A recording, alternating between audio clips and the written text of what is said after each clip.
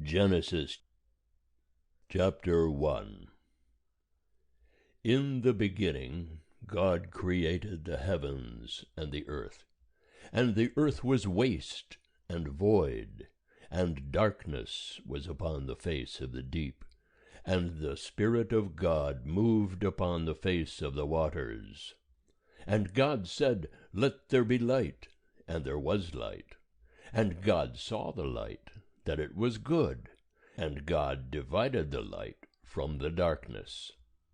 And God called the light day, and the darkness he called night. And there was evening, and there was morning, one day. And God said, Let there be a firmament in the midst of the waters, and let it divide the waters from the waters. And God made the firmament, and divided the waters which were under the firmament from the waters which were above the firmament, and it was so. And God called the firmament heaven. And there was evening, and there was morning, a second day. And God said, Let the waters under the heavens be gathered together unto one place, and let the dry land appear. And it was so. And God called the dry land earth, and the gathering together of the waters called he seas. And God saw that it was good.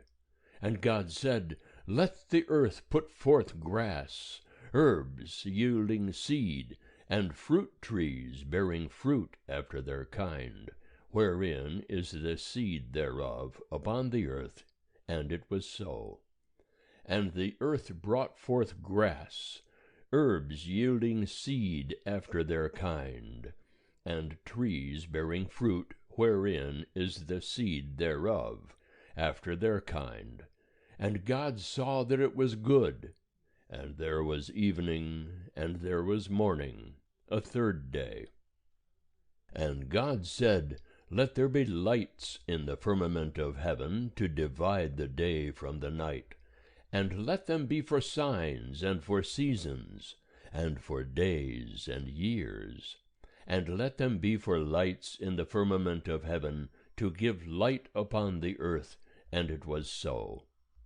And God made the two great lights, the greater light to rule the day, and the lesser light to rule the night. He made the stars also. And God set them in the firmament of heaven to give light upon the earth, and to rule over the day and over the night, and to divide the light from the darkness. And God saw that it was good. And there was evening, and there was morning, a fourth day.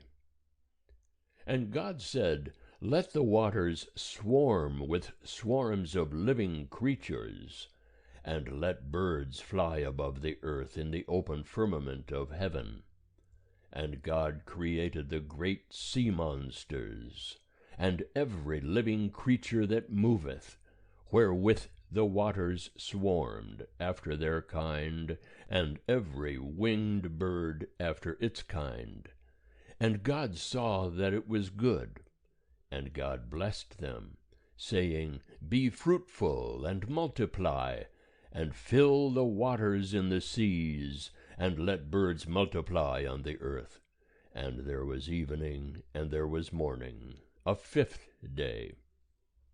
And God said, Let the earth bring forth living creatures after their kind, cattle and creeping things, and beasts of the earth after their kind. And it was so. And God made the beasts of the earth after their kind, and the cattle after their kind, and everything that creepeth upon the ground after its kind. And God saw that it was good. And God said, Let us make man in our image, after our likeness, and let them have dominion over the fish of the sea, and over the birds of the heavens, and over the cattle, and over all the earth, and over every creeping thing that creepeth upon the earth. And God created man in his own image. In the image of God created he him. Male and female created he them. And God blessed them. And God said unto them, Be fruitful, and multiply, and replenish the earth, and subdue it, and have dominion over the fish of the sea, and over the birds of the heavens, and over every living thing that moveth upon the earth. And God said, Behold, I have given you every herb yielding seed, which is upon the face of all the earth, and every tree in which is the fruit of a tree yielding seed. To you it shall be for food.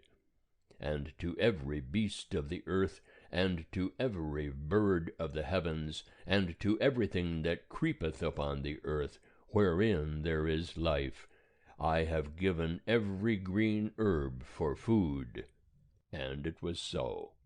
And God saw everything that he had made, and behold, it was very good. And there was evening, and there was morning, the 6th day. End of chapter 1. Chapter 2. And the heavens and the earth were finished, and all the host of them. And on the 7th day God finished his work which he had made, and he rested on the 7th day from all his work which he had made. And God blessed the 7th day, and hallowed it, because that in it he rested from all his work which God had created and made. These are the generations of the heavens and of the earth when they were created, in the day that Jehovah God made earth and heaven. And no plant of the field was yet in the earth, and no herb of the field had yet sprung up. For Jehovah God had not caused it to rain upon the earth, and there was not a man to till the ground. But there went up a mist from the earth, and watered the whole face of the ground. And Jehovah God formed man of the dust of the ground, and breathed into his nostrils the breath of life, and man became a living soul. And Jehovah God planted a garden eastward in Eden, and there he put the man whom he had formed. And out of the ground made Jehovah God to grow every tree that is pleasant to the sight, and good for food. The tree of life also in the midst of the garden, and the tree of the knowledge of good and evil. And a river went out of Eden to water the garden, and from thence it was parted, and became 4 heads. The name of the first is Pishon. That is it which compasseth the whole land of Havilah, where there is gold, and the gold of that land is good. There is bdellium, and the onyx stone. And the name of the second river is Gihon. The same is it that compasseth the whole land of Cush. And the name of the third river is Hiddekel. That is it which goeth in front of Assyria. And the 4th river is the Euphrates. And Jehovah God took the man, and put him into the garden of Eden to dress it, and to keep it. And Jehovah God commanded the man, saying, Of every tree of the garden thou mayest freely eat, but of the tree of the knowledge of good and evil thou shalt not eat of it. For in the day that thou eatest thereof, thou shalt surely die. And Jehovah God said, It is not good that the man should be alone. I will make him a helpmeet for him. And out of the ground Jehovah God formed every beast of the field, and every bird of the heavens, and brought them unto the man to see what he would call them. And whatsoever the man called every living creature, that was the name thereof. And the man gave names to all cattle, and to the birds of the heavens, and to every beast of the field. But for man there was not found a helpmeet for him. And Jehovah God caused a deep sleep to fall upon the man, and he slept. And he took one of his ribs, and closed up the flesh instead thereof. And the rib, which Jehovah God had taken from the man, made he a woman, and brought her unto the man.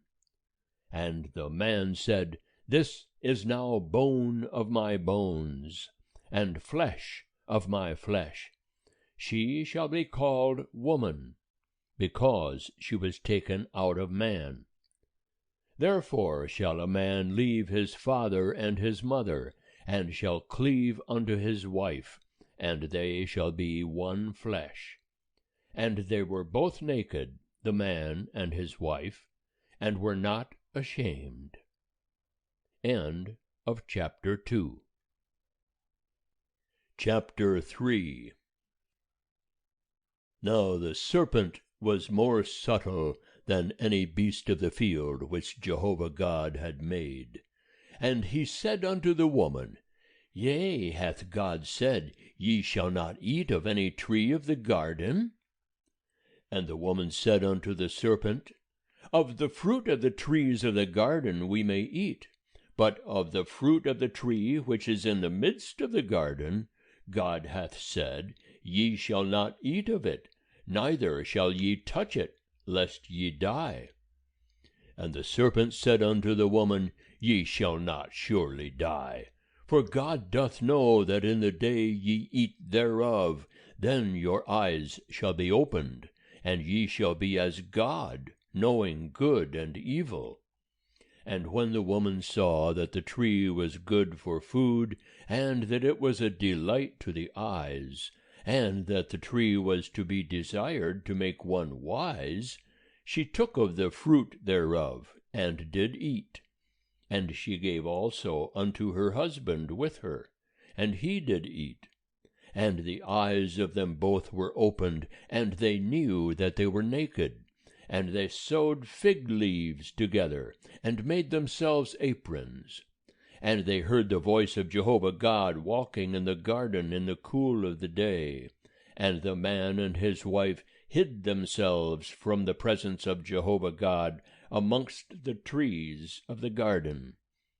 And Jehovah God called unto the man, and said unto him, Where art thou? And he said, I heard thy voice in the garden, and I was afraid, because I was naked, and I hid myself. And he said, Who told thee that thou wast naked? Hast thou eaten of the tree whereof I commanded thee that thou shouldst not eat? And the man said, The woman whom thou gavest to be with me, she gave me of the tree, and I did eat. And Jehovah God said unto the woman, What is this thou hast done? And the woman said, The serpent beguiled me, and I did eat. And Jehovah God said unto the serpent, Because thou hast done this, cursed art thou above all cattle, and above every beast of the field. Upon thy belly shalt thou go, and dust shalt thou eat all the days of thy life. And I will put enmity between thee and the woman, and between thy seed and her seed. He shall bruise thy head, and thou shalt bruise his heel. Unto the woman he said, I will greatly multiply thy pain and thy conception. In pain thou shalt bring forth children, and thy desire shall be to thy husband, and he shall rule over thee. And unto Adam he said, Because thou hast hearkened unto the voice of thy wife, and hast eaten of the tree of which I commanded thee, saying, Thou shalt not eat of it, cursed is the ground for thy sake. In toil shalt thou eat of it all the days of thy life. Thorns also and thistles shall it bring forth to thee, and thou shalt eat the herb of the field. In the sweat of thy face shalt thou eat bread, till thou return unto the ground. For out of it wast thou taken, for dust thou art, and unto dust shalt thou return. And the man called his wife's name Eve, because she was the mother of all living. And Jehovah God made for Adam and for his wife coats of skins, and clothed them. And Jehovah God said, Behold, the man is become as one of us, to know good and evil. And now, lest he put forth his hand, and take also of the tree of life, and eat, and live forever, therefore Jehovah God sent him forth from the Garden of Eden, to till the ground from whence he was taken. So he drove out the man, and he placed at the east of the Garden of Eden the cherubim, and the flame of a sword which turned every way, to keep the way of the tree of life. End of chapter 3. Chapter 4. And the man knew Eve his wife, and she conceived, and bare Cain, and said, I have gotten a man with the help of Jehovah. And again she bare his brother Abel. And Abel was a keeper of sheep, but Cain was a tiller of the ground. And in process of time it came to pass that Cain brought of the fruit of the ground an offering unto Jehovah. And Abel he also brought of the firstlings of his flock, and of the fat thereof. And Jehovah had respect unto Abel and to his offering, but unto Cain and to his offering he had not respect. And Cain was very wroth, and his countenance fell. And Jehovah said unto Cain, Why art thou wroth? And why is thy countenance fallen? If thou doest well, shall it not be lifted up? And if thou doest not well, sin coucheth at the door, and unto thee shall be its desire. But do thou rule over it. And Cain told Abel his brother. And it came to pass, when they were in the field, that Cain rose up against Abel his brother, and slew him. And Jehovah said unto Cain, Where is Abel thy brother? And he said, I know not. Am I my brother's keeper? And he said, What hast thou done? The voice of thy brother's blood crieth unto me from the ground. And now cursed art thou from the ground, which hath opened its mouth to receive thy brother's blood from thy hand. When thou tillest the ground, it shall not henceforth yield unto thee its strength. A fugitive and a wanderer shalt thou be in the earth. And Cain said unto Jehovah, My punishment is greater than I can bear. Behold, thou hast driven me out this day from the face of the ground, and from thy face shall I be hid, and I shall be a fugitive and a wanderer in the earth. And it will come to pass that whosoever findeth me will slay me. And Jehovah said unto him, Therefore whosoever slayeth Cain, vengeance shall be taken on him sevenfold. And Jehovah appointed a sign for Cain, lest any finding him should smite him. And Cain went out from the presence of Jehovah, and dwelt in the land of Nod, on the east of Eden. And Cain knew his wife, and she conceived, and bare Enoch. And he builded a city, and called the name of the city after the name of his son Enoch. And unto Enoch was born Irad, and Irad begat Mehujael, and Mehujael begat Methushael, and Methushael begat Lamech. And Lamech took unto him 2 wives. The name of the one was Adah, and the name of the other Zillah. And Adah bare Jabal. He was the father of such as dwell in tents, and have cattle. And his brother's name was Jubal. He was the father of all such as handle the harp and pipe. And Zillah, she also bare Tubal-Cain, the forger of every cutting instrument of brass and iron. And the sister of Tubal-Cain was Naamah. And Lamech said unto his wives, Adah and Zillah, hear my voice. Ye wives of Lamech, hearken unto my speech. For I have slain a man for wounding me, and a young man for bruising me. If Cain shall be avenged sevenfold, truly Lamech 77-fold. And Adam knew his wife again, and she bare a son, and called his name Seth. For said she, God hath appointed me another seed instead of Abel, for Cain slew him. And to Seth, to him also there was born a son, and he called his name Enosh. Then began men to call upon the name of Jehovah. End of chapter 4. Chapter 5. This is the book of the generations of Adam.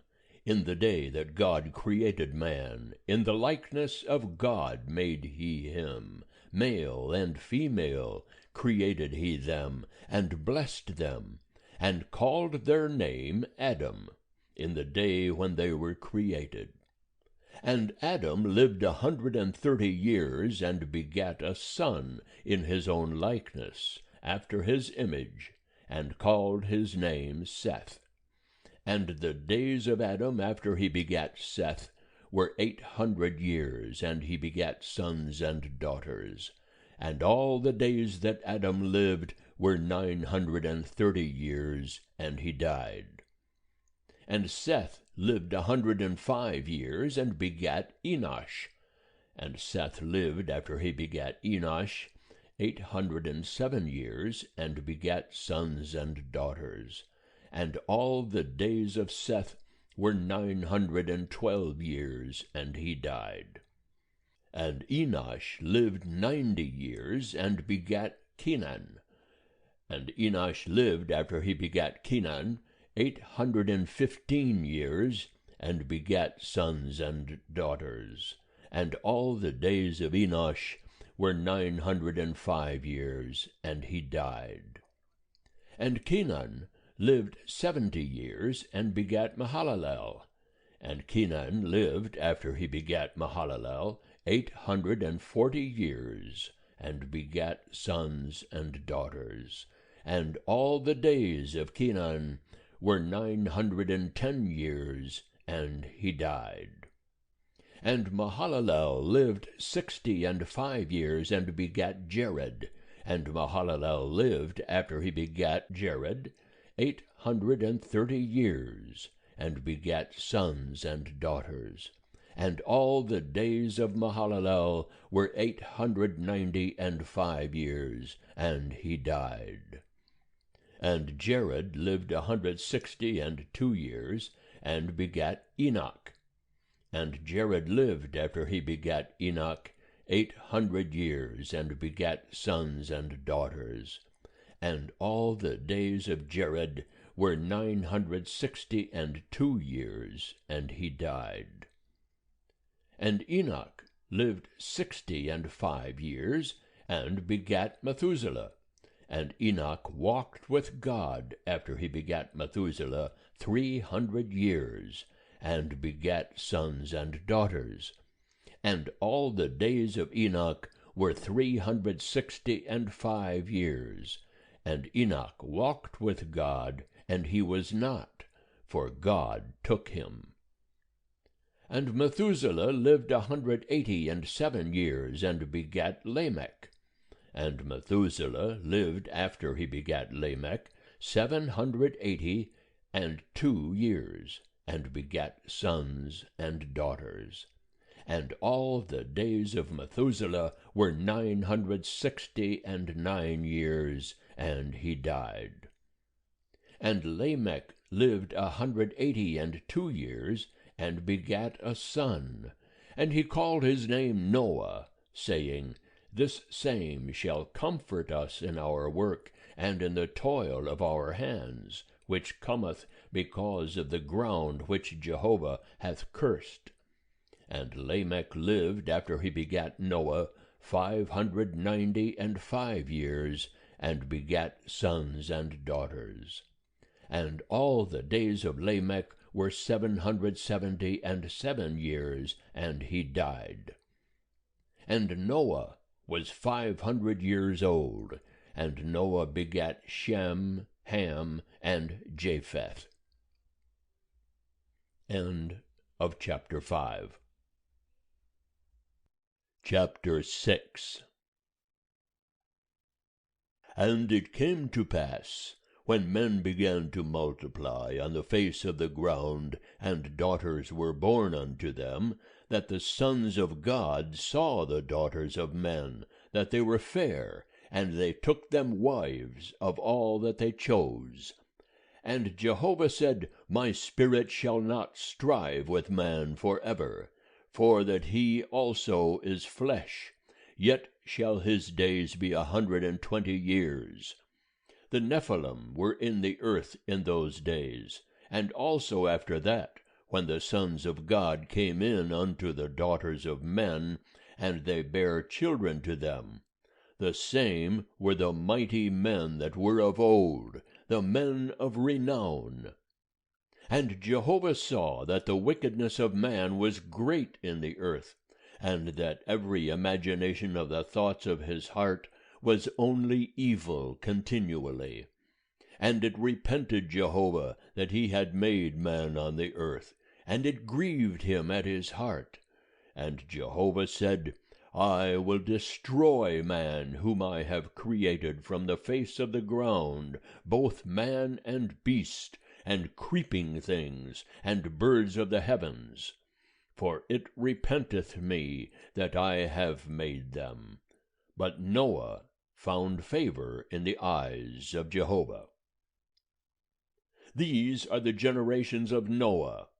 Noah was a righteous man, and perfect in his generations. Noah walked with God. And Noah begat 3 sons, Shem, Ham, and Japheth. And the earth was corrupt before God, and the earth was filled with violence. And God saw the earth, and behold, it was corrupt, for all flesh had corrupted their way upon the earth. And God said unto Noah, The end of all flesh is come before me, for the earth is filled with violence through them. And behold, I will destroy them with the earth. Make thee an ark of gopher wood. Rooms shalt thou make in the ark, and shalt pitch it within and without with pitch.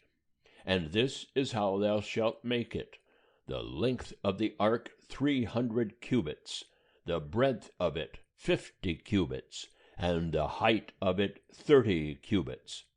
A light shalt thou make to the ark, and to a cubit shalt thou finish it upward, and the door of the ark shalt thou set in the side thereof, with lower, second, and third stories shalt thou make it.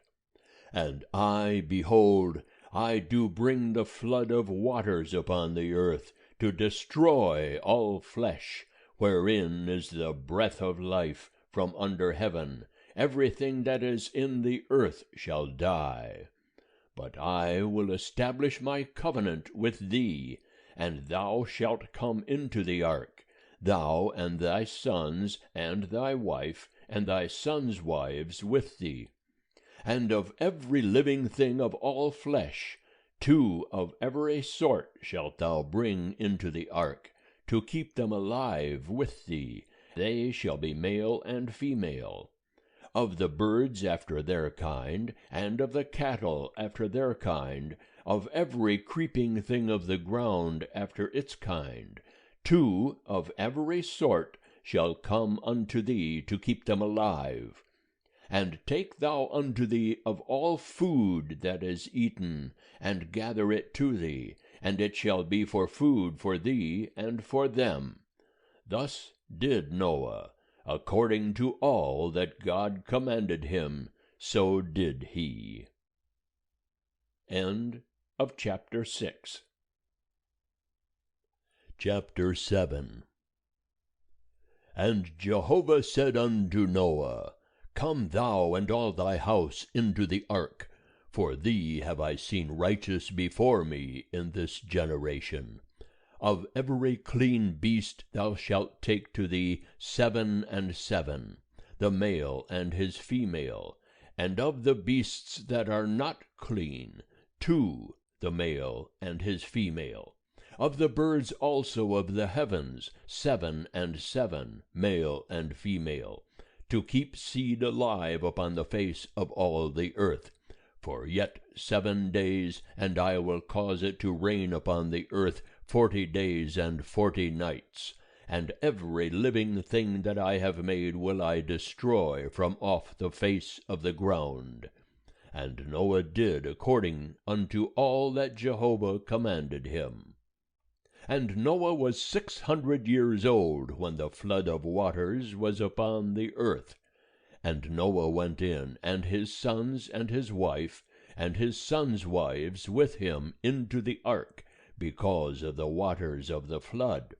Of clean beasts, and of beasts that are not clean, and of birds, and of everything that creepeth upon the ground, there went in 2 and 2 unto Noah into the ark, male and female, as God commanded Noah.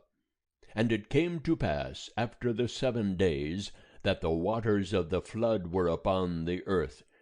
In the 600th year of Noah's life, in the 2nd month, on the 17th day of the month, on the same day were all the fountains of the great deep broken up, and the windows of heaven were opened, and the rain was upon the earth 40 days and 40 nights. In the selfsame day entered Noah and Shem and Ham and Japheth, the sons of Noah, and Noah's wife, and the 3 wives of his sons with them, into the ark. They and every beast after its kind, and all the cattle after their kind, and every creeping thing that creepeth upon the earth after its kind, and every bird after its kind, every bird of every sort. And they went in unto Noah into the ark, 2 and 2 of all flesh, wherein is the breath of life. And they that went in male and female of all flesh, as God commanded him, and Jehovah shut him in. And the flood was 40 days upon the earth, and the waters increased, and bare up the ark, and it was lifted up above the earth. And the waters prevailed, and increased greatly upon the earth, and the ark went upon the face of the waters. And the waters prevailed exceedingly upon the earth, and all the high mountains that were under the whole heaven were covered. 15 cubits upward did the waters prevail, and the mountains were covered. And all flesh died that moved upon the earth, both birds and cattle and beasts, and every creeping thing that creepeth upon the earth, and every man. All in whose nostrils was the breath of the Spirit of life, of all that was on the dry land, died. And every living thing was destroyed that was upon the face of the ground, both man and cattle and creeping things, and birds of the heavens, and they were destroyed from the earth, and Noah only was left, and they that were with him in the ark. And the waters prevailed upon the earth 150 days. End of chapter 7. Chapter 8. And God remembered Noah, and all the beasts, and all the cattle that were with him in the ark. And God made a wind to pass over the earth, and the waters assuaged. The fountains also of the deep and the windows of heaven were stopped, and the rain from heaven was restrained, and the waters returned from off the earth continually. And after the end of 150 days the waters decreased. And the ark rested in the 7th month, on the 17th day of the month, upon the mountains of Ararat. And the waters decreased continually until the 10th month. In the 10th month, on the 1st day of the month, were the tops of the mountains seen. And it came to pass at the end of 40 days that Noah opened the window of the ark which he had made, and he sent forth a raven, and it went forth to and fro until the waters were dried up from off the earth. And he sent forth a dove from him, to see if the waters were abated from off the face of the ground. But the dove found no rest for the sole of her foot, and she returned unto him to the ark. For the waters were on the face of the whole earth. And he put forth his hand, and took her, and brought her in unto him into the ark. And he stayed yet another 7 days. And again he sent forth the dove out of the ark. And the dove came in to him at eventide, and lo, in her mouth an olive leaf plucked off. So Noah knew that the waters were abated from off the earth. And he stayed yet another 7 days, and sent forth the dove, and she returned not again unto him any more. And it came to pass in the 601st year, in the 1st month, the 1st day of the month, the waters were dried up from off the earth. And Noah removed the covering of the ark, and looked, and behold, the face of the ground was dried. And in the 2nd month, on the 27th day of the month, was the earth dry. And God spake unto Noah, saying, Go forth from the ark, thou, and thy wife, and thy sons, and thy sons' wives with thee.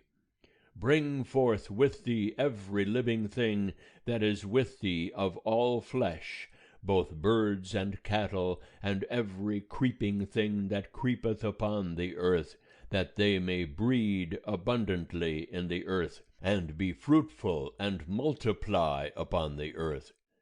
And Noah went forth, and his sons, and his wife, and his sons' wives with him. Every beast, every creeping thing, and every bird whatsoever moveth upon the earth after their families, went forth out of the ark. And Noah builded an altar unto Jehovah, and took of every clean beast, and of every clean bird, and offered burnt offerings on the altar. And Jehovah smelled the sweet savour. And Jehovah said in his heart, I will not again curse the ground any more for man's sake. For that the imagination of man's heart is evil from his youth, neither will I again smite any more everything living as I have done. While the earth remaineth, seed time and harvest, and cold and heat, and summer and winter, and day and night shall not cease. End of chapter 8. Chapter 9. And God blessed Noah and his sons, and said unto them, Be fruitful, and multiply, and replenish the earth. And the fear of you and the dread of you shall be upon every beast of the earth, and upon every bird of the heavens, with all wherewith the ground teemeth, and all the fishes of the sea, into your hand are they delivered. Every moving thing that liveth shall be food for you, as the green herb have I given you all. But the flesh with the life thereof, which is the blood thereof, shall ye not eat.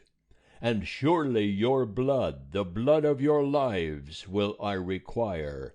At the hand of every beast will I require it, and at the hand of man, even at the hand of every man's brother, will I require the life of man.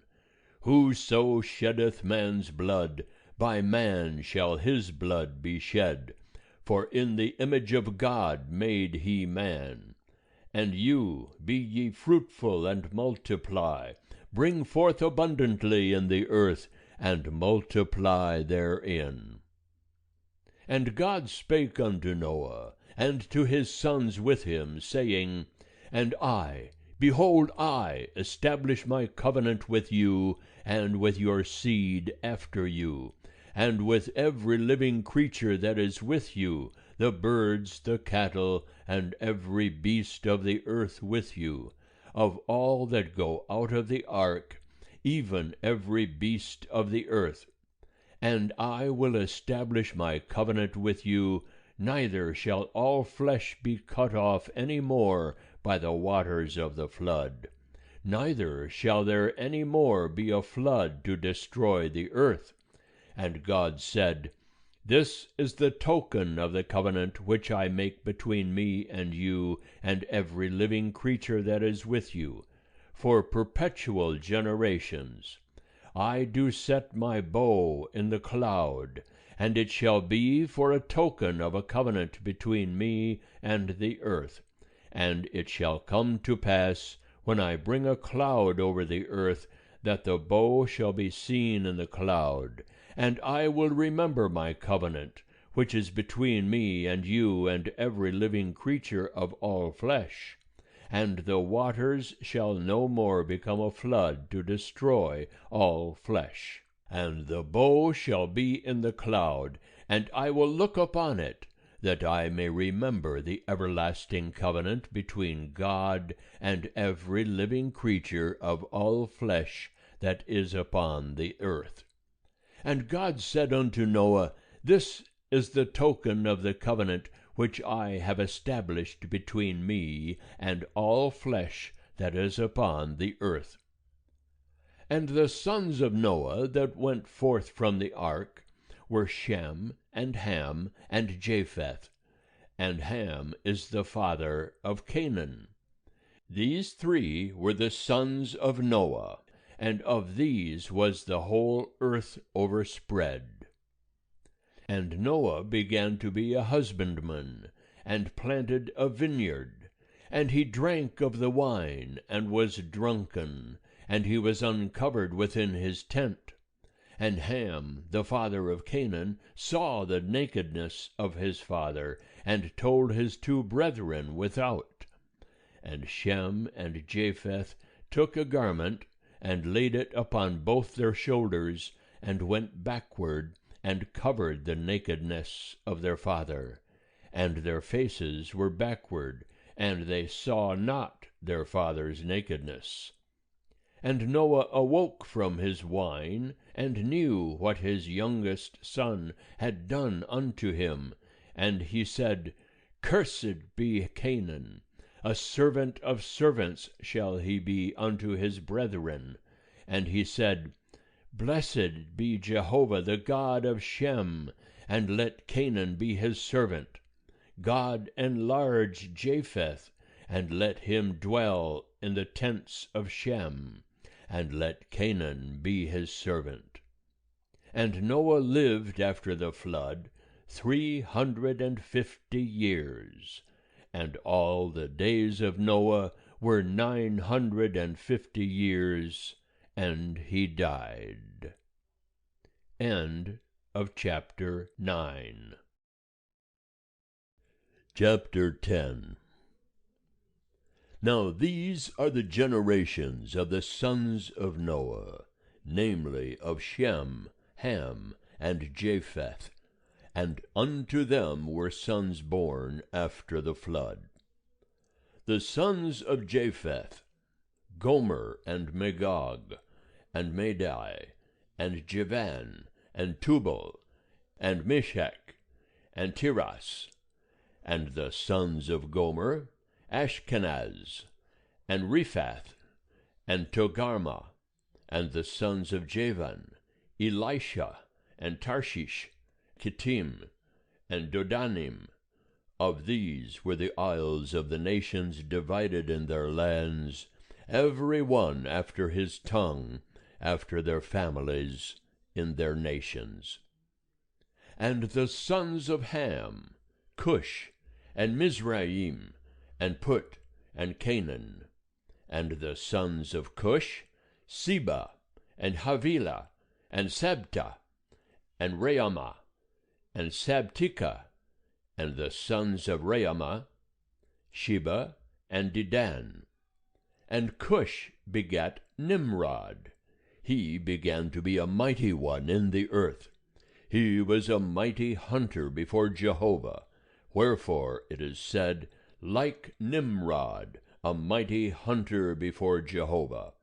And the beginning of his kingdom was Babel, and Erech, and Akkad, and Calneh, in the land of Shinar. Out of that land he went forth into Assyria, and builded Nineveh, and Rehoboth-ir, and Calah, and Resen between Nineveh and Calah. The same is the great city. And Mizraim begat Ludim, and Anamim, and Lehabim, and Naphtuhim, and Pathrusim, and Calsuhim, whence went forth the Philistines, and Caphtorim. And Canaan begat Sidon, his firstborn, and Heth, and the Jebusite, and the Amorite, and the Girgashite, and the Hivite, and the Archite, and the Sinite, and the Arvadite, and the Zemarite, and the Hamathite. And afterward were the families of the Canaanite spread abroad.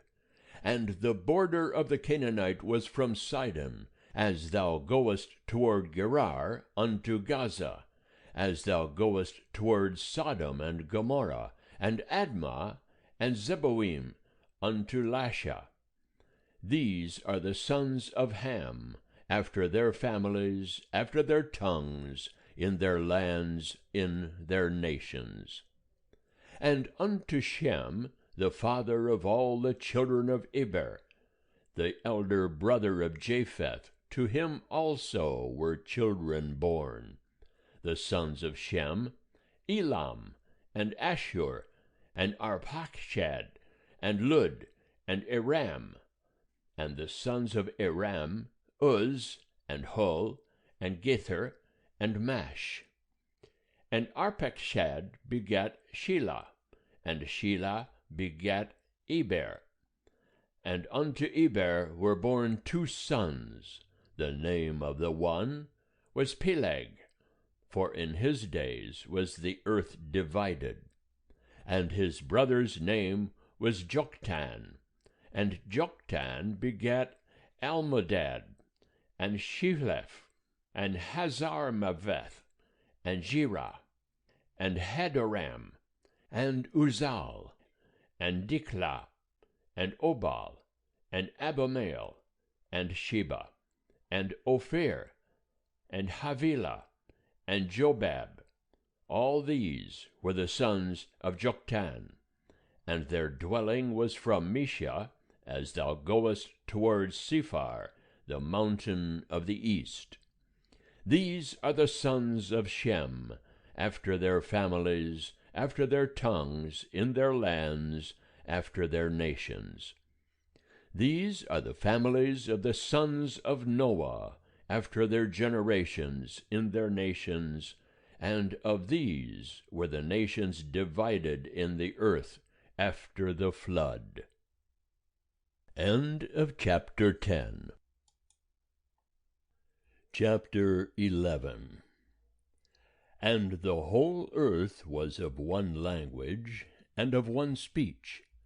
And it came to pass, as they journeyed east, that they found a plain in the land of Shinar, and they dwelt there. And they said to one another, Come, let us make brick, and burn them thoroughly.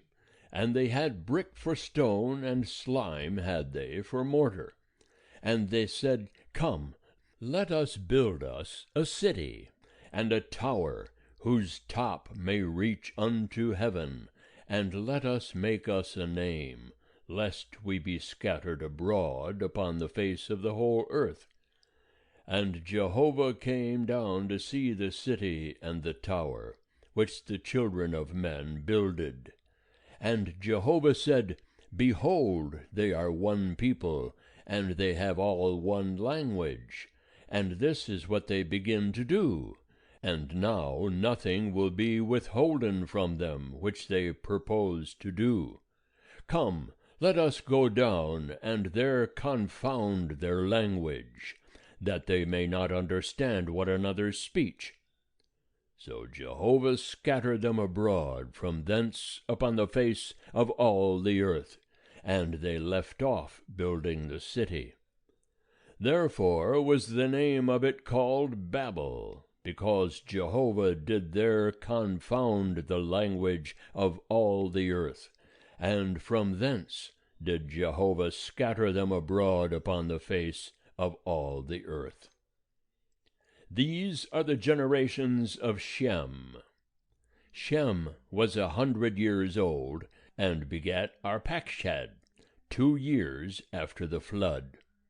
And Shem lived after he begat Arpachshad 500 years, and begat sons and daughters. And Arpachshad lived 35 years, and begat Shelah.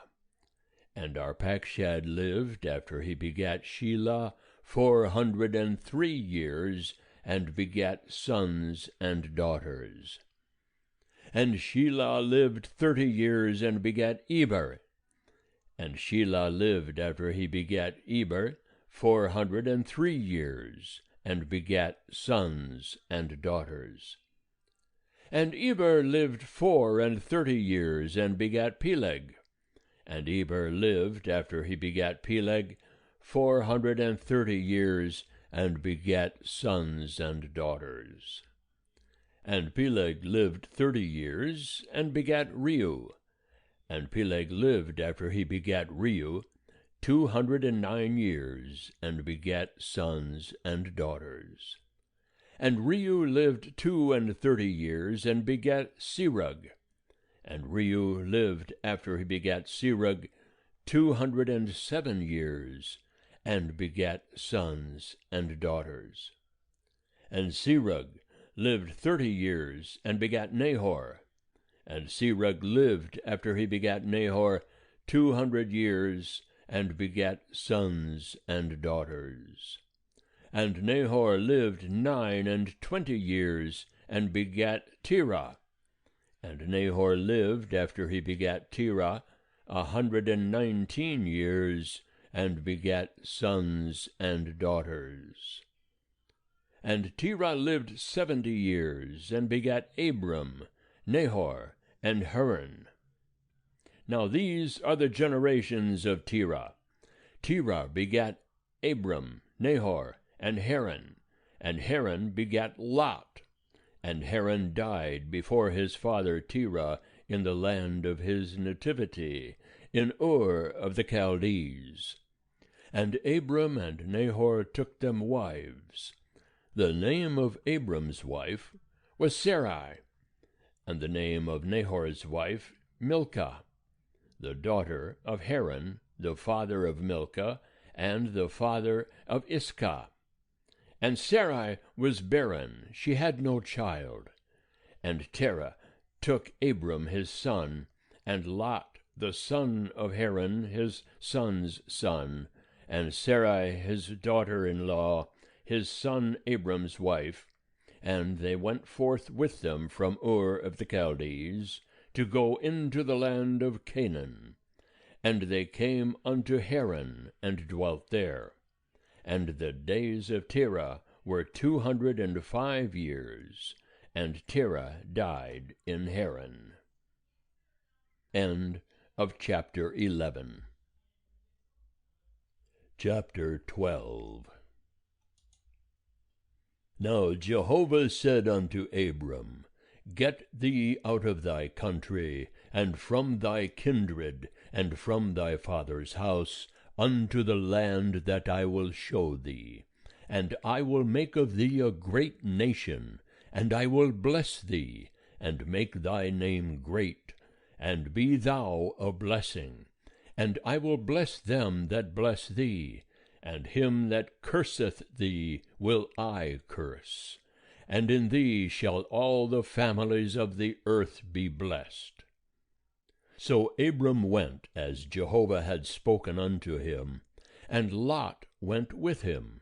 And Abram was 75 years old when he departed out of Haran. And Abram took Sarai his wife, and Lot his brother's son, and all their substance that they had gathered, and the souls that they had gotten in Haran, and they went forth to go into the land of Canaan. And into the land of Canaan they came.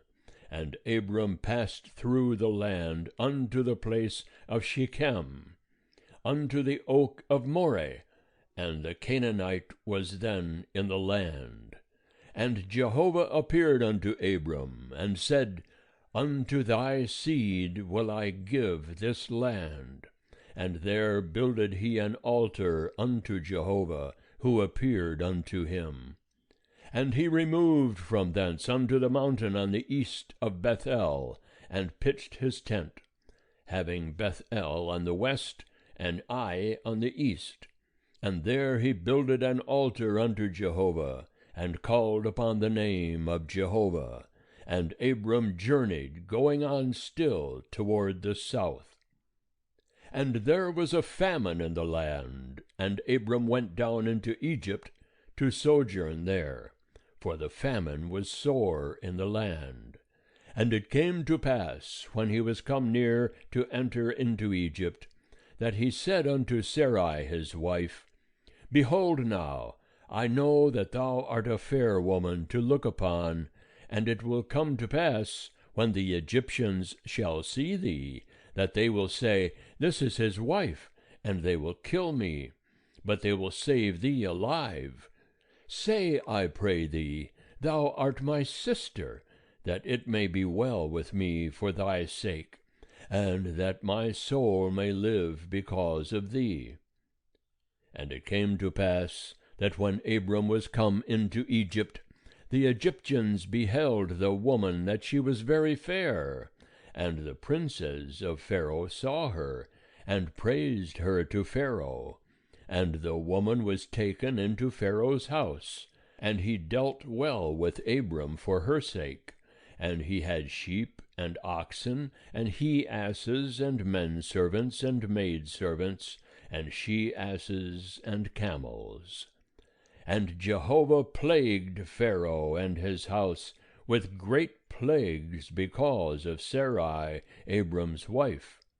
And Pharaoh called Abram, and said, What is this that thou hast done unto me? Why didst thou not tell me that she was thy wife? Why saidst thou, She is my sister, so that I took her to be my wife? Now therefore behold thy wife, take her, and go thy way. And Pharaoh gave men charge concerning him, and they brought him on the way, and his wife, and all that he had. End of chapter 12. Chapter 13. And Abram went up out of Egypt, he and his wife, and all that he had, and Lot with him, into the south. And Abram was very rich in cattle, in silver, and in gold. And he went on his journeys from the south, even to Bethel, unto the place where his tent had been at the beginning, between Bethel and Ai, unto the place of the altar which he had made there at the first. And there Abram called on the name of Jehovah. And Lot also, who went with Abram, had flocks, and herds, and tents. And the land was not able to bear them, that they might dwell together, for their substance was great, so that they could not dwell together. And there was a strife between the herdsmen of Abram's cattle and the herdsmen of Lot's cattle, and the Canaanite and the Perizzite dwelt then in the land. And Abram said unto Lot, Let there be no strife, I pray thee, between me and thee, and between my herdsmen and thy herdsmen, for we are brethren. Is not the whole land before thee? Separate thyself, I pray thee, from me. If thou wilt take the left hand, then I will go to the right. Or, if thou take the right hand, then I will go to the left. And Lot lifted up his eyes, and beheld all the plain of the Jordan, that it was well watered everywhere, before Jehovah destroyed Sodom and Gomorrah, like the garden of Jehovah, like the land of Egypt, as thou goest unto Zoar. So Lot chose him all the plain of the Jordan, and Lot journeyed east, and they separated themselves the one from the other. Abram dwelt in the land of Canaan, and Lot dwelt in the cities of the plain, and moved his tent as far as Sodom. Now the men of Sodom were wicked, and sinners against Jehovah exceedingly. And Jehovah said unto Abram, after that Lot was separated from him, Lift up now thine eyes, and look from the place where thou art northward, and southward, and eastward, and westward. For all the land which thou seest, to thee will I give it, and to thy seed forever. And I will make thy seed as the dust of the earth, so that if a man can number the dust of the earth, then may thy seed also be numbered. Arise, walk through the land in the length of it, and in the breadth of it, for unto thee will I give it. And Abram moved his tent, and came and dwelt by the oaks of Mamre, which are in Hebron, and built there an altar unto Jehovah. End of chapter 13. Chapter 14.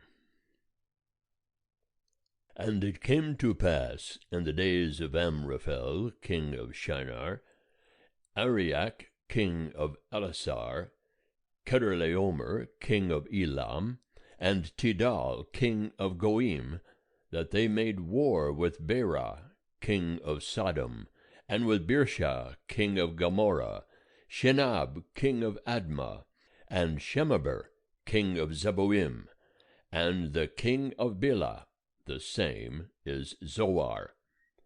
All these joined together in the vale of Siddim, the same is the salt sea. 12 years they served Chedorlaomer, and in the 13th year they rebelled.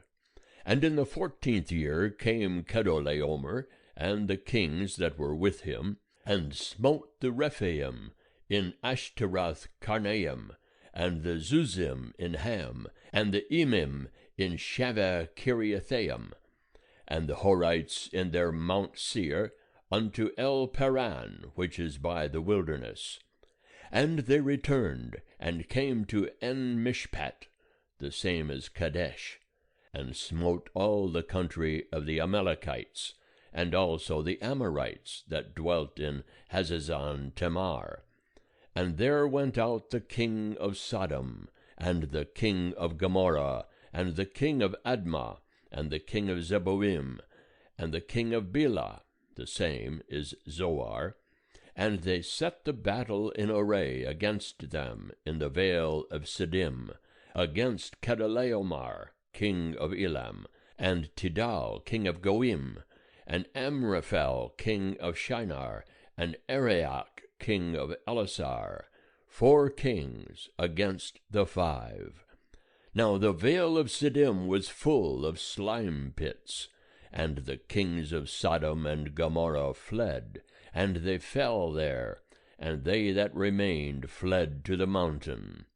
And they took all the goods of Sodom and Gomorrah, and all their victuals, and went their way.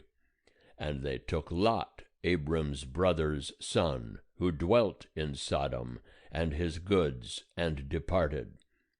And there came one that had escaped, and told Abram the Hebrew.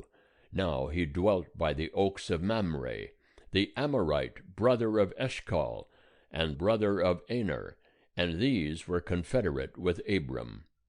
And when Abram heard that his brother was taken captive, he led forth his trained men, born in his house, 318, and pursued as far as Dan. And he divided himself against them by night, he and his servants, and smote them, and pursued them unto Hobah, which is on the left hand of Damascus. And he brought back all the goods, and also brought back his brother Lot, and his goods, and the women also, and the people. And the king of Sodom went out to meet him after his return from the slaughter of Kedorlaomer, and the kings that were with him at the vale of Shaveh, the same is the king's vale. And Melchizedek, king of Salem, brought forth bread and wine, and he was priest of God Most High. And he blessed him, and said, Blessed be Abram of God Most High, possessor of heaven and earth, and blessed be God Most High, who hath delivered thine enemies into thy hand. And he gave him 1/10 of all. And the king of Sodom said unto Abram, Give me the persons, and take the goods to thyself. And Abram said to the king of Sodom, I have lifted up my hand unto Jehovah God Most High, possessor of heaven and earth, that I will not take a thread, nor a shoe latchet, nor aught that is thine, lest thou shouldst say, I have made Abram rich, save only that which the young men have eaten, and the portion of the men that went with me, Aner, Eshcol, and Mamre. Let them take their portion. Chapter 15. After these things, the word of Jehovah came unto Abram in a vision, saying, Fear not, Abram, I am thy shield, and thy exceeding great reward.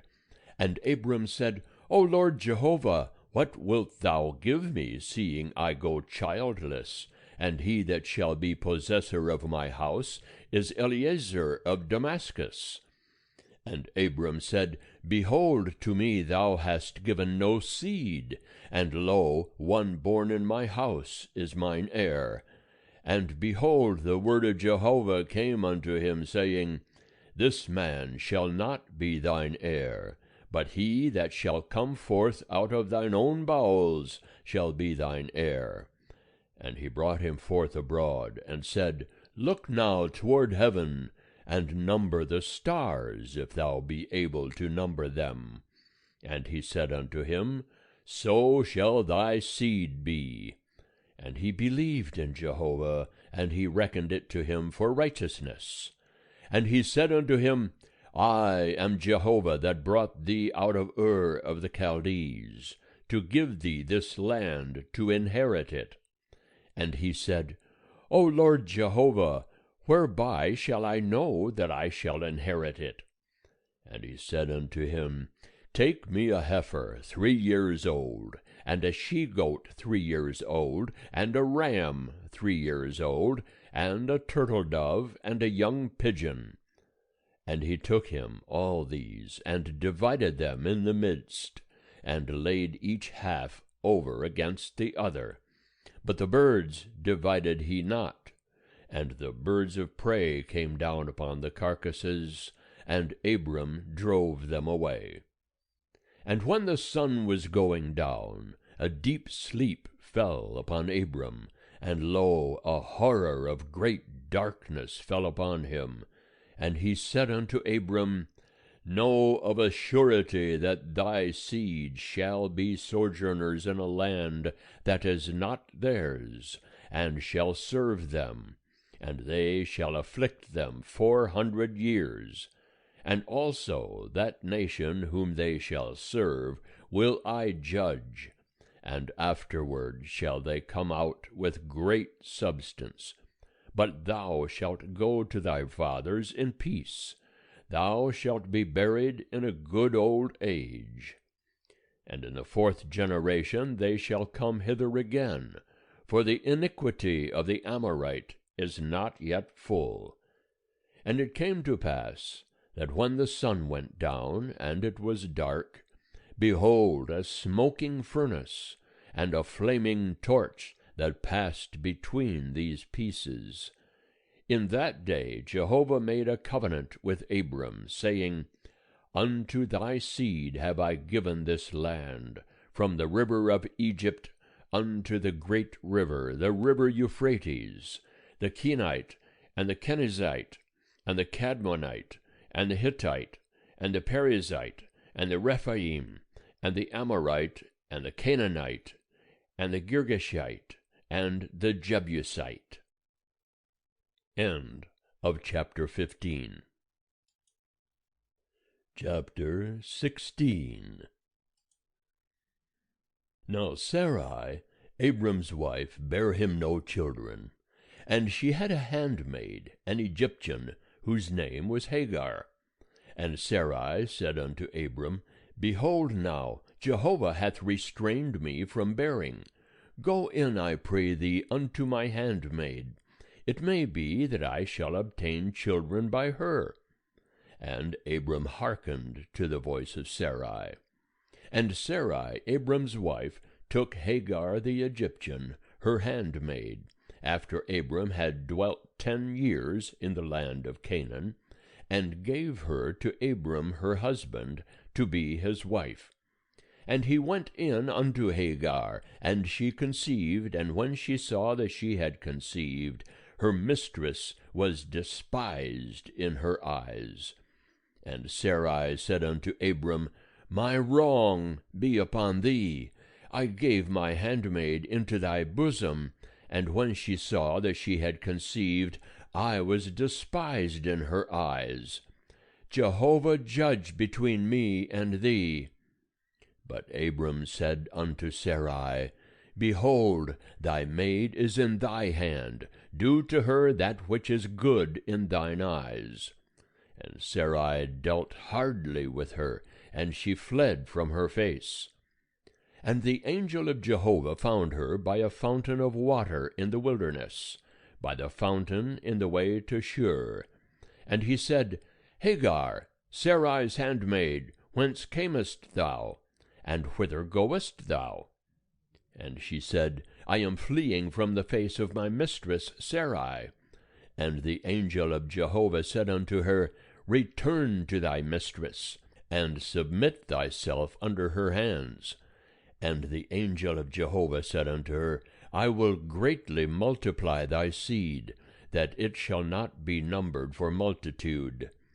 And the angel of Jehovah said unto her, Behold, thou art with child, and shalt bear a son, and thou shalt call his name Ishmael, because Jehovah hath heard thy affliction. And he shall be as a wild ass among men. His hand shall be against every man, and every man's hand against him, and he shall dwell over against all his brethren. And she called the name of Jehovah that spake unto her, Thou art a God that seeth. For she said, Have I even here looked after him that seeth me? Wherefore the well was called Beer Lahai Roi. Behold, it is between Kadesh and Bered. And Hagar bare Abram a son, and Abram called the name of his son, whom Hagar bare, Ishmael. And Abram was 86 years old, when Hagar bare Ishmael to Abram. End of chapter 16. Chapter 17. And when Abram was 90 years old and 9, Jehovah appeared to Abram, and said unto him, I am God Almighty, walk before me, and be thou perfect. And I will make my covenant between me and thee, and will multiply thee exceedingly. And Abram fell on his face, and God talked with him, saying, As for me, behold, my covenant is with thee, and thou shalt be the father of a multitude of nations. Neither shall thy name any more be called Abram, but thy name shall be Abraham, for the father of a multitude of nations have I made thee. And I will make thee exceeding fruitful, and I will make nations of thee, and kings shall come out of thee, and I will establish my covenant between me and thee, and thy seed after thee, throughout their generations, for an everlasting covenant, to be a God unto thee, and to thy seed after thee. And I will give unto thee, and to thy seed after thee, the land of thy sojournings, all the land of Canaan, for an everlasting possession, and I will be their God. And God said unto Abraham, And as for thee, thou shalt keep my covenant, thou and thy seed after thee, throughout their generations. This is my covenant, which ye shall keep, between me and you and thy seed after thee. Every male among you shall be circumcised, and ye shall be circumcised in the flesh of your foreskin, and it shall be a token of a covenant betwixt me and you. And he that is 8 days old shall be circumcised among you, every male throughout your generations. He that is born in the house, or bought with money of any foreigner that is not of thy seed. He that is born in thy house, and he that is bought with thy money, must needs be circumcised, and my covenant shall be in your flesh for an everlasting covenant. And the uncircumcised male, who is not circumcised in the flesh of his foreskin, that soul shall be cut off from his people. He hath broken my covenant. And God said unto Abraham, As for Sarai thy wife, thou shalt not call her name Sarai, but Sarah shall her name be. And I will bless her, and moreover I will give thee a son of her. Yea, I will bless her, and she shall be a mother of nations. Kings of peoples shall be of her. Then Abraham fell upon his face, and laughed, and said in his heart, Shall a child be born unto him that is 100 years old?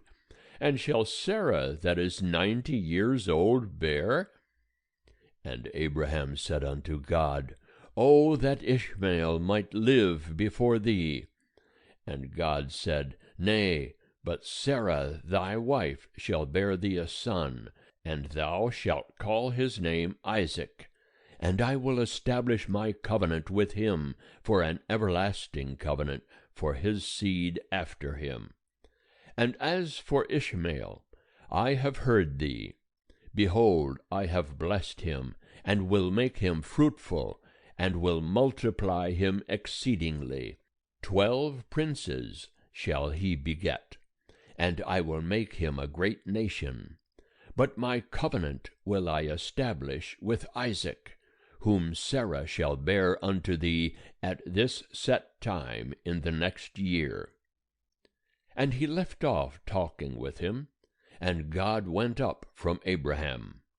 And Abraham took Ishmael his son, and all that were born in his house, and all that were bought with his money, every male among the men of Abraham's house, and circumcised the flesh of their foreskin in the selfsame day, as God had said unto him. And Abraham was 90 years old and 9 when he was circumcised in the flesh of his foreskin. And Ishmael his son was 13 years old when he was circumcised in the flesh of his foreskin. In the selfsame day was Abraham circumcised, and Ishmael his son, and all the men of his house, those born in the house, and those bought with money of a foreigner, were circumcised with him. End of chapter 17. Chapter 18. And Jehovah appeared unto him by the oaks of Mamre, as he sat in the tent door in the heat of the day. And he lifted up his eyes and looked, and lo, 3 men stood over against him. And when he saw them, he ran to meet them from the tent door, and bowed himself to the earth, and said, My Lord, if now I have found favor in thy sight, pass not away, I pray thee, from thy servant. Let now a little water be fetched, and wash your feet, and rest yourselves under the tree. And I will fetch a morsel of bread, and strengthen ye your heart. After that ye shall pass on, forasmuch as ye are come to your servant. And they said, So do as thou hast said. And Abraham hastened into the tent unto Sarah, and said, Make ready quickly 3 measures of fine meal, knead it, and make cakes. And Abraham ran unto the herd, and fetched a calf, tender and good, and gave it unto the servant, and he hasted to dress it. And he took butter, and milk, and the calf which he had dressed, and set it before them. And he stood by them under the tree, and they did eat. And they said unto him, Where is Sarah thy wife? And he said, Behold, in the tent. And he said, I will certainly return unto thee when the season cometh round. And lo, Sarah thy wife shall have a son. And Sarah heard in the tent door which was behind him. Now Abraham and Sarah were old, and well stricken in age. It had ceased to be with Sarah after the manner of women. And Sarah laughed within herself, saying, After I am waxed old, shall I have pleasure, my Lord being old also? And Jehovah said unto Abraham, Wherefore did Sarah laugh, saying, Shall I of a surety bear a child, who am old? Is anything too hard for Jehovah? At the set time I will return unto thee, when the season cometh round, and Sarah shall have a son. Then Sarah denied, saying, I laughed not, for she was afraid. And he said, Nay, but thou didst laugh. And the men rose up from thence, and looked toward Sodom. And Abraham went with them to bring them on the way. And Jehovah said, Shall I hide from Abraham that which I do? Seeing that Abraham shall surely become a great and mighty nation, and all the nations of the earth shall be blessed in him? For I have known him, to the end that he may command his children and his household after him, that they may keep the way of Jehovah, to do righteousness and justice, to the end that Jehovah may bring upon Abraham that which he hath spoken of him. And Jehovah said, Because the cry of Sodom and Gomorrah is great, and because their sin is very grievous, I will go down now and see whether they have done altogether according to the cry of it, which is come unto me. And if not, I will know. And the men turned from thence, and went toward Sodom. But Abraham stood yet before Jehovah. And Abraham drew near, and said, Wilt thou consume the righteous with the wicked? Peradventure there are 50 righteous within the city. Wilt thou consume, and not spare the place for the 50 righteous that are therein? That be far from thee to do after this manner, to slay the righteous with the wicked, that so the righteous should be as the wicked. That be far from thee. Shall not the judge of all the earth do right? And Jehovah said, If I find in Sodom 50 righteous within the city, then I will spare all the place for their sake. And Abraham answered and said, Behold now, I have taken upon me to speak unto the Lord, who am but dust and ashes. Peradventure there shall lack 5 of the 50 righteous. Wilt thou destroy all the city for lack of 5? And he said, I will not destroy it, if I find there 45. And he spake unto him yet again, and said, Peradventure there shall be 40 found there. And he said, I will not do it for the 40's sake. And he said, O let not the Lord be angry, and I will speak.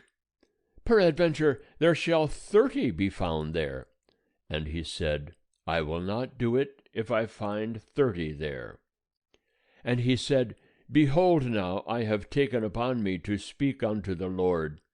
Peradventure there shall be 20 found there. And he said, I will not destroy it for the 20's sake. And he said, O let not the Lord be angry, and I will speak yet but this once. Peradventure 10 shall be found there. And he said, I will not destroy it for the 10's sake. And Jehovah went his way, as soon as he had left off communing with Abraham, and Abraham returned unto his place. End of chapter 18. Chapter 19. And the 2 angels came to Sodom at even, and Lot sat in the gate of Sodom, and Lot saw them, and rose up to meet them. And he bowed himself with his face to the earth, and he said, Behold now, my lords, turn aside, I pray you, into your servant's house, and tarry all night, and wash your feet, and ye shall rise up early, and go on your way. And they said, Nay, but we will abide in the street all night. And he urged them greatly, and they turned in unto him, and entered into his house. And he made them a feast, and did bake unleavened bread, and they did eat. But before they lay down, the men of the city, even the men of Sodom, compassed the house round, both young and old, all the people from every quarter. And they called unto Lot, and said unto him, Where are the men that came into thee this night? Bring them out unto us, that we may know them. And Lot went out unto them to the door, and shut the door after him. And he said, I pray you, my brethren, do not so wickedly. Behold now, I have 2 daughters that have not known man. Let me, I pray you, bring them out unto you, and do ye to them as is good in your eyes. Only unto these men do nothing, forasmuch as they are come under the shadow of my roof. And they said, Stand back. And they said, This one fellow came in to sojourn, and he will needs be a judge. Now will we deal worse with thee than with them. And they pressed sore upon the man, even Lot, and drew near to break the door. But the men put forth their hand, and brought Lot into the house to them, and shut to the door. And they smote the men that were at the door of the house with blindness, both small and great, so that they wearied themselves to find the door. And the men said unto Lot, Hast thou here any besides? Son-in-law, and thy sons, and thy daughters, and whomsoever thou hast in the city, bring them out of the place. For we will destroy this place, because the cry of them is waxed great before Jehovah, and Jehovah hath sent us to destroy it. And Lot went out and spake unto his sons-in-law, who married his daughters, and said, Up, get you out of this place, for Jehovah will destroy the city. But he seemed unto his sons-in-law as one that mocked. And when the morning arose, then the angels hastened Lot, saying, Arise, take thy wife and thy 2 daughters that are here, lest thou be consumed in the iniquity of the city. But he lingered, and the men laid hold upon his hand, and upon the hand of his wife, and upon the hand of his 2 daughters, Jehovah being merciful unto him. And they brought him forth, and set him without the city. And it came to pass, when they had brought them forth abroad, that he said, Escape for thy life, look not behind thee, neither stay thou in all the plain. Escape to the mountain, lest thou be consumed. And Lot said unto them, O not so, my lord. Behold now, thy servant hath found favor in thy sight, and thou hast magnified thy loving kindness, which thou hast showed unto me in saving my life. And I cannot escape to the mountain, lest evil overtake me, and I die. Behold now, this city is near to flee unto, and it is a little one. O let me escape thither. Is it not a little one? And my soul shall live. And he said unto him, See, I have accepted thee concerning this thing also, that I will not overthrow the city of which thou hast spoken. Haste thee, escape thither, for I cannot do anything till thou be come thither. Therefore the name of the city was called Zoar. The sun was risen upon the earth when Lot came unto Zoar. Then Jehovah rained upon Sodom and upon Gomorrah brimstone and fire from Jehovah out of heaven, and he overthrew those cities, and all the plain, and all the inhabitants of the cities, and that which grew upon the ground. But his wife looked back from behind him, and she became a pillar of salt. And Abraham gat up early in the morning to the place where he had stood before Jehovah, and he looked toward Sodom and Gomorrah, and toward all the land of the plain, and beheld, and lo, the smoke of the land went up as the smoke of a furnace. And it came to pass, when God destroyed the cities of the plain, that God remembered Abraham, and sent Lot out of the midst of the overthrow, when he overthrew the cities in which Lot dwelt. And Lot went up out of Zoar, and dwelt in the mountain, and his 2 daughters with him, for he feared to dwell in Zoar. And he dwelt in a cave, he and his 2 daughters. And the firstborn said unto the younger, Our father is old, and there is not a man in the earth to come in unto us after the manner of all the earth. Come, let us make our father drink wine, and we will lie with him, that we may preserve seed of our father. And they made their father drink wine that night. And the firstborn went in, and lay with her father. And he knew not when she lay down, nor when she arose. And it came to pass on the morrow, that the firstborn said unto the younger, Behold, I lay yesternight with my father.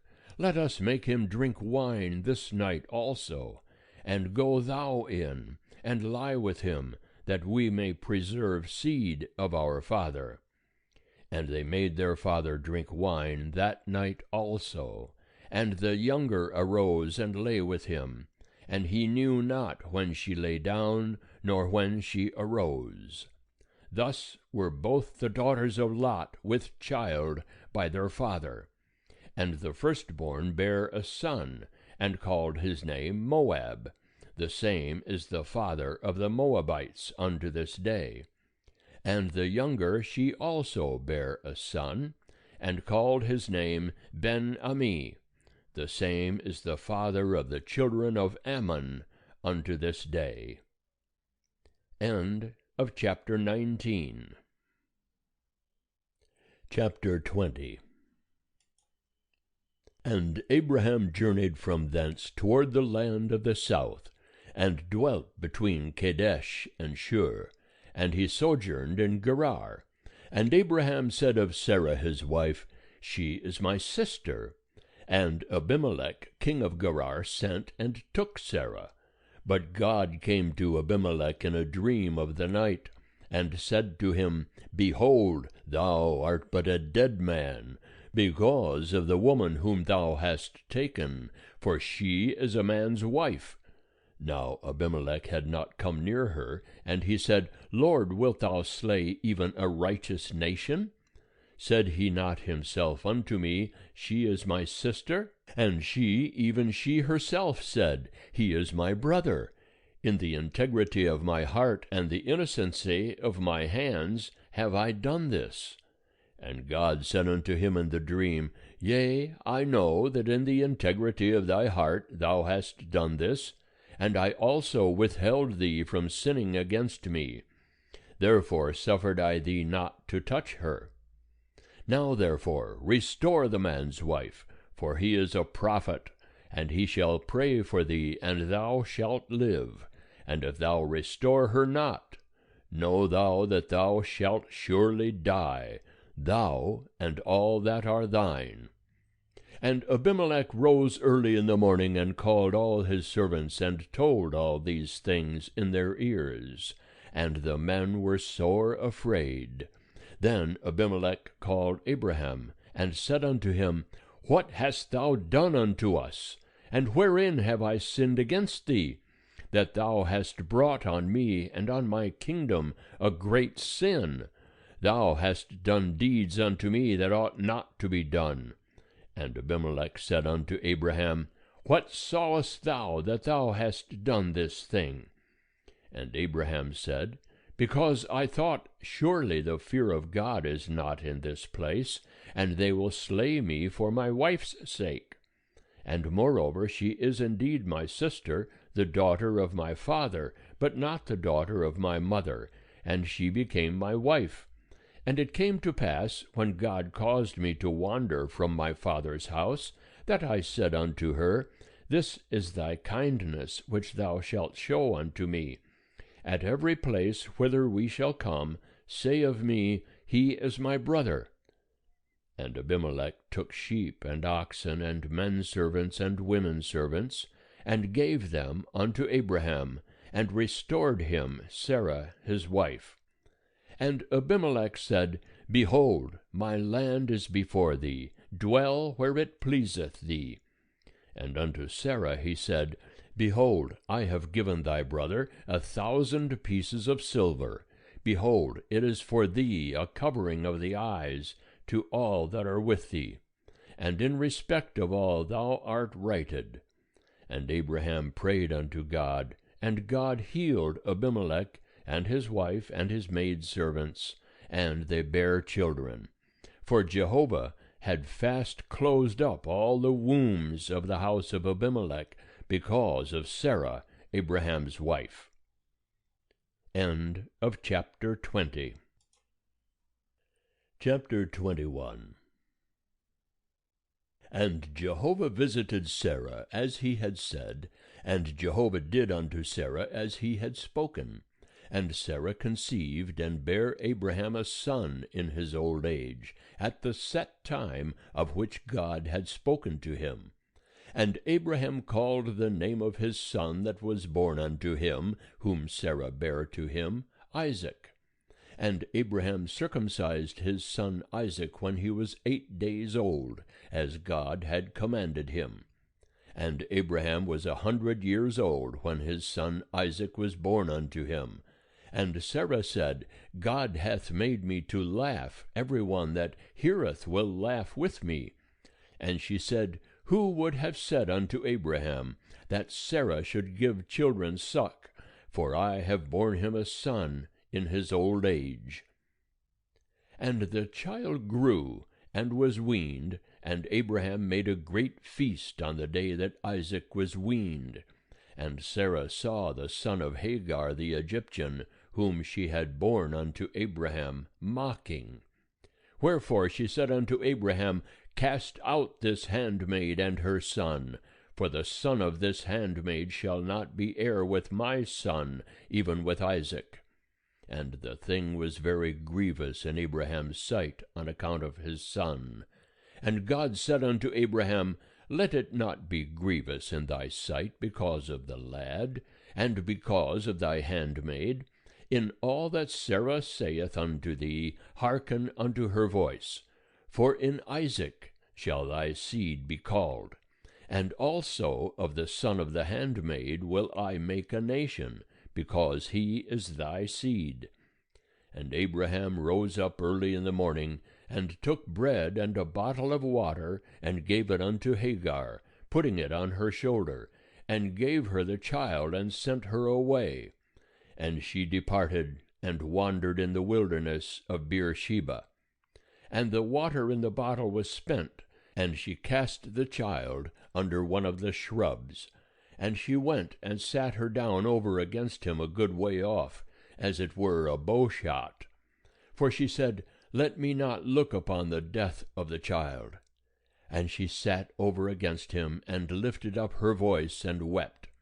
And God heard the voice of the lad, and the angel of God called to Hagar out of heaven, and said unto her, What aileth thee, Hagar? Fear not, for God hath heard the voice of the lad where he is.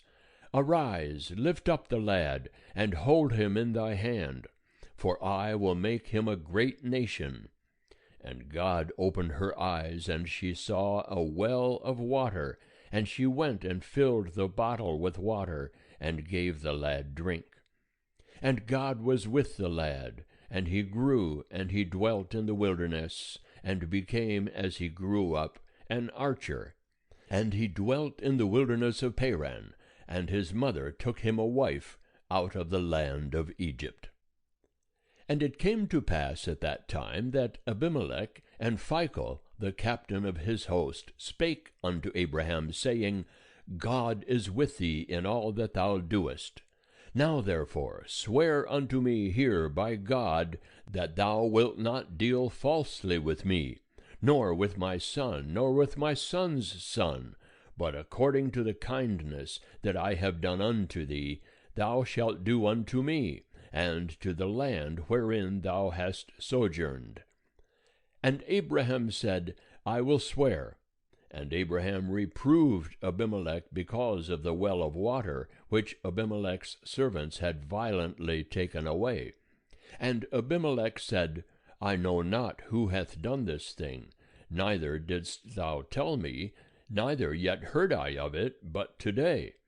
And Abraham took sheep and oxen, and gave them unto Abimelech, and they two made a covenant.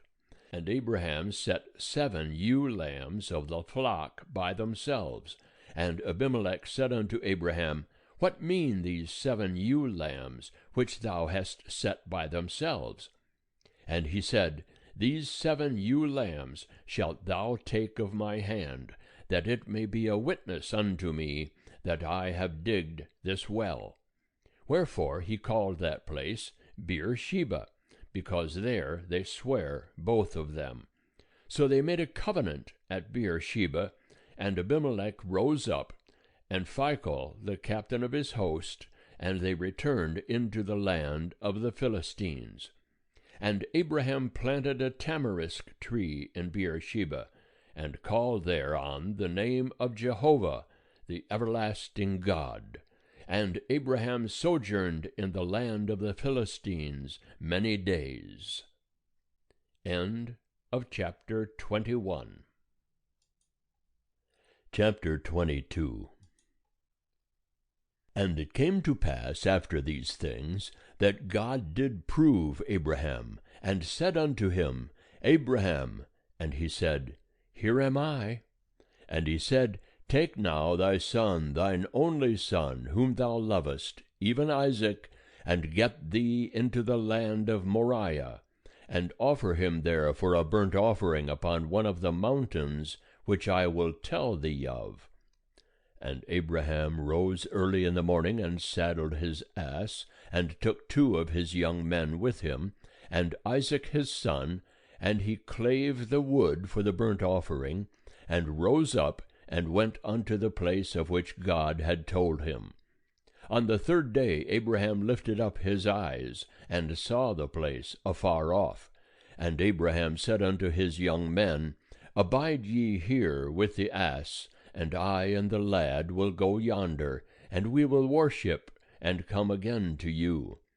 And Abraham took the wood of the burnt offering, and laid it upon Isaac his son, and he took in his hand the fire and the knife, and they went both of them together. And Isaac spake unto Abraham his father, and said, My father. And he said, Here am I, my son. And he said, Behold the fire and the wood, but where is the lamb for a burnt offering? And Abraham said, God will provide himself the lamb for a burnt offering, my son. So they went both of them together. And they came to the place which God had told him of. And Abraham built the altar there, and laid the wood in order, and bound Isaac his son, and laid him on the altar upon the wood. And Abraham stretched forth his hand, and took the knife to slay his son. And the angel of Jehovah called unto him out of heaven, and said, Abraham, Abraham. And he said, Here am I. And he said, Lay not thy hand upon the lad, neither do thou anything unto him, for now I know that thou fearest God, seeing thou hast not withheld thy son, thine only son, from me. And Abraham lifted up his eyes and looked, and behold, behind him a ram, caught in the thicket by his horns. And Abraham went and took the ram, and offered him up for a burnt offering in the stead of his son. And Abraham called the name of that place Jehovah-Jireh, as it is said to this day, In the mount of Jehovah it shall be provided.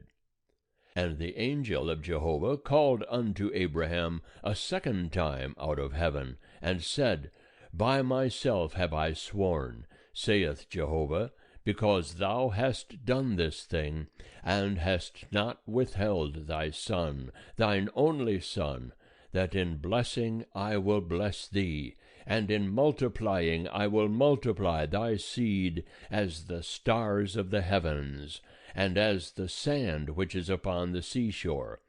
And thy seed shall possess the gate of his enemies.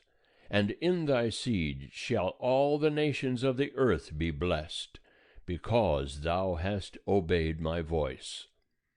So Abraham returned unto his young men, and they rose up and went together to Beersheba, and Abraham dwelt at Beersheba. And it came to pass after these things, that it was told Abraham, saying, Behold, Milcah, she also hath borne children unto thy brother Nahor, Uz his firstborn, and Buz his brother, and Kemuel the father of Aram, and Chesed, and Hazo, and Pildash, and Jidlaph, and Bethuel. And Bethuel begat Rebekah. These 8 did Milcah bear to Nahor, Abraham's brother. And his concubine, whose name was Reumah, she also bare Tebah, and Gaham, and Tahash, and Maacah.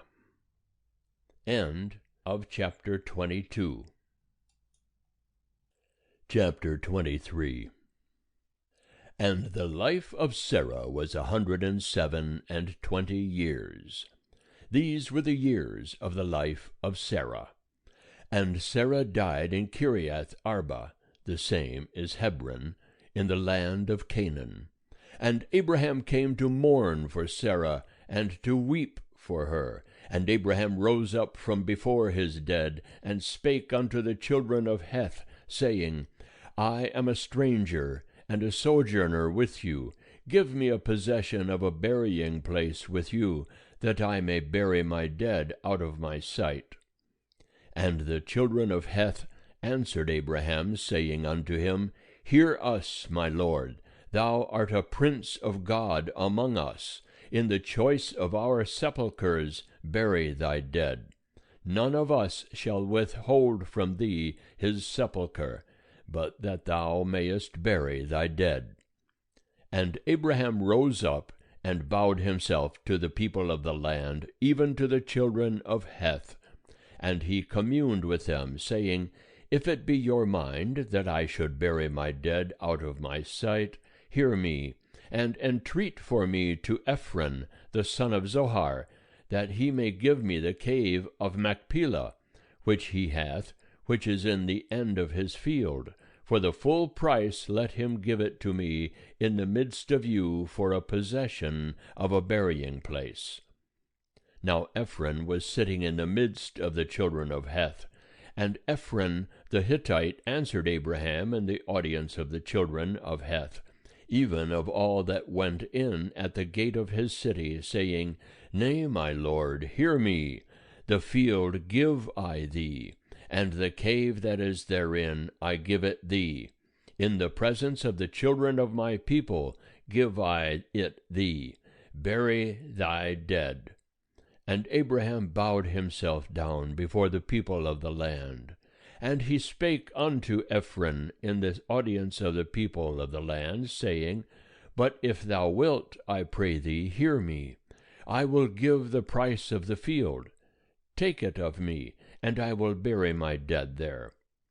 And Ephron answered Abraham, saying unto him, My lord, hearken unto me. A piece of land worth 400 shekels of silver. What is that betwixt me and thee? Bury therefore thy dead. And Abraham hearkened unto Ephron. And Abraham weighed to Ephron the silver which he had named in the audience of the children of Heth, 400 shekels of silver, current money with the merchant. So the field of Ephron, which was in Machpelah, which was before Mamre, the field, and the cave which was therein, and all the trees that were in the field, that were in all the border thereof round about, were made sure unto Abraham for a possession in the presence of the children of Heth, before all that went in at the gate of his city. And after this Abraham buried Sarah his wife in the cave of the field of Machpelah before Mamre, the same is Hebron, in the land of Canaan. And the field and the cave that is therein were made sure unto Abraham for a possession of a burying place by the children of Heth. End of chapter 23. Chapter 24. And Abraham was old, and well stricken in age, and Jehovah had blessed Abraham in all things. And Abraham said unto his servant, the elder of his house, that ruled over all that he had, Put, I pray thee, thy hand under my thigh, and I will make thee swear by Jehovah, the God of heaven and the God of the earth, that thou wilt not take a wife for my son of the daughters of the Canaanites, among whom I dwell. But thou shalt go unto my country, and to my kindred, and take a wife for my son Isaac. And the servant said unto him, Peradventure the woman will not be willing to follow me unto this land. Must I needs bring thy son again unto the land from whence thou camest? And Abraham said unto him, Beware thou, that thou bring not my son thither again. Jehovah the God of heaven, who took me from my father's house, and from the land of my nativity, and who spake unto me, and who sware unto me, saying, Unto thy seed will I give this land. He will send his angel before thee, and thou shalt take a wife for my son from thence. And if the woman be not willing to follow thee, then thou shalt be clear from this my oath. Only thou shalt not bring my son thither again. And the servant put his hand under the thigh of Abraham his master, and sware to him concerning this matter. And the servant took 10 camels of the camels of his master, and departed, having all goodly things of his master's in his hand. And he arose and went to Mesopotamia unto the city of Nahor. And he made the camels to kneel down without the city by the well of water at the time of evening, the time that women go out to draw water. And he said, O Jehovah, the God of my master Abraham, send me, I pray thee, good speed this day, and show kindness unto my master Abraham. Behold, I am standing by the fountain of water, and the daughters of the men of the city are coming out to draw water. And let it come to pass, that the damsel to whom I shall say, Let down thy pitcher, I pray thee, that I may drink, and she shall say, Drink, and I will give thy camels drink also. Let the same be she that thou hast appointed for thy servant Isaac. And thereby shall I know that thou hast showed kindness unto my master. And it came to pass, before he had done speaking, that, behold, Rebekah came out, who was born to Bethuel, the son of Milcah, the wife of Nahor, Abraham's brother, with her pitcher upon her shoulder. And the damsel was very fair to look upon, a virgin, neither had any man known her. And she went down to the fountain, and filled her pitcher, and came up.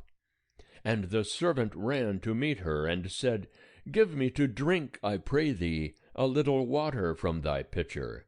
And she said, Drink, my lord. And she hasted, and let down her pitcher upon her hand, and gave him drink.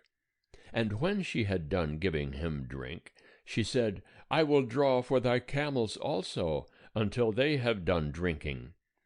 And she hasted, and emptied her pitcher into the trough, and ran again unto the well to draw, and drew for all his camels.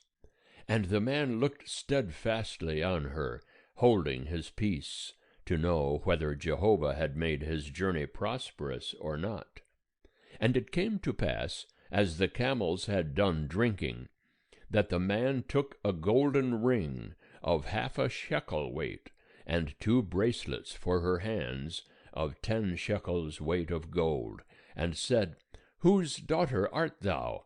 Tell me, I pray thee. Is there room in thy father's house for us to lodge in?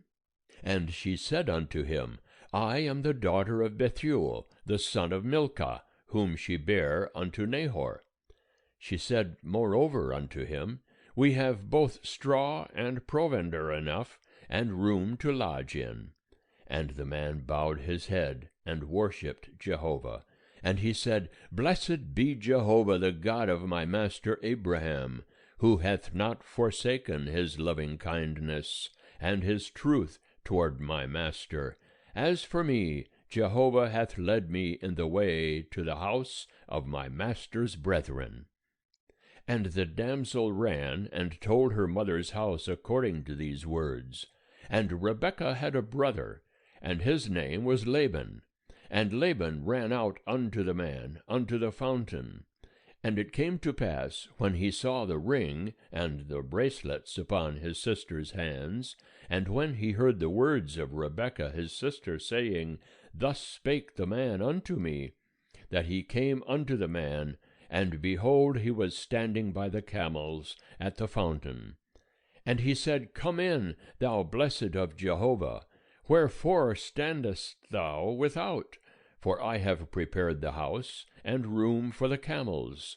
And the man came into the house, and he ungirded the camels, and he gave straw and provender for the camels, and water to wash his feet, and the feet of the men that were with him. And there was set food before him to eat. But he said, I will not eat until I have told mine errand. And he said, Speak on. And he said, I am Abraham's servant, and Jehovah hath blessed my master greatly, and he is become great, and he hath given him flocks and herds, and silver and gold, and men servants and maid servants, and camels and asses. And Sarah, my master's wife, bare a son to my master when she was old, and unto him hath he given all that he hath. And my master made me swear, saying, Thou shalt not take a wife for my son of the daughters of the Canaanites, in whose land I dwell, but thou shalt go unto my father's house, and to my kindred, and take a wife for my son. And I said unto my master, Peradventure the woman will not follow me. And he said unto me, Jehovah, before whom I walk, will send his angel with thee, and prosper thy way. And thou shalt take a wife for my son of my kindred, and of my father's house. Then shalt thou be clear from my oath, when thou comest to my kindred, and if they give her not to thee, thou shalt be clear from my oath.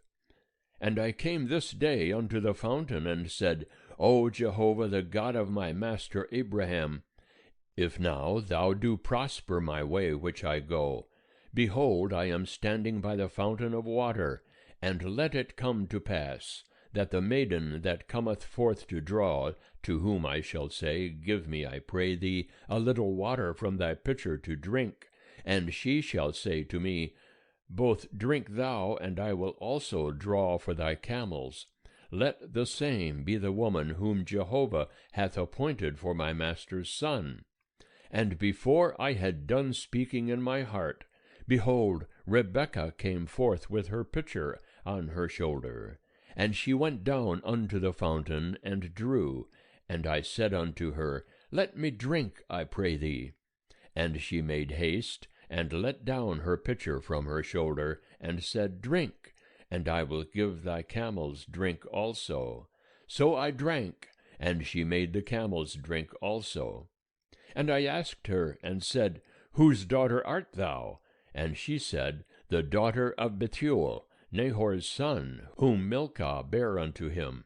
And I put the ring upon her nose, and the bracelets upon her hands. And I bowed my head, and worshipped Jehovah, and blessed Jehovah, the God of my master Abraham, who had led me in the right way to take my master's brother's daughter for his son. And now, if ye will deal kindly and truly with my master, tell me, and if not, tell me, that I may turn to the right hand or to the left. Then Laban and Bethuel answered and said, The thing proceedeth from Jehovah. We cannot speak unto thee bad or good. Behold, Rebekah is before thee. Take her and go, and let her be thy master's son's wife, as Jehovah hath spoken. And it came to pass that when Abraham's servant heard their words, he bowed himself down to the earth unto Jehovah. And the servant brought forth jewels of silver, and jewels of gold, and raiment, and gave them to Rebekah. He gave also to her brother and to her mother precious things. And they did eat and drink, he and the men that were with him, and tarried all night. And they rose up in the morning, and he said, Send me away unto my master. And her brother and her mother said, Let the damsel abide with us a few days, at the least 10. After that she shall go. And he said unto them, Hinder me not, seeing Jehovah hath prospered my way. Send me away, that I may go to my master. And they said, We will call the damsel, and inquire at her mouth. And they called Rebekah, and said unto her, Wilt thou go with this man? And she said, I will go. And they sent away Rebekah their sister, and her nurse, and Abraham's servant, and his men. And they blessed Rebekah, and said unto her, Our sister, be thou the mother of thousands of 10,000s, and let thy seed possess the gate of those that hate them. And Rebekah arose, and her damsels, and they rode upon the camels, and followed the man. And the servant took Rebekah, and went his way. And Isaac came from the way of Beer-lahai-roi, for he dwelt in the land of the south. And Isaac went out to meditate in the field at the eventide. And he lifted up his eyes, and saw, and behold, there were camels coming. And Rebekah lifted up her eyes, and when she saw Isaac, she alighted from the camel. And she said unto the servant, What man is this that walketh in the field to meet us? And the servant said, It is my master. And she took her veil and covered herself. And the servant told Isaac all the things that he had done. And Isaac brought her into his mother Sarah's tent, and took Rebekah, and she became his wife. And he loved her, and Isaac was comforted after his mother's death. End of chapter 24. Chapter 25. And Abraham took another wife, and her name was Keturah. And she bare him Zimran, and Jokshan, and Medan, and Midian, and Ishbak, and Shua. And Jokshan begat Sheba, and Dedan. And the sons of Dedan were Ashurim, and Letushim, and Leumim. And the sons of Midian, Ephah, and Epher, and Hanok, and Abidah, and Eldaah. All these were the children of Keturah. And Abraham gave all that he had unto Isaac. But unto the sons of the concubines that Abraham had, Abraham gave gifts, and he sent them away from Isaac his son, while he yet lived, eastward unto the east country. And these are the days of the years of Abraham's life which he lived, 160 years. And Abraham gave up the ghost, and died in a good old age, an old man and full of years, and was gathered to his people. And Isaac and Ishmael his sons buried him in the cave of Machpelah, in the field of Ephron, the son of Zohar the Hittite, which is before Mamre. The field which Abraham purchased of the children of Heth, there was Abraham buried, and Sarah his wife. And it came to pass after the death of Abraham, that God blessed Isaac his son, and Isaac dwelt by Beer-lahai Roi. Now these are the generations of Ishmael, Abraham's son, whom Hagar the Egyptian, Sarah's handmaid, bare unto Abraham. And these are the names of the sons of Ishmael, by their names, according to their generations. The firstborn of Ishmael, Nebaioth, and Kedar, and Adbeel, and Mibsam, and Mishma, and Duma, and Massa, Hadad, and Tema, Jeter, Naphish, and Kedema. These are the sons of Ishmael, and these are their names by their villages and by their encampments, 12 princes according to their nations. And these are the years of the life of Ishmael, 137 years. And he gave up the ghost, and died, and was gathered unto his people. And they dwelt from Havilah unto Shur, that is before Egypt, as thou goest toward Assyria. He abode over against all his brethren. And these are the generations of Isaac, Abraham's son. Abraham begat Isaac, and Isaac was 40 years old when he took Rebekah, the daughter of Bethuel the Syrian, of Padan Aram, the sister of Laban the Syrian, to be his wife. And Isaac entreated Jehovah for his wife, because she was barren. And Jehovah was entreated of him, and Rebekah his wife conceived. And the children struggled together within her. And she said, If it be so, wherefore do I live? And she went to inquire of Jehovah. And Jehovah said unto her, 2 nations are in thy womb, and 2 peoples shall be separated from thy bowels. And the one people shall be stronger than the other people, and the elder shall serve the younger.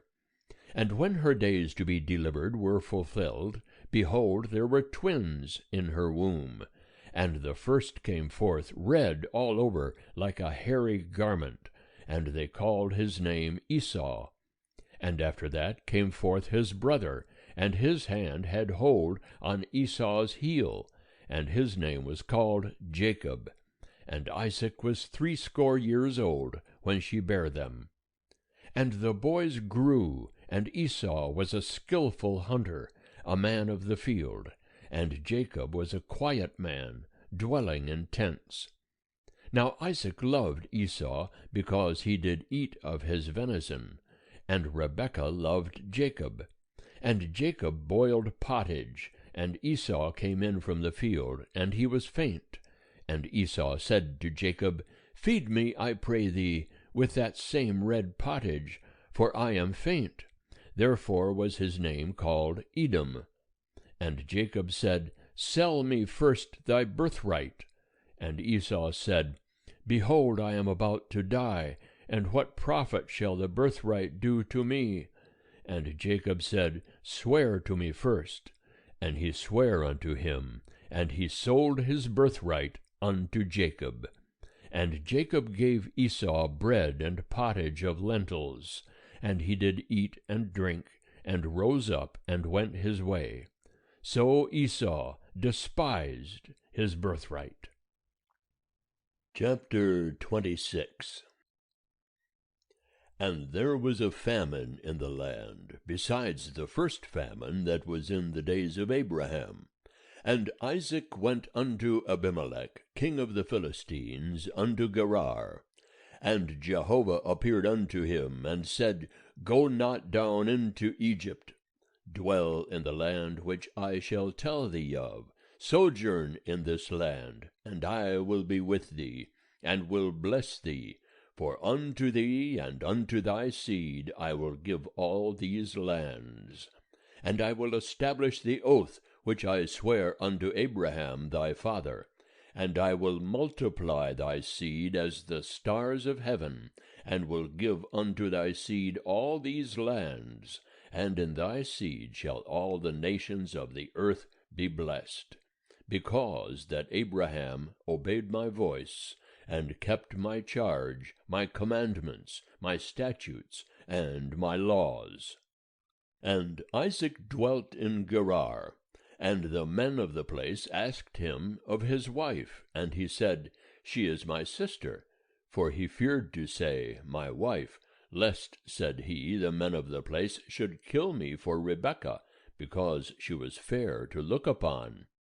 And it came to pass, when he had been there a long time, that Abimelech, king of the Philistines, looked out at a window, and saw, and behold, Isaac was sporting with Rebekah his wife. And Abimelech called Isaac, and said, Behold, of a surety she is thy wife. And how saidst thou, She is my sister?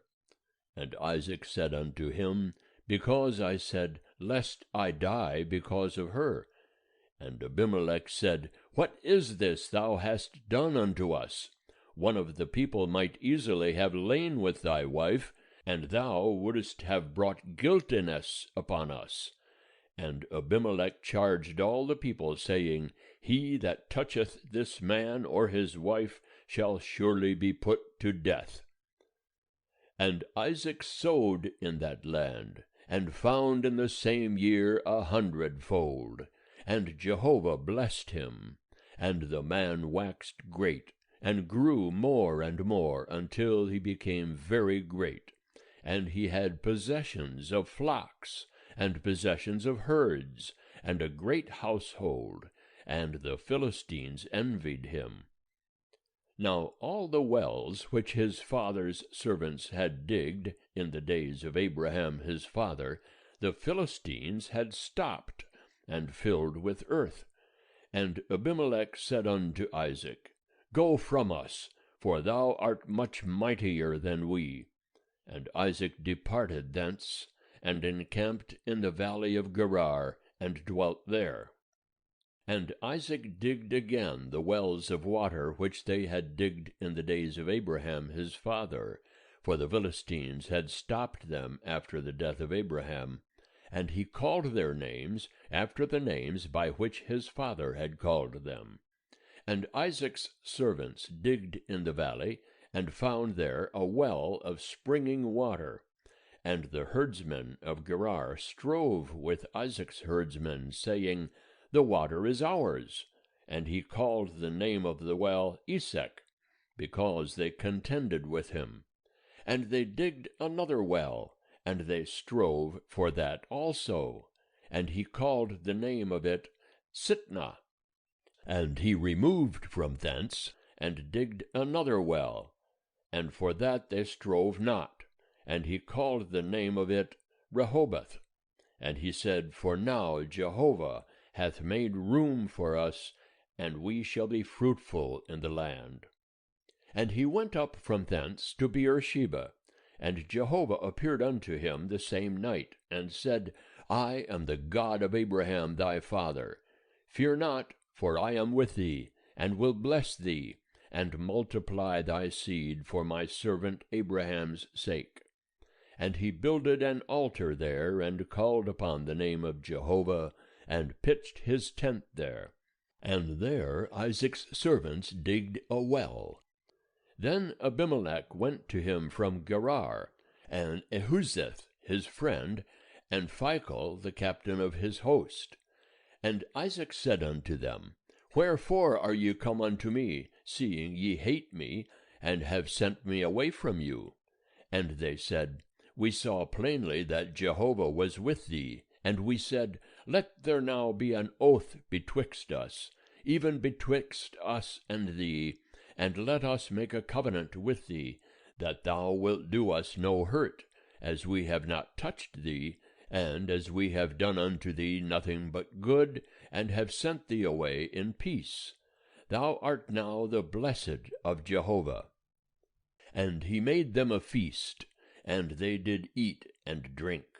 And they rose up betimes in the morning, and sware one to another. And Isaac sent them away, and they departed from him in peace. And it came to pass the same day, that Isaac's servants came, and told him concerning the well which they had digged, and said unto him, We have found water.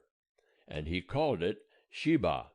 Therefore the name of the city is Beersheba unto this day. And when Esau was 40 years old, he took to wife Judith, the daughter of Beeri the Hittite, and Basemath, the daughter of Elon the Hittite, and they were a grief of mind unto Isaac and to Rebekah. End of chapter 26. Chapter 27.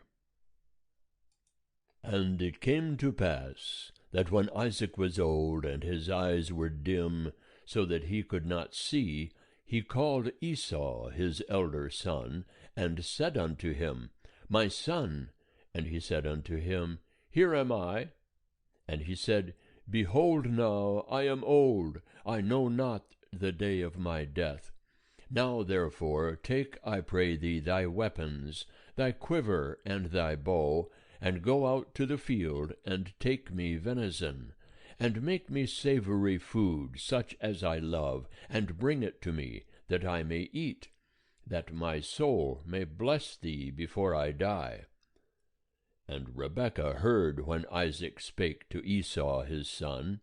And Esau went to the field to hunt for venison, and to bring it. And Rebekah spake unto Jacob her son, saying, Behold, I heard thy father speak unto Esau thy brother, saying, Bring me venison, and make me savory food, that I may eat and bless thee before Jehovah, before my death. Now therefore, my son, obey my voice, according to that which I command thee. Go now to the flock, and fetch me from thence 2 good kids of the goats, and I will make them savory food for thy father, such as he loveth. And thou shalt bring it to thy father, that he may eat, so that he may bless thee before his death.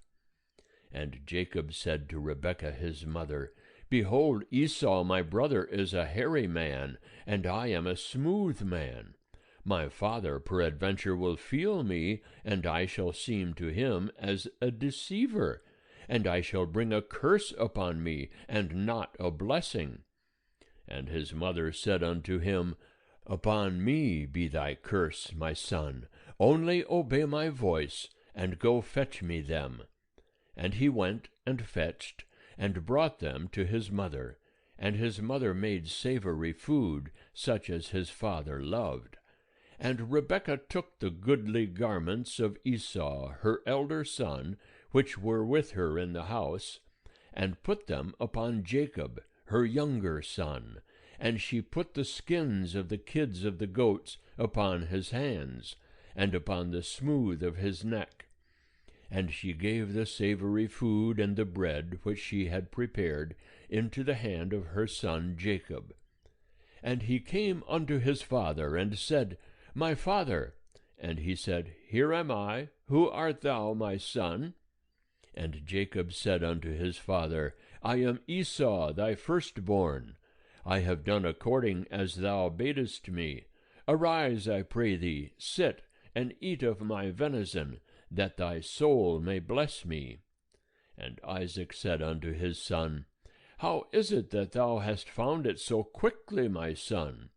And he said, Because Jehovah thy God sent me good speed. And Isaac said unto Jacob, Come near, I pray thee, that I may feel thee, my son, whether thou be my very son Esau or not. And Jacob went near unto Isaac his father, and he felt him, and said, The voice is Jacob's voice, but the hands are the hands of Esau. And he discerned him not, because his hands were hairy, as his brother Esau's hands. So he blessed him. And he said, Art thou my very son Esau? And he said, I am. And he said, Bring it near to me, and I will eat of my son's venison, that my soul may bless thee. And he brought it near to him, and he did eat. And he brought him wine, and he drank. And his father Isaac said unto him, Come near now, and kiss me, my son. And he came near, and kissed him. And he smelled the smell of his raiment, and blessed him, and said, See, the smell of my son is as the smell of a field which Jehovah hath blessed. And God give thee of the dew of heaven, and of the fatness of the earth, and plenty of grain and new wine. Let peoples serve thee, and nations bow down to thee. Be Lord over thy brethren, and let thy mother's sons bow down to thee. Cursed be every one that curseth thee, and blessed be every one that blesseth thee. And it came to pass, as soon as Isaac had made an end of blessing Jacob, and Jacob was yet scarce gone out from the presence of Isaac his father, that Esau his brother came in from his hunting. And he also made savory food, and brought it unto his father. And he said unto his father, Let my father arise, and eat of his son's venison, that thy soul may bless me. And Isaac his father said unto him, Who art thou? And he said, I am thy son, thy firstborn Esau. And Isaac trembled very exceedingly, and said, Who then is he that hath taken venison and brought it me? And I have eaten of all before thou camest, and have blessed him. Yea, and he shall be blessed. When Esau heard the words of his father, he cried with an exceeding great and bitter cry, and said unto his father, Bless me, even me also, O my father. And he said, Thy brother came with guile, and hath taken away thy blessing. And he said, Is not he rightly named Jacob? For he hath supplanted me these 2 times. He took away my birthright, and behold, now he hath taken away my blessing. And he said, Hast thou not reserved a blessing for me? And Isaac answered and said unto Esau, Behold, I have made him thy lord, and all his brethren have I given to him for servants, and with grain and new wine have I sustained him. And what then shall I do for thee, my son? And Esau said unto his father, Hast thou but one blessing, my father? Bless me, even me also, O my father. And Esau lifted up his voice and wept. And Isaac his father answered and said unto him, Behold, of the fatness of the earth shall be thy dwelling, and of the dew of heaven from above. And by thy sword shalt thou live, and thou shalt serve thy brother. And it shall come to pass, when thou shalt break loose, that thou shalt shake his yoke from off thy neck. And Esau hated Jacob, because of the blessing wherewith his father blessed him. And Esau said in his heart, The days of mourning for my father are at hand, then will I slay my brother Jacob. And the words of Esau, her elder son, were told to Rebekah. And she sent and called Jacob her younger son, and said unto him, Behold, thy brother Esau, as touching thee, doth comfort himself, purposing to kill thee. Now therefore, my son, obey my voice, and arise. Flee thou to Laban my brother, to Haran, and tarry with him a few days, until thy brother's fury turn away, until thy brother's anger turn away from thee, and he forget that which thou hast done to him.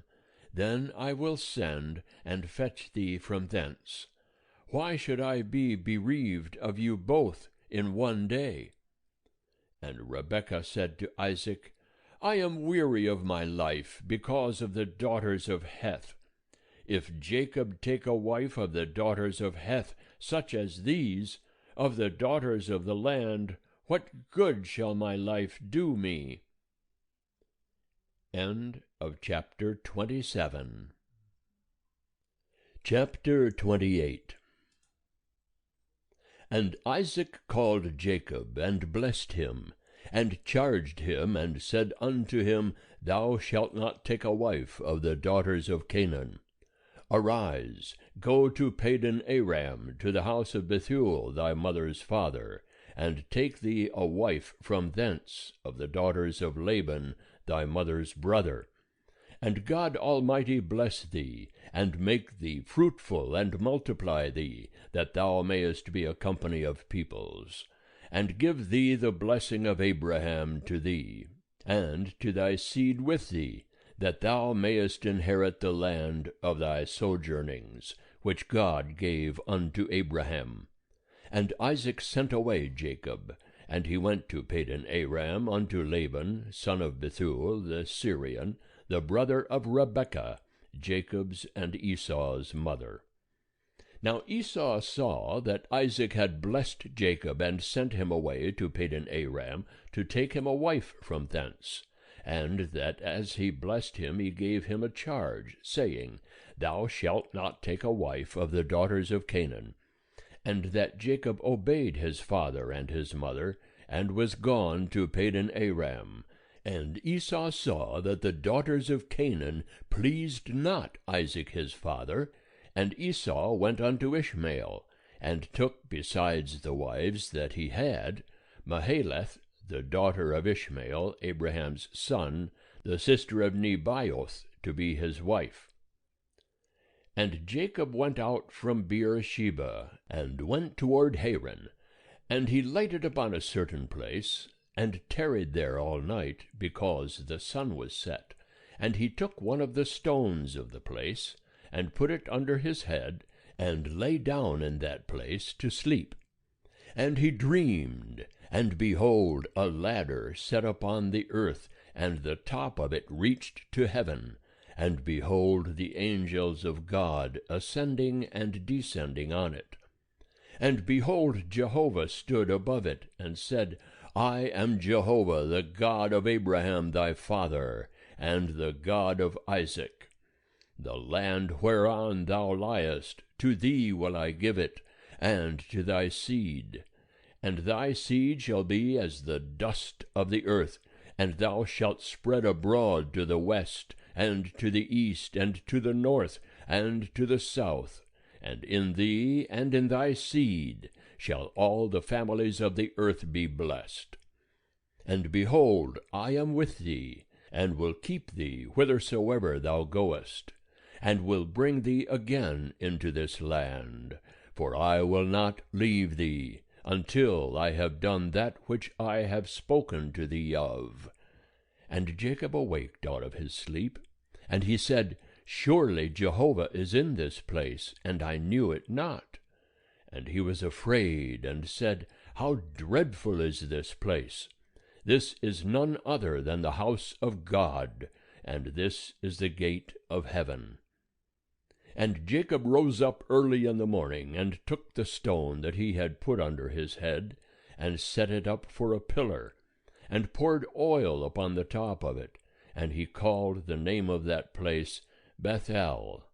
But the name of the city was Luz at the first. And Jacob vowed a vow, saying, If God will be with me, and will keep me in this way that I go, and will give me bread to eat, and raiment to put on, so that I come again to my father's house in peace, and Jehovah will be my God, then this stone which I have set up for a pillar shall be God's house. And of all that thou shalt give me, I will surely give the 10th unto thee. End of chapter 28. Chapter 29. Then Jacob went on his journey, and came to the land of the children of the east. And he looked, and behold, a well in the field, and lo, 3 flocks of sheep lying there by it. For out of that well they watered the flocks. And the stone upon the well's mouth was great. And thither were all the flocks gathered, and they rolled the stone from the well's mouth, and watered the sheep, and put the stone again upon the well's mouth in its place. And Jacob said unto them, My brethren, whence are ye? And they said, Of Haran are we. And he said unto them, Know ye Laban the son of Nahor? And they said, We know him. And he said unto them, Is it well with him? And they said, It is well. And behold, Rachel his daughter cometh with the sheep. And he said, Lo, it is yet high day, neither is it time that the cattle should be gathered together. Water ye the sheep, and go and feed them. And they said, We cannot, until all the flocks be gathered together, and they roll the stone from the well's mouth, then we water the sheep. While he was yet speaking with them, Rachel came with her father's sheep, for she kept them. And it came to pass, when Jacob saw Rachel, the daughter of Laban his mother's brother, and the sheep of Laban his mother's brother, that Jacob went near, and rolled the stone from the well's mouth, and watered the flock of Laban his mother's brother. And Jacob kissed Rachel, and lifted up his voice, and wept.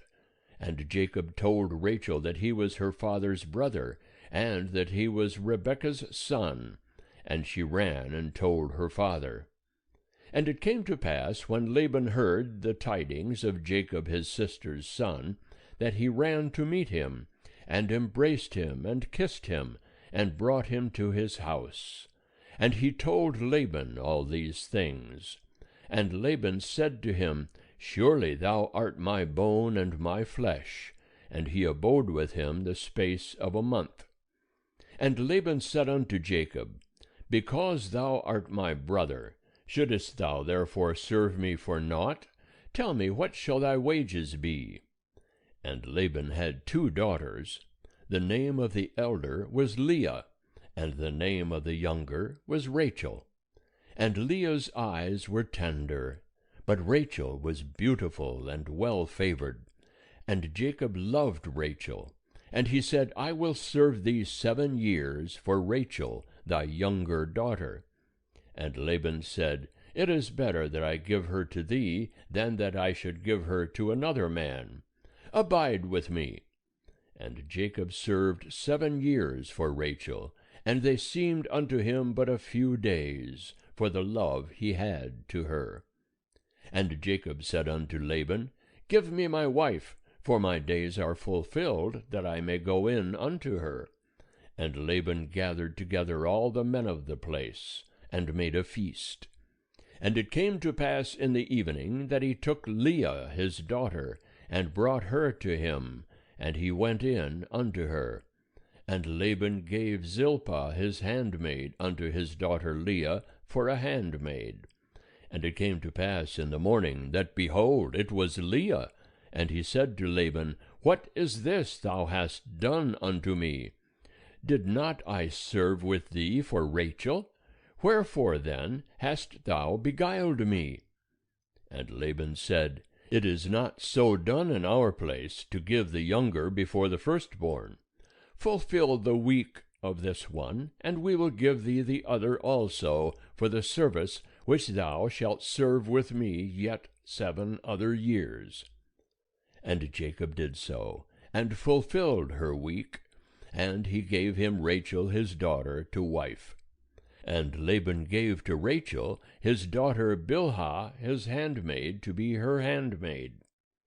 And he went in also unto Rachel, and he loved also Rachel more than Leah, and served with him yet 7 other years.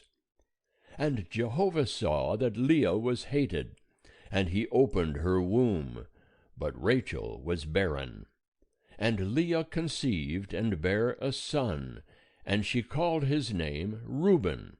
For she said, Because Jehovah hath looked upon my affliction, for now my husband will love me. And she conceived again, and bare a son, and said, Because Jehovah hath heard that I am hated, he hath therefore given me this son also. And she called his name Simeon. And she conceived again, and bare a son, and said, Now this time will my husband be joined unto me, because I have borne him 3 sons. Therefore was his name called Levi. And she conceived again, and bare a son. And she said, This time will I praise Jehovah. Therefore she called his name Judah, and she left off bearing.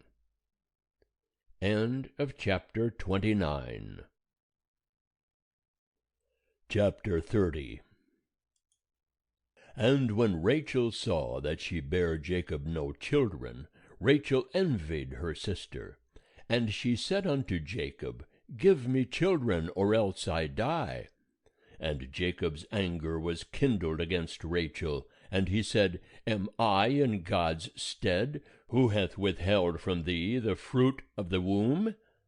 And she said, Behold, my maid Bilhah, go in unto her, that she may bear upon my knees, and I also may obtain children by her. And she gave him Bilhah, her handmaid, to wife. And Jacob went in unto her, and Bilhah conceived, and bare Jacob a son. And Rachel said, God hath judged me, and hath also heard my voice, and hath given me a son. Therefore called she his name Dan. And Bilhah, Rachel's handmaid, conceived again, and bare Jacob a second son. And Rachel said, With mighty wrestlings have I wrestled with my sister, and have prevailed. And she called his name Naphtali.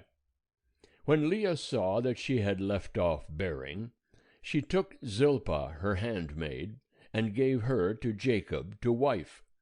And Zilpah, Leah's handmaid, bare Jacob a son. And Leah said, Fortunate, and she called his name Gad. And Zilpah, Leah's handmaid, bare Jacob a second son. And Leah said, Happy am I, for the daughters will call me happy. And she called his name Asher. And Reuben went in the days of wheat harvest, and found mandrakes in the field, and brought them unto his mother Leah. Then Rachel said to Leah, Give me, I pray thee, of thy son's mandrakes. And she said unto her, Is it a small matter that thou hast taken away my husband, and wouldest thou take away my son's mandrakes also? And Rachel said, Therefore he shall lie with thee tonight for thy son's mandrakes. And Jacob came from the field in the evening, and Leah went out to meet him, and said, Thou must come in unto me, for I have surely hired thee with my son's mandrakes. And he lay with her that night. And God hearkened unto Leah, and she conceived, and bare Jacob a fifth son. And Leah said, God hath given me my hire, because I gave my handmaid to my husband. And she called his name Issachar. And Leah conceived again, and bare a sixth son to Jacob. And Leah said, God hath endowed me with a good dowry. Now will my husband dwell with me, because I have borne him 6 sons. And she called his name Zebulun. And afterwards she bare a daughter, and called her name Dinah. And God remembered Rachel, and God hearkened to her, and opened her womb. And she conceived, and bare a son, and said, God hath taken away my reproach. And she called his name Joseph, saying, Jehovah add to me another son. And it came to pass, when Rachel had borne Joseph, that Jacob said unto Laban, Send me away, that I may go unto mine own place, and to my country. Give me my wives and my children, for whom I have served thee, and let me go, for thou knowest my service, wherewith I have served thee.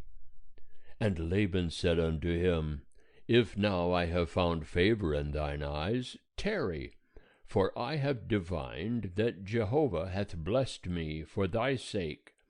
And he said, Appoint me thy wages, and I will give it. And he said unto him, Thou knowest how I have served thee, and how thy cattle have fared with me. For it was little which thou hadst before I came, and it hath increased unto a multitude, and Jehovah hath blessed thee whithersoever I turned. And now when shall I provide for mine own house also? And he said, What shall I give thee? And Jacob said, Thou shalt not give me aught. If thou wilt do this thing for me, I will again feed thy flock and keep it.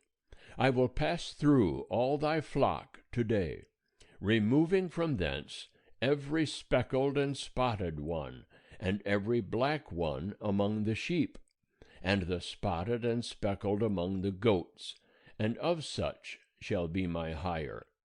So shall my righteousness answer for me hereafter, when thou shalt come concerning my hire that is before thee. Every one that is not speckled and spotted among the goats, and black among the sheep, that if found with me shall be counted stolen. And Laban said, Behold, I would it might be according to thy word. And he removed that day the he-goats that were ring-streaked and spotted, and all the she-goats that were speckled and spotted, every one that had white in it, and all the black ones among the sheep, and gave them into the hand of his sons. And he set 3 days' journey betwixt himself and Jacob, and Jacob fed the rest of Laban's flocks. And Jacob took him rods of fresh poplar, and of the almond, and of the plane tree, and peeled white streaks in them, and made the white appear which was in the rods. And he set the rods which he had peeled over against the flocks in the gutters and the watering troughs where the flocks came to drink. And they conceived when they came to drink. And the flocks conceived before the rods, and the flocks brought forth ring-streaked, speckled, and spotted. And Jacob separated the lambs, and set the faces of the flocks toward the ring-streaked, and all the black in the flock of Laban.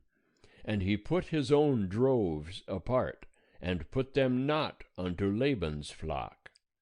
And it came to pass, whensoever the stronger of the flock did conceive, that Jacob laid the rods before the eyes of the flock in the gutters, that they might conceive among the rods. But when the flock were feeble, he put them not in. So the feebler were Laban's, and the stronger Jacob's. And the man increased exceedingly, and had large flocks, and maidservants, and menservants, and camels, and asses. End of chapter 30. Chapter 31. And he heard the words of Laban's sons, saying, Jacob hath taken away all that was our father's, and of that which was our father's hath he gotten all this glory. And Jacob beheld the countenance of Laban, and behold, it was not toward him as beforetime. And Jehovah said unto Jacob, Return unto the land of thy fathers, and to thy kindred, and I will be with thee. And Jacob sent and called Rachel and Leah to the field unto his flock, and said unto them, I see your father's countenance, that it is not toward me as beforetime, but the God of my father hath been with me.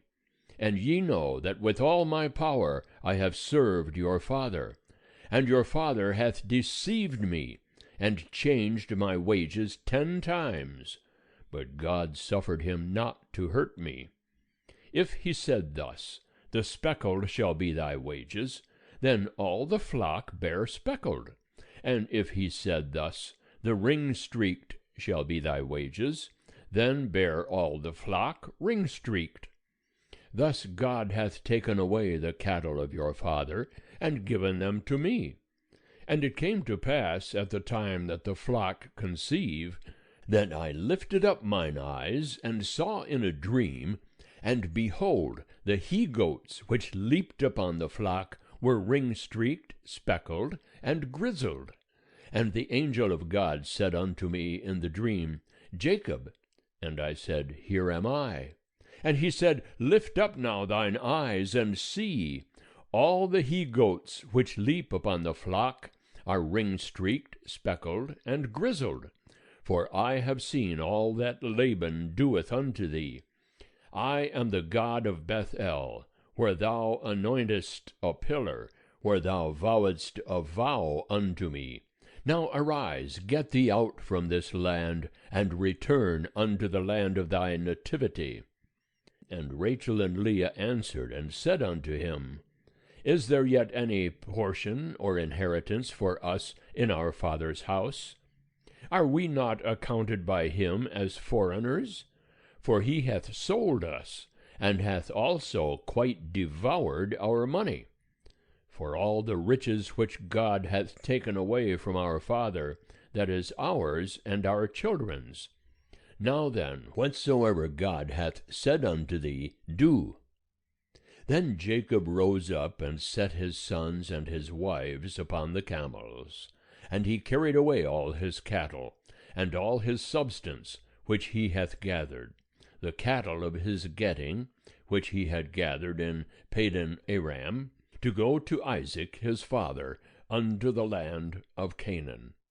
Now Laban was gone to shear his sheep, and Rachel stole the teraphim that were her father's. And Jacob stole away unawares to Laban the Syrian, in that he told him not that he fled. So he fled with all that he had, and he rose up and passed over the river, and set his face toward the mountain of Gilead.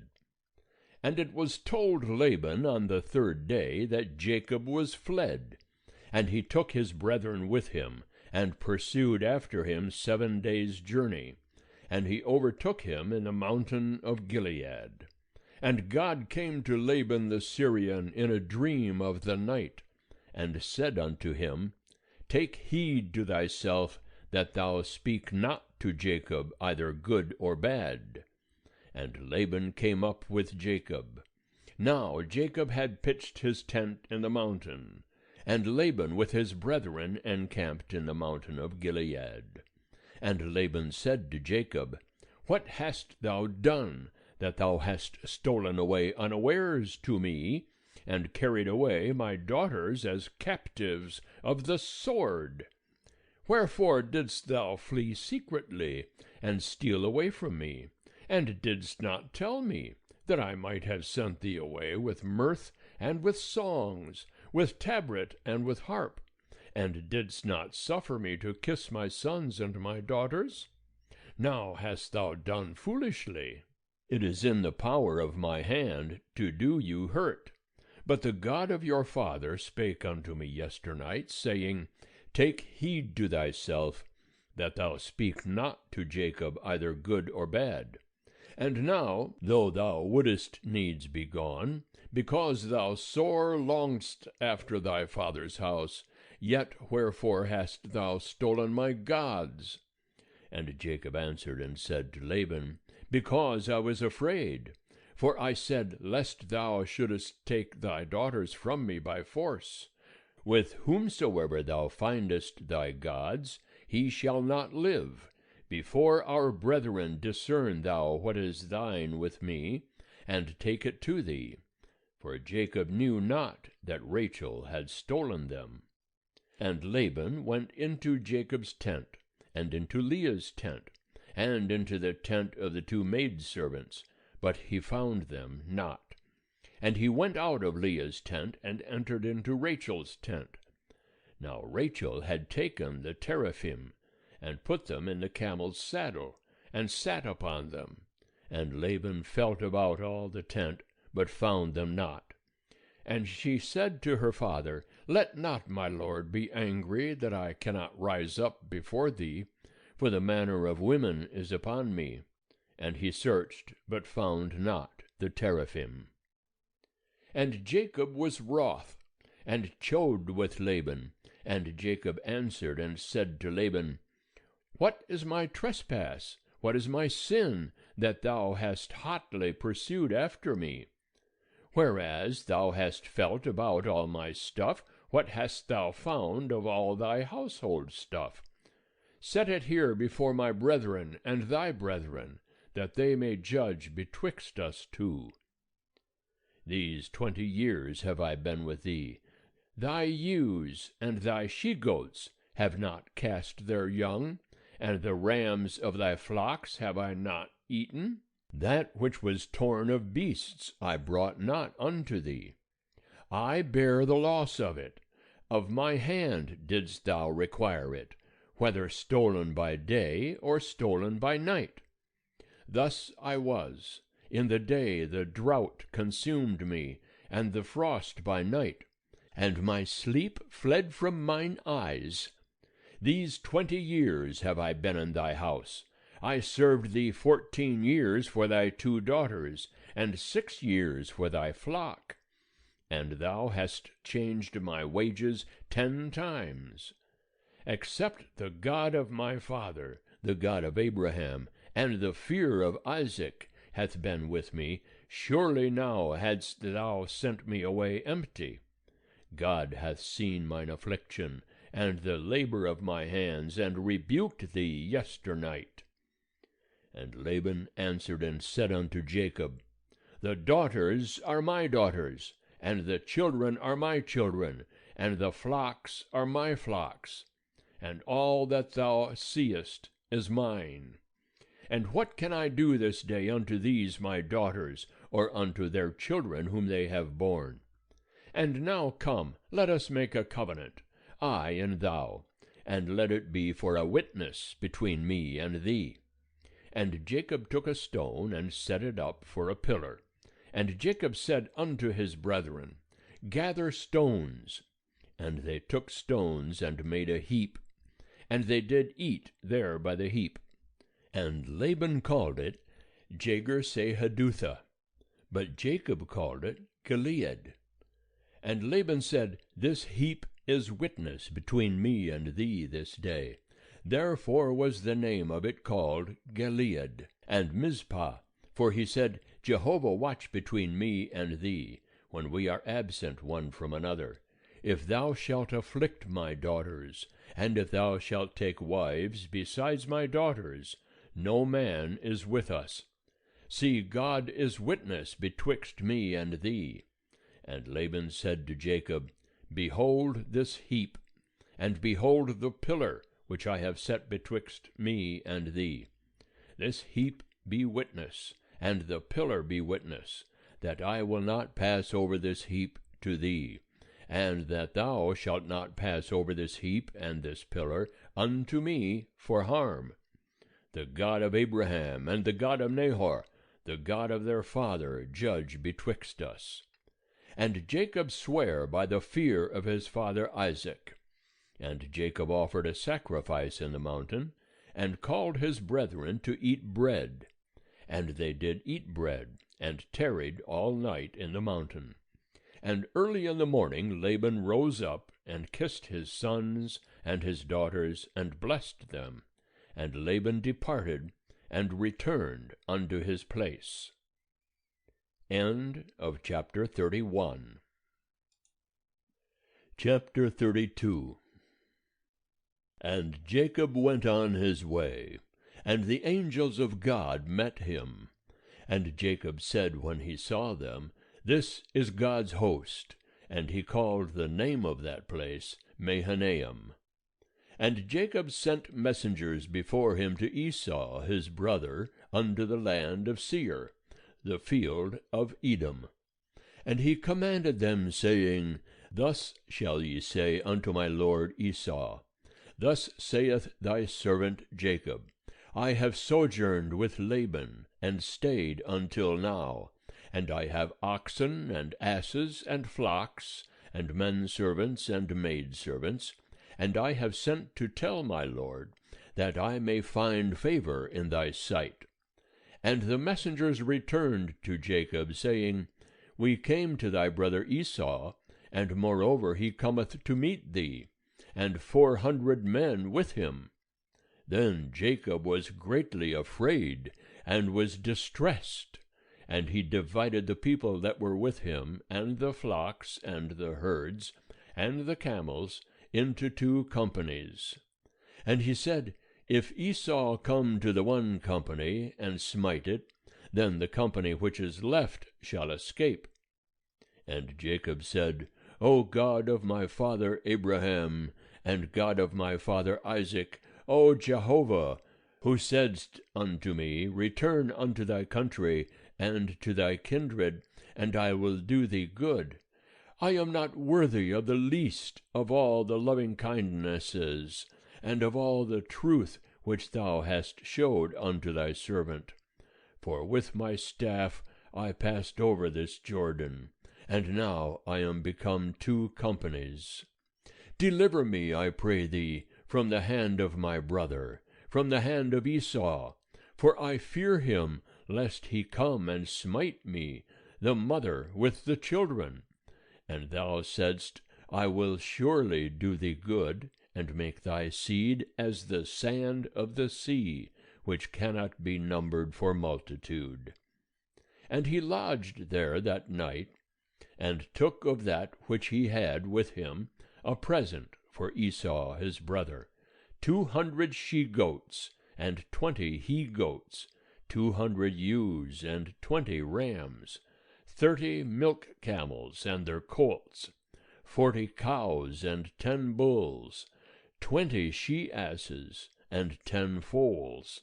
And he delivered them into the hand of his servants, every drove by itself, and said unto his servants, Pass over before me, and put a space betwixt drove and drove. And he commanded the foremost, saying, When Esau my brother meeteth thee, and asketh thee, saying, Whose art thou, and whither goest thou, and whose are these before thee? Then thou shalt say, They are thy servant Jacob's. It is a present sent unto my lord Esau, and behold, he also is behind us.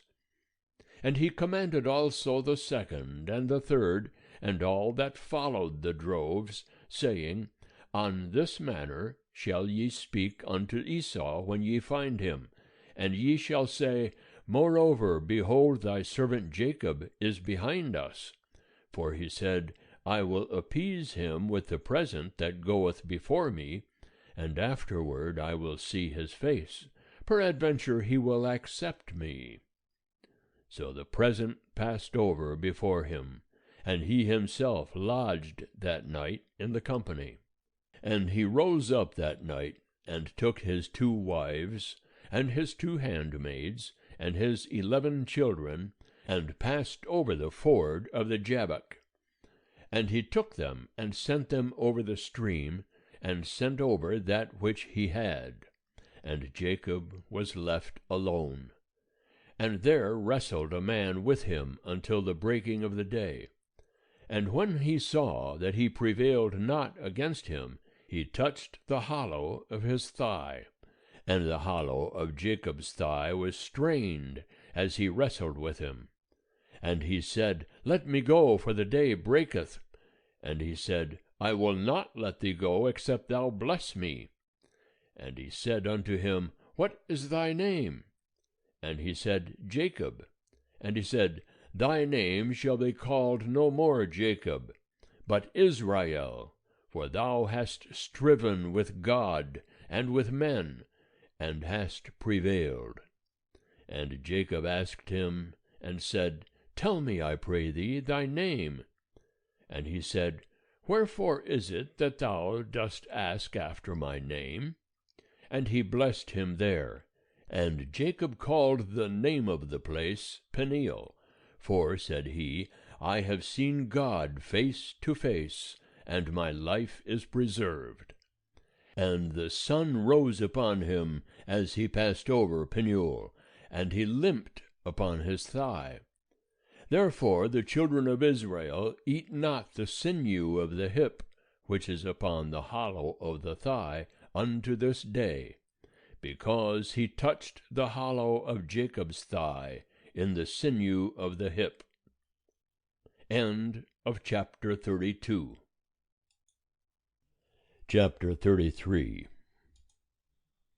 And Jacob lifted up his eyes, and looked, and behold, Esau was coming, and with him 400 men. And he divided the children unto Leah, and unto Rachel, and unto the 2 handmaids. And he put the handmaids and their children foremost, and Leah and her children after, and Rachel and Joseph hindermost. And he himself passed over before them, and bowed himself to the ground 7 times, until he came near to his brother. And Esau ran to meet him, and embraced him, and fell on his neck, and kissed him, and they wept. And he lifted up his eyes, and saw the women and the children, and said, Who are these with thee? And he said, The children whom God hath graciously given thy servant. Then the handmaids came near, they and their children, and they bowed themselves. And Leah also and her children came near, and bowed themselves. And after came Joseph near, and Rachel, and they bowed themselves. And he said, What meanest thou by all this company which I met? And he said, To find favor in the sight of my lord. And Esau said, I have enough, my brother. Let that which thou hast be thine. And Jacob said, Nay, I pray thee, if now I have found favor in thy sight, then receive my present at my hand, forasmuch as I have seen thy face, as one seeth the face of God, and thou wast pleased with me. Take, I pray thee, my gift that is brought to thee, because God hath dealt graciously with me, and because I have enough. And he urged him, and he took it. And he said, Let us take our journey, and let us go, and I will go before thee. And he said unto him, My lord knoweth that the children are tender, and that the flocks and herds with me have their young. And if they overdrive them one day, all the flocks will die. Let my lord, I pray thee, pass over before his servant, and I will lead on gently, according to the pace of the cattle that are before me, and according to the pace of the children, until I come unto my lord, unto Seir. And Esau said, Let me now leave with thee some of the folk that are with me. And he said, What needeth it? Let me find favor in the sight of my lord. So Esau returned that day on his way unto Seir. And Jacob journeyed to Succoth. and built him a house, and made booths for his cattle. Therefore the name of the place is called Succoth. And Jacob came in peace to the city of Shechem, which is in the land of Canaan, when he came from Padan Aram, and encamped before the city. And he bought the parcel of ground where he had spread his tent, at the hand of the children of Hamor, Shechem's father, for 100 pieces of money. And he erected there an altar, and called it El Elohe Israel. End of chapter 33. Chapter 34. And Dinah, the daughter of Leah, whom she bare unto Jacob, went out to see the daughters of the land. And Shechem, the son of Hamor the Hivite, the prince of the land, saw her, and he took her, and lay with her, and humbled her. And his soul clave unto Dinah the daughter of Jacob, and he loved the damsel, and spake kindly unto the damsel. And Shechem spake unto his father Hamor, saying, Get me this damsel to wife. Now Jacob heard that he had defiled Dinah his daughter, and his sons were with his cattle in the field, and Jacob held his peace until they came. And Hamor the father of Shechem went out unto Jacob to commune with him. And the sons of Jacob came in from the field when they heard it. And the men were grieved, and they were very wroth, because he had wrought folly in Israel in lying with Jacob's daughter, which thing ought not to be done. And Hamor communed with them, saying, The soul of my son Shechem longeth for your daughter. I pray you give her unto him to wife. And make ye marriages with us. Give your daughters unto us, and take our daughters unto you. And ye shall dwell with us, and the land shall be before you. Dwell, and trade ye therein, and get you possessions therein. And Shechem said unto her father and unto her brethren, Let me find favor in your eyes, and what ye shall say unto me I will give. Ask me never so much dowry and gift, and I will give according as ye shall say unto me. But give me the damsel to wife. And the sons of Jacob answered Shechem and Hamor his father with guile, and spake, because he had defiled Dinah their sister, and said unto them, We cannot do this thing, to give our sister to one that is uncircumcised, for that were a reproach unto us. Only on this condition will we consent unto you, if ye will be as we are, that every male of you be circumcised. Then will we give our daughters unto you, and we will take your daughters to us. And we will dwell with you, and we will become one people. But if ye will not hearken unto us, to be circumcised, then will we take our daughter, and we will be gone. And their words pleased Hamor and Shechem, Hamor's son. And the young man deferred not to do the thing, because he had delight in Jacob's daughter, and he was honored above all the house of his father. And Hamor and Shechem his son came unto the gate of their city, and communed with the men of their city, saying, These men are peaceable with us. Therefore let them dwell in the land, and trade therein. For behold, the land is large enough for them.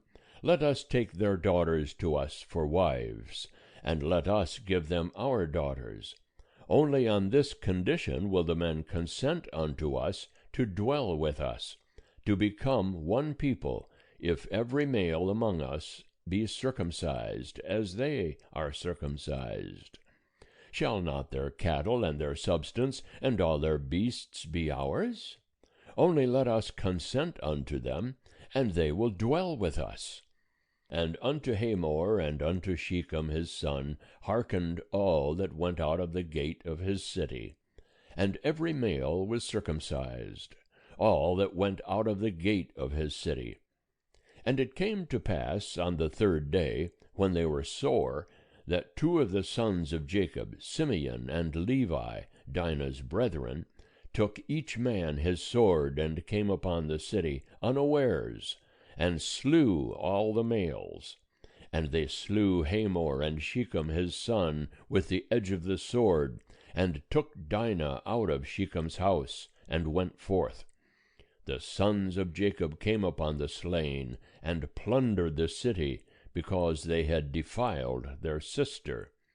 They took their flocks, and their herds, and their asses, and that which was in the city, and that which was in the field, and all their wealth, and all their little ones, and their wives, took they captive, and made a prey, even all that was in the house.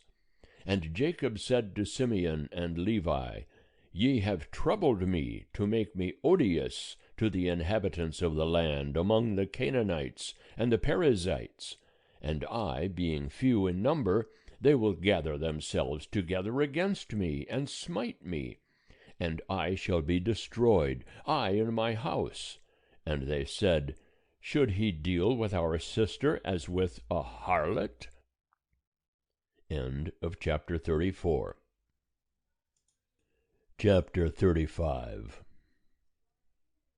And God said unto Jacob, Arise, go up to Bethel, and dwell there, and make there an altar unto God, who appeared unto thee when thou fleddest from the face of Esau thy brother.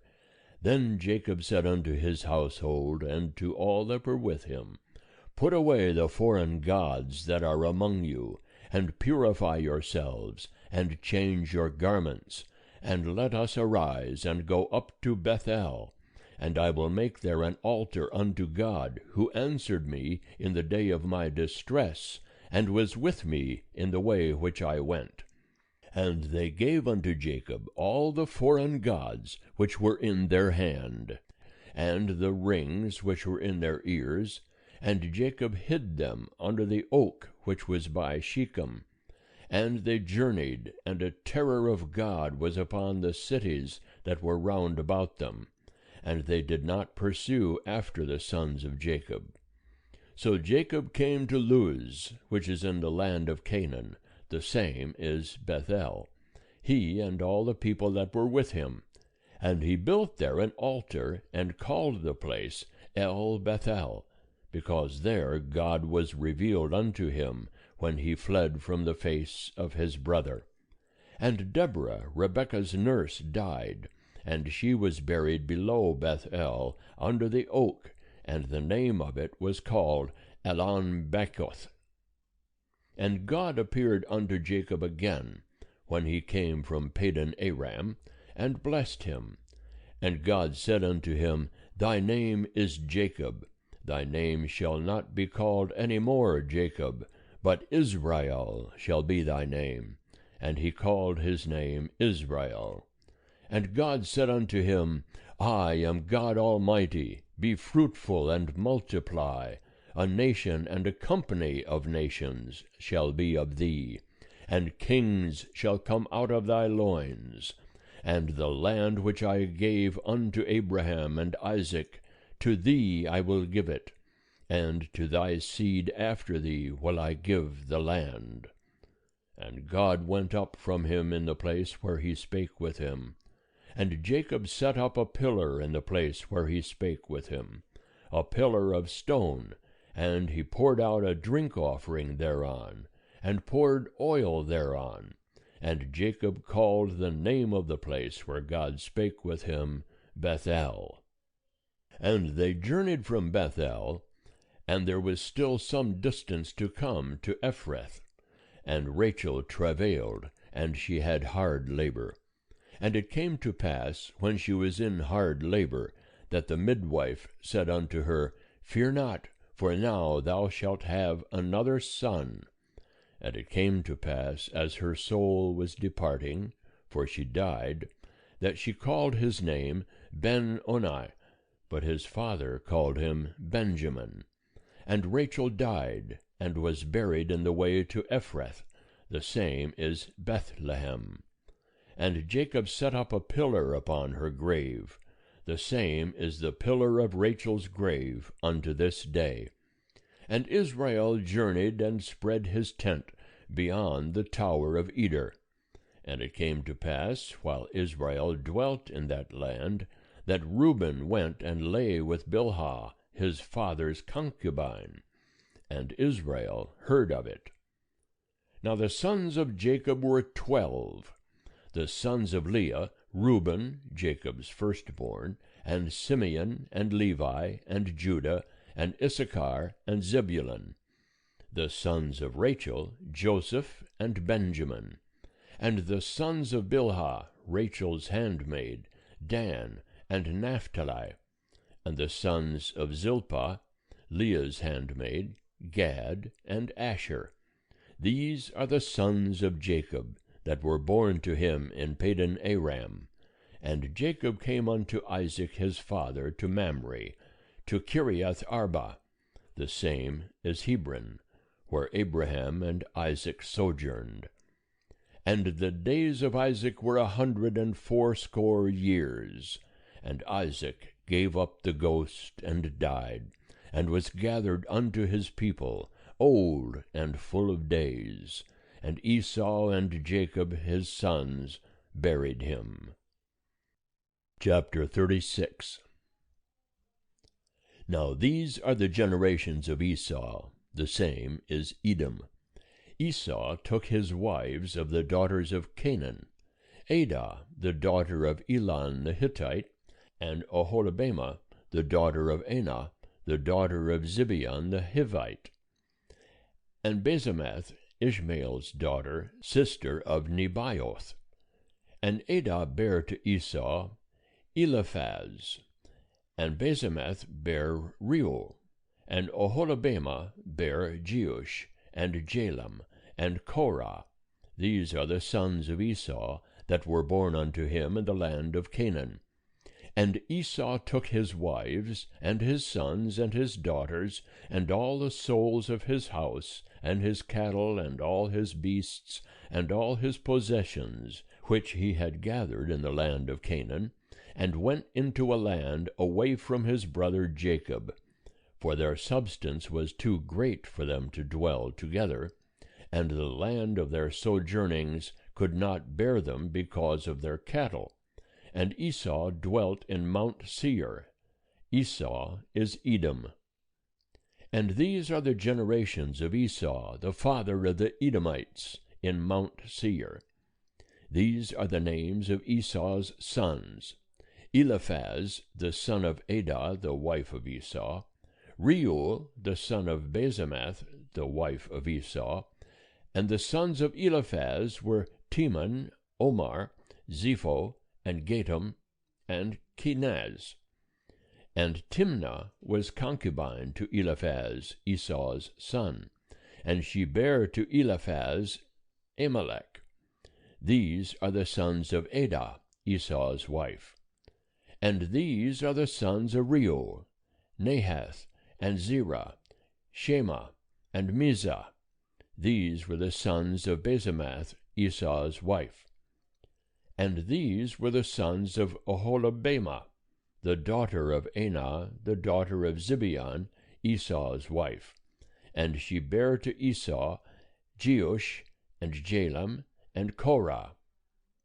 These are the chiefs of the sons of Esau, the sons of Eliphaz, the firstborn of Esau: chief Teman, chief Omar, chief Zepho, chief Kenaz, chief Korah, chief Gatam, chief Amalek. These are the chiefs that came of Eliphaz in the land of Edom. These are the sons of Adah. And these are the sons of Reuel, Esau's son: chief Nahath, chief Zerah, chief Shema, chief Mizah. These are the chiefs that came of Reuel in the land of Edom. These are the sons of Basemath, Esau's wife. And these are the sons of Oholibamah, Esau's wife: chief Jeush, chief Jalam, chief Korah.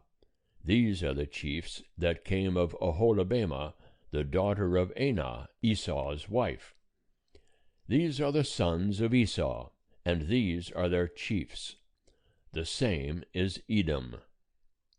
These are the sons of Seir the Horite, the inhabitants of the land, Lotan, and Shobal, and Zibeon, and Anah, and Dishan, and Ezer, and Dishan.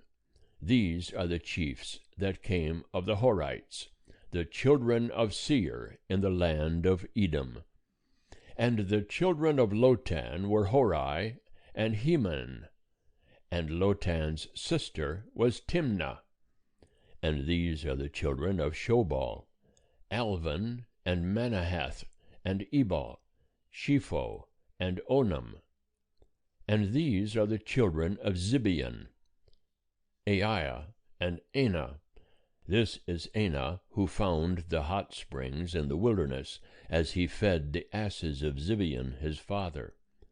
And these are the children of Anah, Dishan, and Oholibamah, the daughter of Anah. And these are the children of Dishan, Himdan, and Ishban, and Ithran, and Chiran. These are the children of Ezer, Bilhan, and Zeavan, and Achan. These are the children of Dishan, Uz, and Aran.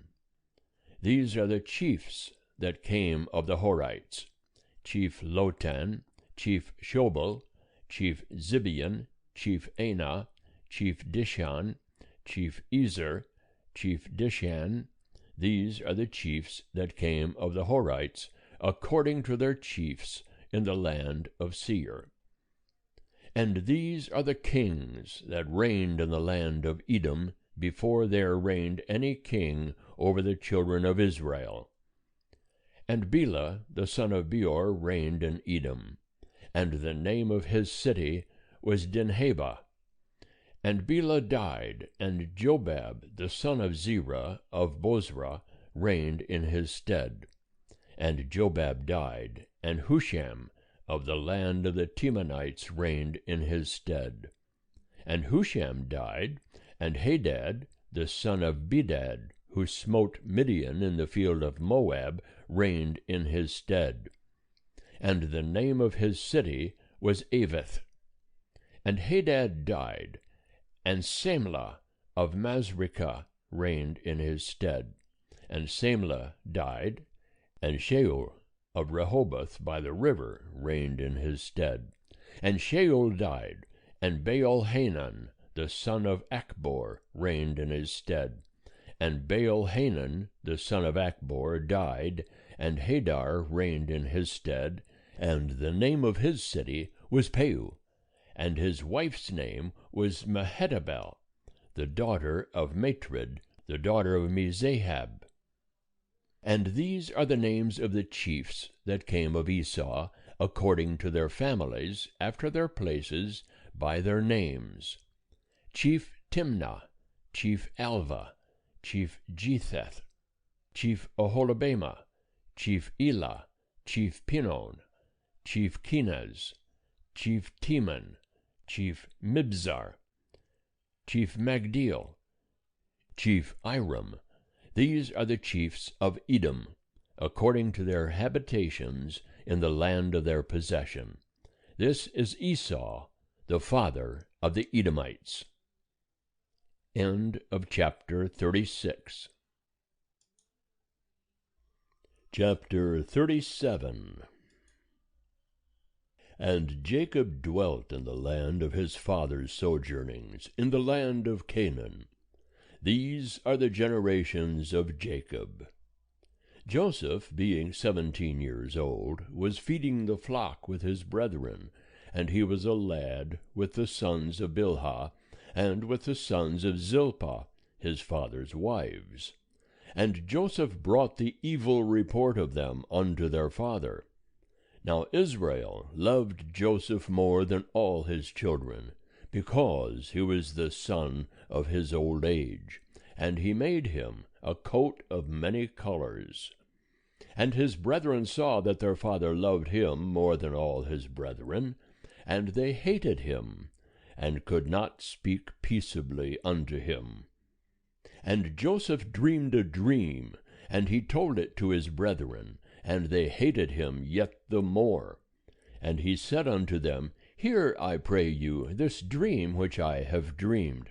For behold, we were binding sheaves in the field, and lo, my sheaf arose, and also stood upright. And behold, your sheaves came round about, and made obeisance to my sheaf. And his brethren said to him, Shalt thou indeed reign over us? Or shalt thou indeed have dominion over us? And they hated him yet the more for his dreams, and for his words. And he dreamed yet another dream, and told it to his brethren, and said, Behold, I have dreamed yet a dream, and behold, the sun and the moon and 11 stars made obeisance to me. And he told it to his father and to his brethren. And his father rebuked him, and said unto him, What is this dream that thou hast dreamed? Shall I and thy mother and thy brethren indeed come to bow down ourselves to thee to the earth? And his brethren envied him, but his father kept the saying in mind. And his brethren went to feed their father's flock in Shechem. And Israel said unto Joseph, Are not thy brethren feeding the flock in Shechem? Come, and I will send thee unto them. And he said to him, Here am I. And he said to him, Go now, see whether it is well with thy brethren, and well with the flock, and bring me word again. So he sent him out of the vale of Hebron, and he came to Shechem. And a certain man found him, and behold, he was wandering in the field. And the man asked him, saying, What seekest thou? And he said, I am seeking my brethren. Tell me, I pray thee, where they are feeding the flock. And the man said, They are departed hence, for I heard them say, Let us go to Dothan. And Joseph went after his brethren, and found them in Dothan. And they saw him afar off, and before he came near unto them, they conspired against him to slay him. And they said one to another, Behold, this dreamer cometh. Come now, therefore, and let us slay him, and cast him into one of the pits. And we will say, An evil beast hath devoured him, and we shall see what will become of his dreams. And Reuben heard it, and delivered him out of their hand, and said, Let us not take his life. And Reuben said unto them, Shed no blood, cast him into this pit that is in the wilderness, but lay no hand upon him, that he might deliver him out of their hand, to restore him to his father. And it came to pass, when Joseph was come unto his brethren, that they stripped Joseph of his coat, the coat of many colors that was on him. And they took him and cast him into the pit. And the pit was empty, there was no water in it. And they sat down to eat bread. And they lifted up their eyes and looked, and behold, a caravan of Ishmaelites was coming from Gilead, with their camels bearing spicery and balm and myrrh, going to carry it down to Egypt. And Judah said unto his brethren, What profit is it if we slay our brother, and conceal his blood? Come, and let us sell him to the Ishmaelites, and let not our hand be upon him, for he is our brother, our flesh. And his brethren hearkened unto him. And there passed by Midianites, merchantmen, and they drew and lifted up Joseph out of the pit, and sold Joseph to the Ishmaelites for 20 pieces of silver. And they brought Joseph into Egypt. And Reuben returned unto the pit, and behold, Joseph was not in the pit, and he rent his clothes. And he returned unto his brethren, and said, The child is not, and I, whither shall I go? And they took Joseph's coat, and killed a he-goat, and dipped the coat in the blood. And they sent the coat of many colors, and they brought it to their father, and said, This have we found. Know now whether it is thy son's coat or not. And he knew it, and said, It is my son's coat. An evil beast hath devoured him. Joseph is without doubt torn in pieces. And Jacob rent his garments, and put sackcloth upon his loins, and mourned for his son many days. And all his sons and all his daughters rose up to comfort him. But he refused to be comforted. And he said, For I will go down to Sheol to my son mourning. And his father wept for him. And the Midianites sold him into Egypt unto Potiphar, an officer of Pharaoh's, the captain of the guard. End of chapter 37. Chapter 38. And it came to pass at that time that Judah went down from his brethren, and turned in to a certain Adulamite, whose name was Hira. And Judah saw there a daughter of a certain Canaanite, whose name was Shua. And he took her, and went in unto her. And she conceived, and bare a son, and he called his name And she conceived again, and bare a son, and she called his name Onan. And she yet again bare a son, and called his name Shelah. And he was at Chizib when she bare him. And Judah took a wife for his firstborn, and her name was Tamar.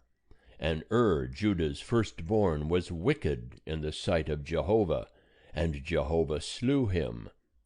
And Judah said unto Onan, Go in unto thy brother's wife, and perform the duty of a husband's brother unto her, and raise up seed to thy brother. And Onan knew that the seed would not be his. And it came to pass, when he went in unto his brother's wife, that he spilled it on the ground, lest he should give seed to his brother. And the thing which he did was evil in the sight of Jehovah, and he slew him also. Then said Judah to Tamar his daughter-in-law, Remain a widow in thy father's house, till Shelah my son be grown up. For he said, Lest he also die like his brethren. And Tamar went and dwelt in her father's house. And in process of time Shua's daughter, the wife of Judah, died. And Judah was comforted, and went up unto his sheep shearers to Timnah, he and his friend Hira the Adulamite. And it was told Tamar, saying, Behold, thy father-in-law goeth up to Timnah to shear his sheep. And she put off from her the garments of her widowhood, and covered herself with her veil, and wrapped herself, and sat in the gate of Enaim, which is by the way to Timnah. For she saw that Shelah was grown up, and she was not given unto him to wife. When Judah saw her, he thought her to be a harlot, for she had covered her face. And he turned unto her by the way, and said, Come, I pray thee, let me come in unto thee. For he knew not that she was his daughter-in-law. And she said, What wilt thou give me, that thou mayest come in unto me? And he said, I will send thee a kid of the goats from the flock. And she said, Wilt thou give me a pledge till thou send it? And he said, What pledge shall I give thee? And she said, Thy signet, and thy cord, and thy staff that is in thy hand. And he gave them to her, and came in unto her, and she conceived by him. And she arose and went away, and put off her veil from her, and put on the garments of her widowhood. And Judah sent the kid of the goats by the hand of his friend the Adulamite, to receive the pledge from the woman's hand. But he found her not. Then he asked the men of her place, saying, Where is the prostitute that was at Enaim by the wayside? And they said, There hath been no prostitute here. And he returned to Judah, and said, I have not found her. And also the men of the place said, There hath been no prostitute here. And Judah said, Let her take it to her, lest we be put to shame. Behold, I sent this kid, and thou hast not found her. And it came to pass about 3 months after, that it was told Judah, saying, Tamar, thy daughter-in-law, hath played the harlot. And moreover, behold, she is with child by whoredom. And Judah said, Bring her forth, and let her be burnt.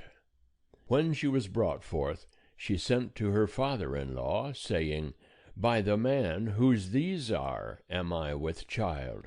And she said, Discern, I pray thee, whose are these, the signet, and the cords, and the staff? And Judah acknowledged them, and said, She is more righteous than I, forasmuch as I gave her not to Shelah my son. And he knew her again no more. And it came to pass in the time of her travail, that, behold, twins were in her womb. And it came to pass, when she travailed, that one put out a hand. And the midwife took and bound upon his hand a scarlet thread, saying, This came out first. And it came to pass, as he drew back his hand, that, behold, his brother came out. And she said, Wherefore hast thou made a breach for thyself? Therefore his name was called Perez. And afterward came out his brother, that had the scarlet thread upon his hand, and his name was called Zerah. End of chapter 38. Chapter 39. And Joseph was brought down to Egypt, and Potiphar, an officer of Pharaoh's, the captain of the guard, an Egyptian, bought him of the hand of the Ishmaelites that had brought him down thither. And Jehovah was with Joseph, and he was a prosperous man, and he was in the house of his master the Egyptian. And his master saw that Jehovah was with him, and that Jehovah made all that he did to prosper in his hand. And Joseph found favor in his sight, and he ministered unto him, and he made him overseer over his house, and all that he had he put into his hand. And it came to pass, from the time that he made him overseer in his house, and over all that he had, that Jehovah blessed the Egyptian's house for Joseph's sake. And the blessing of Jehovah was upon all that he had, in the house and in the field. And he left all that he had in Joseph's hand, and he knew not aught that was with him, save the bread which he did eat. And Joseph was comely and well favored.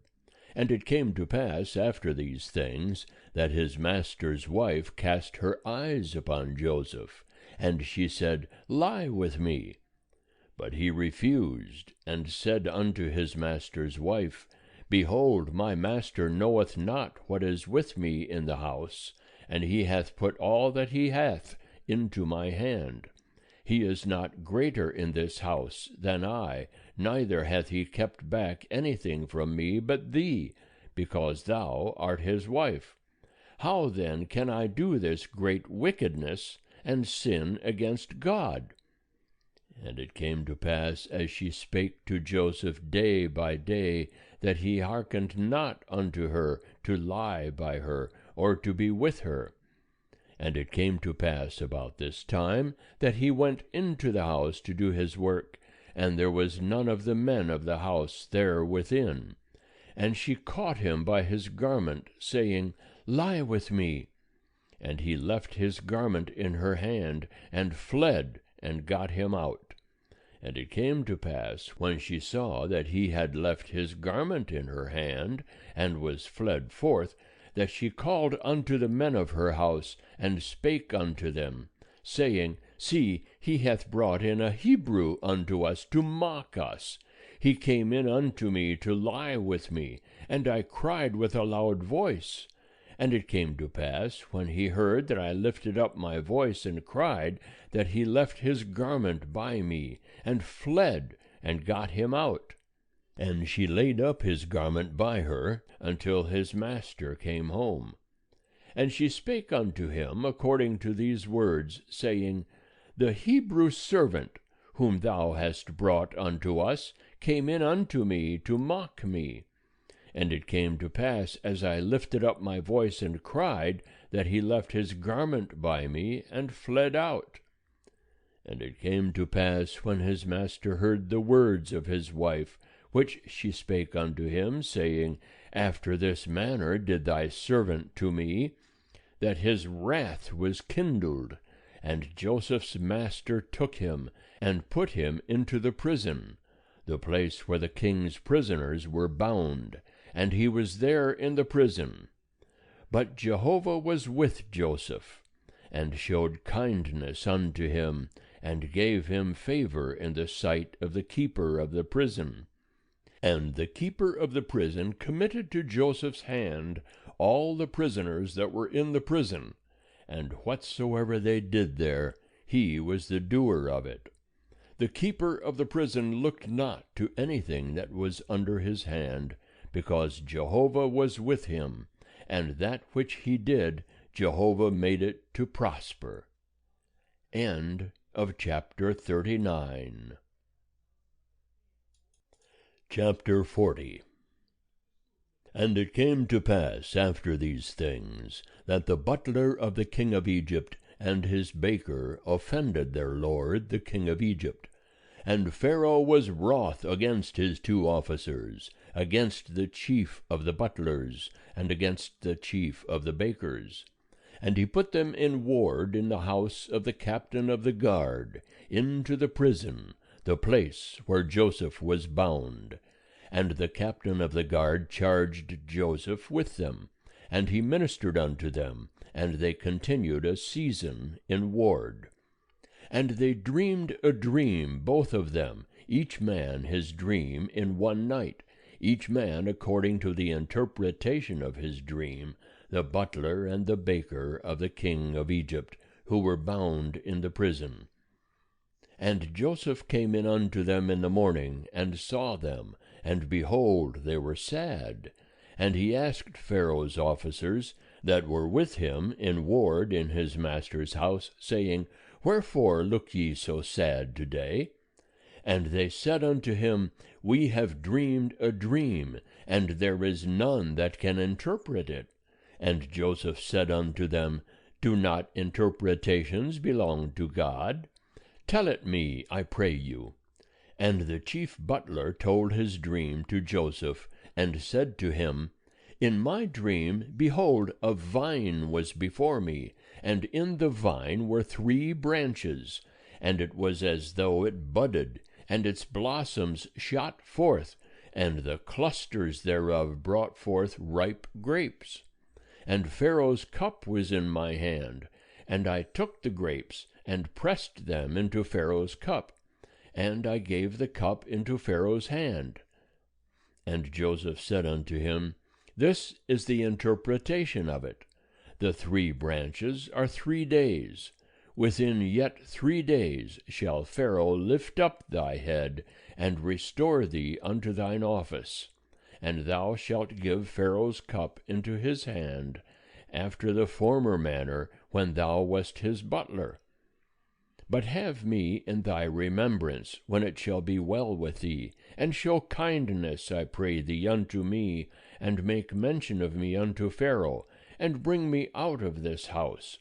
For indeed I was stolen away out of the land of the Hebrews, and here also have I done nothing that they should put me into the dungeon. When the chief baker saw that the interpretation was good, he said unto Joseph, I also was in my dream, and behold, 3 baskets of white bread were on my head, and in the uppermost basket there was of all manner of baked food for Pharaoh, and the birds did eat them out of the basket upon my head. And Joseph answered and said, This is the interpretation thereof. The 3 baskets are 3 days. Within yet 3 days shall Pharaoh lift up thy head from off thee, and shall hang thee on a tree, and the birds shall eat thy flesh from off thee. And it came to pass the 3rd day, which was Pharaoh's birthday, that he made a feast unto all his servants, and he lifted up the head of the chief butler, and the head of the chief baker among his servants, and he restored the chief butler unto his butlership again, and he gave the cup into Pharaoh's hand. But he hanged the chief baker, as Joseph had interpreted to them. Yet did not the chief butler remember Joseph, but forgat him. End of chapter 40. Chapter 41. And it came to pass, at the end of 2 full years, that Pharaoh dreamed, and behold, he stood by the river, and behold, there came up out of the river 7 kine, well-favored and fat-fleshed, and they fed in the reed grass. And behold, 7 other kine came up after them out of the river, ill-favored and lean-fleshed, and stood by the other kine upon the brink of the river. And the ill-favored and lean-fleshed kine did eat up the 7 well-favored and fat kine. So Pharaoh awoke, and he slept, and dreamed a 2nd time. And behold, 7 ears of grain came up upon one stalk, rank and good. And behold, 7 ears, thin and blasted with the east wind, sprung up after them. And the thin ears swallowed up the 7 rank and full ears. And Pharaoh awoke, and behold, it was a dream. And it came to pass in the morning that his spirit was troubled, and he sent and called for all the magicians of Egypt, and all the wise men thereof. And Pharaoh told them his dream, but there was none that could interpret them unto Pharaoh. Then spake the chief butler unto Pharaoh, saying, I do remember my faults this day. Pharaoh was wroth with his servants, and put me in ward in the house of the captain of the guard, me and the chief baker. And we dreamed a dream in one night, I and he. We dreamed each man according to the interpretation of his dream. And there was with us there a young man, a Hebrew, servant to the captain of the guard, and we told him, and he interpreted to us our dreams. To each man according to his dream he did interpret. And it came to pass, as he interpreted to us, so it was. Me he restored unto mine office, and him he hanged. Then Pharaoh sent and called Joseph, and they brought him hastily out of the dungeon, and he shaved himself, and changed his raiment, and came in unto Pharaoh. And Pharaoh said unto Joseph, I have dreamed a dream, and there is none that can interpret it. And I have heard say of thee, that when thou hearest a dream, thou canst interpret it. And Joseph answered Pharaoh, saying, It is not in me. God will give Pharaoh an answer of peace. And Pharaoh spake unto Joseph, In my dream, behold, I stood upon the brink of the river, and behold, there came up out of the river 7 kine, fat-fleshed and well-favored, and they fed in the reed grass. And behold, 7 other kine came up after them, poor and very ill-favored and lean-fleshed, such as I never saw in all the land of Egypt for badness. And the lean and ill-favored kine did eat up the first 7 fat kine. And when they had eaten them up, it could not be known that they had eaten them, but they were still ill-favored, as at the beginning. So I awoke. And I saw in my dream, and behold, 7 ears came up upon one stalk, full and good. And behold, 7 ears withered, thin, and blasted with the east wind sprung up after them. And the thin ears swallowed up the 7 good ears. And I told it unto the magicians, but there was none that could declare it to me. And Joseph said unto Pharaoh, The dream of Pharaoh is one. What God is about to do he hath declared unto Pharaoh. The 7 good kine are 7 years, and the 7 good ears are 7 years. The dream is one. And the 7 lean and ill-favored kine that came up after them are 7 years, and also the 7 empty ears blasted with the east wind. They shall be 7 years of famine. That is the thing which I spake unto Pharaoh. What God is about to do he hath showed unto Pharaoh. Behold, there come 7 years of great plenty throughout all the land of Egypt, and there shall arise after them 7 years of famine, and all the plenty shall be forgotten in the land of Egypt, and the famine shall consume the land, and the plenty shall not be known in the land by reason of that famine which followeth, for it shall be very grievous. And for that the dream was doubled unto Pharaoh. It is because the thing is established by God, and God will shortly bring it to pass. Now therefore let Pharaoh look out a man discreet and wise, and set him over the land of Egypt. Let Pharaoh do this, and let him appoint overseers over the land, and take up the 5th part of the land of Egypt in the 7 plenteous years, and let them gather all the food of these good years that come, and lay up grain under the hand of Pharaoh for food in the cities, and let them keep it. And the food shall be for a store to the land against the 7 years of famine, which shall be in the land of Egypt, that the land perish not through the famine. And the thing was good in the eyes of Pharaoh, and in the eyes of all his servants. And Pharaoh said unto his servants, Can we find such a one as this, a man in whom the Spirit of God is? And Pharaoh said unto Joseph, Forasmuch as God hath showed thee all this, there is none so discreet and wise as thou. Thou shalt be over my house, and according unto thy word shall all my people be ruled. Only in the throne will I be greater than thou.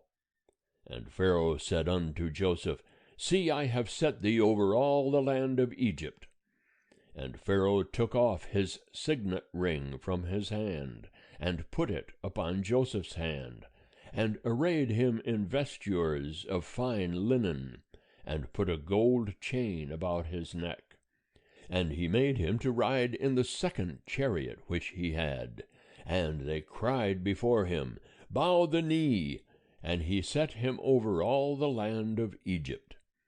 And Pharaoh said unto Joseph, I am Pharaoh, and without thee shall no man lift up his hand or his foot in all the land of Egypt. And Pharaoh called Joseph's name Zaphenath-paneah, and he gave him to wife Asenath, the daughter of Potipherah, priest of On. And Joseph went out over the land of Egypt. And Joseph was 30 years old when he stood before Pharaoh, king of Egypt. And Joseph went out from the presence of Pharaoh, and went throughout all the land of Egypt. And in the 7 plenteous years the earth brought forth by handfuls. And he gathered up all the food of the 7 years which were in the land of Egypt, and laid up the food in the cities. The food of the field, which was round about every city, laid he up in the same. And Joseph laid up grain as the sand of the sea, very much, until he left off numbering, for it was without number. And unto Joseph were born 2 sons before the year of famine came, whom Asenath, the daughter of Potipherah, priest of On, bare unto him. And Joseph called the name of the firstborn Manasseh. For said he, God hath made me forget all my toil and all my father's house. and the name of the second called he Ephraim, for God hath made me fruitful in the land of my affliction. And the 7 years of plenty that was in the land of Egypt came to an end, and the 7 years of famine began to come, according as Joseph had said. And there was famine in all lands, but in all the land of Egypt there was bread. And when all the land of Egypt was famished, the people cried to Pharaoh for bread. And Pharaoh said unto all the Egyptians, Go unto Joseph, what he saith to you do. And the famine was over all the face of the earth, and Joseph opened all the storehouses, and sold unto the Egyptians.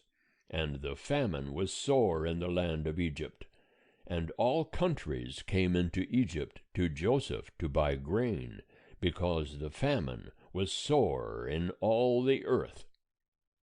End of chapter 41. Chapter 42. Now Jacob saw that there was grain in Egypt, and Jacob said unto his sons, Why do ye look one upon another? And he said, Behold, I have heard that there is grain in Egypt.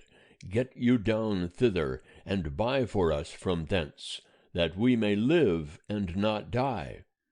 And Joseph's 10 brethren went down to buy grain from Egypt. But Benjamin, Joseph's brother, Jacob sent not with his brethren, for he said, Lest peradventure harm befall him. And the sons of Israel came to buy among those that came, for the famine was in the land of Canaan. And Joseph was the governor over the land. He it was that sold to all the people of the land. And Joseph's brethren came and bowed down themselves to him, with their faces to the earth. And Joseph saw his brethren, and he knew them, but made himself strange unto them, and spake roughly with them. And he said unto them, Whence come ye? And they said, From the land of Canaan to buy food. And Joseph knew his brethren, but they knew not him. And Joseph remembered the dreams which he dreamed of them, and said unto them, Ye are spies, to see the nakedness of the land ye are come. And they said unto him, Nay, my lord, but to buy food are thy servants come. We are all one man's sons, we are true men, thy servants are no spies. And he said unto them, Nay, but to see the nakedness of the land ye are come. And they said, We thy servants are 12 brethren, the sons of one man in the land of Canaan. And behold, the youngest is this day with our father, and one is not. And Joseph said unto them, That is it that I spake unto you, saying, Ye are spies.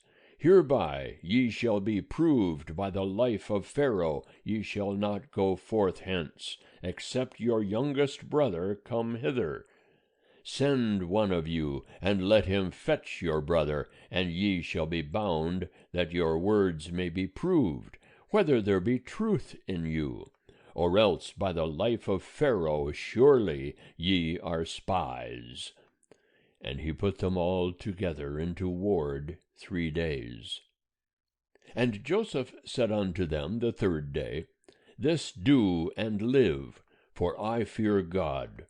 If ye be true men, let one of your brethren be bound in your prison house, but go ye, carry grain for the famine of your houses, and bring your youngest brother unto me. So shall your words be verified, and ye shall not die. And they did so. And they said one to another, We are verily guilty concerning our brother, in that we saw the distress of his soul when he besought us, and we would not hear. Therefore is this distress come upon us.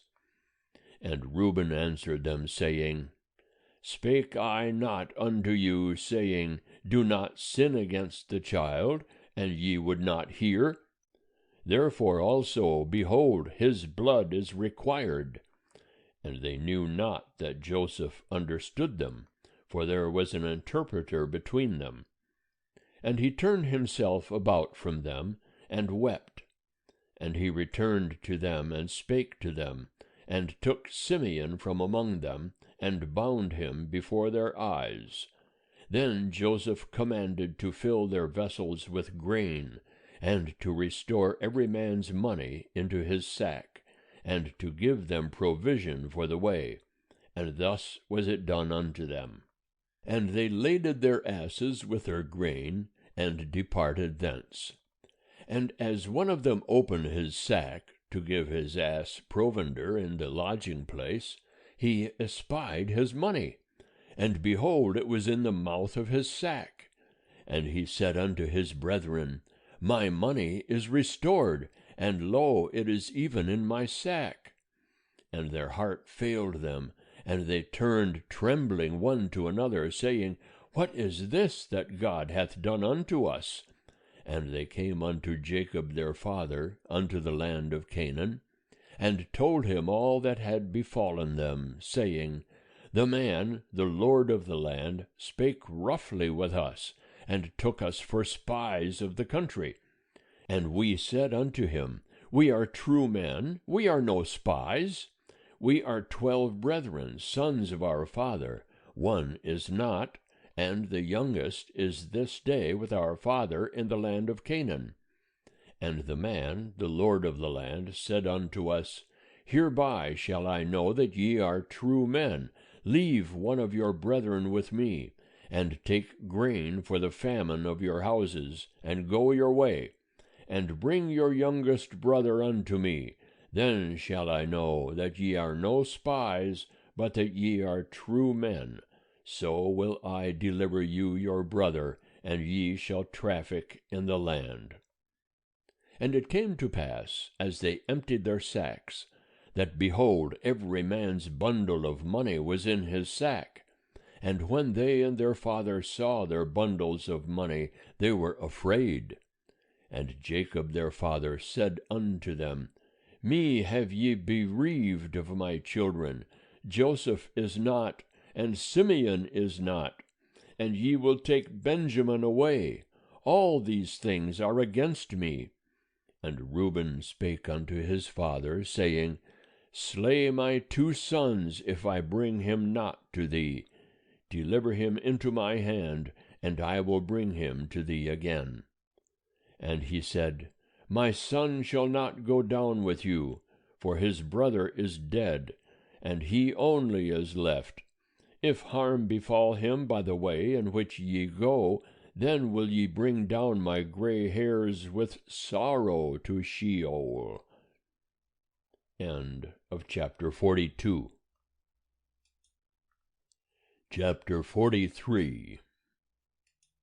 And the famine was sore in the land, and it came to pass, when they had eaten up the grain which they had brought out of Egypt, their father said unto them, Go again, buy us a little food.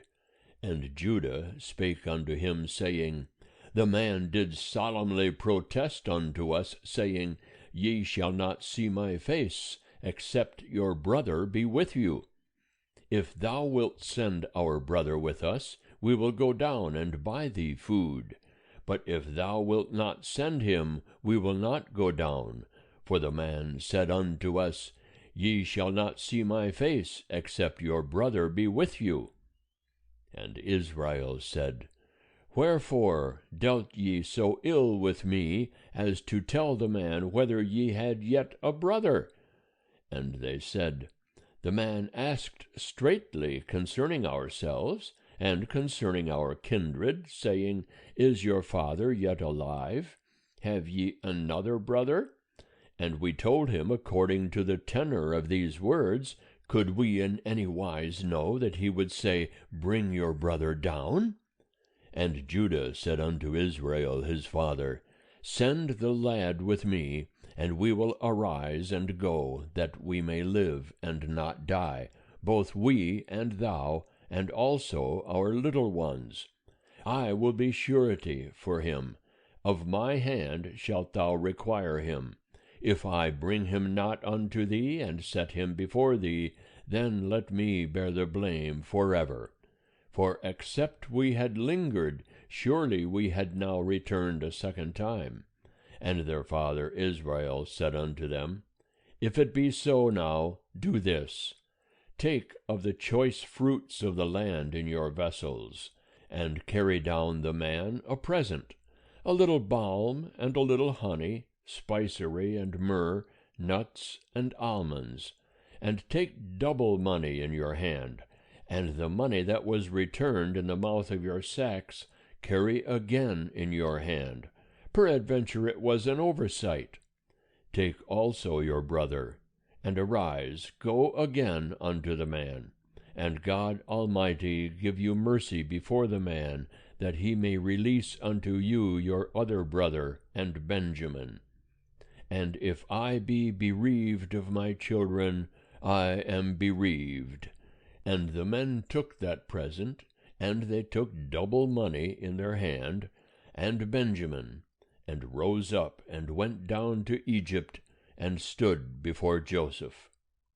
And when Joseph saw Benjamin with them, he said to the steward of his house, Bring the men into the house, and slay and make ready, for the men shall dine with me at noon.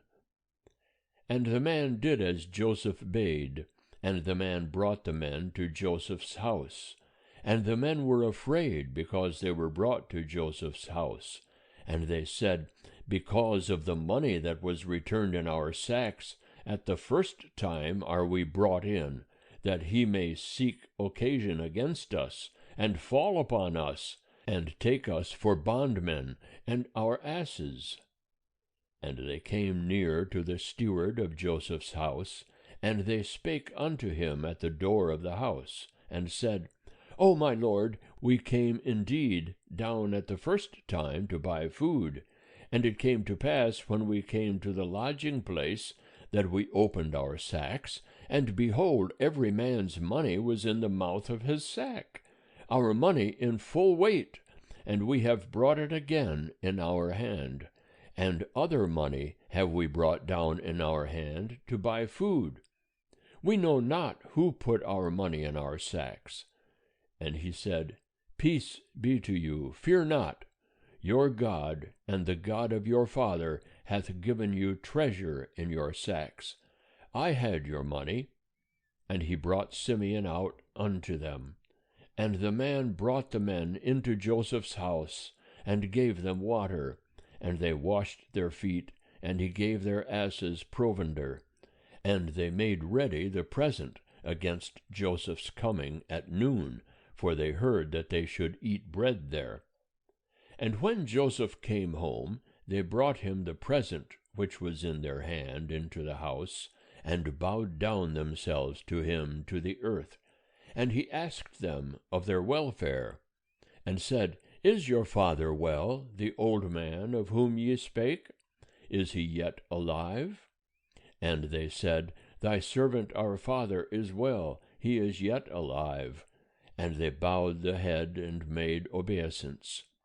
And he lifted up his eyes, and saw Benjamin his brother, his mother's son, and said, Is this your youngest brother, of whom ye spake unto me? And he said, God be gracious unto thee, my son. And Joseph made haste, for his heart yearned over his brother, and he sought where to weep. And he entered into his chamber, and wept there. And he washed his face, and came out. And he refrained himself, and said, Set on bread. And they set on for him by himself, and for them by themselves, and for the Egyptians that did eat with him by themselves, because the Egyptians might not eat bread with the Hebrews, for that is an abomination unto the Egyptians. And they sat before him, the firstborn according to his birthright, and the youngest according to his youth, and the men marveled one with another. And he took and sent messes unto them from before him, But Benjamin's mess was 5 times so much as any of theirs, and they drank and were merry with him. End of chapter 43. Chapter 44. And he commanded the steward of his house, saying, Fill the men's sacks with food, as much as they can carry, and put every man's money in his sack's mouth. And put my cup, the silver cup, in the sack's mouth of the youngest, and his grain money. And he did according to the word that Joseph had spoken. As soon as the morning was light, the men were sent away, they and their asses. And when they were gone out of the city, and were not yet far off, Joseph said unto his steward, Up, follow after the men, and when thou dost overtake them, say unto them, Wherefore have ye rewarded evil for good? Is not this that in which my Lord drinketh, and whereby he indeed divineth? Ye have done evil in so doing. And he overtook them, and he spake unto them these words. And they said unto him, Wherefore speaketh my Lord such words as these? Far be it from thy servants that they should do such a thing. Behold, the money which we found in our sacks' mouths we brought again unto thee out of the land of Canaan. How then should we steal out of thy Lord's house silver or gold? With whomsoever of thy servants it be found, let him die, and we also will be my Lord's bondmen. And he said, Now also let it be according unto your words. He with whom it is found shall be my bondman, and ye shall be blameless. Then they hasted and took down every man his sack to the ground, and opened every man his sack. And he searched, and began at the eldest, and left off at the youngest. And the cup was found in Benjamin's sack. Then they rent their clothes, and laded every man his ass, and returned to the city. And Judah and his brethren came to Joseph's house, and he was yet there. And they fell before him on the ground. And Joseph said unto them, What deed is this that ye have done? Know ye not that such a man as I can indeed divine? And Judah said, What shall we say unto my Lord? What shall we speak? Or how shall we clear ourselves? God hath found out the iniquity of thy servants. Behold, we are my Lord's bondmen, both we and he also in whose hand the cup is found. And he said, Far be it from me that I should do so.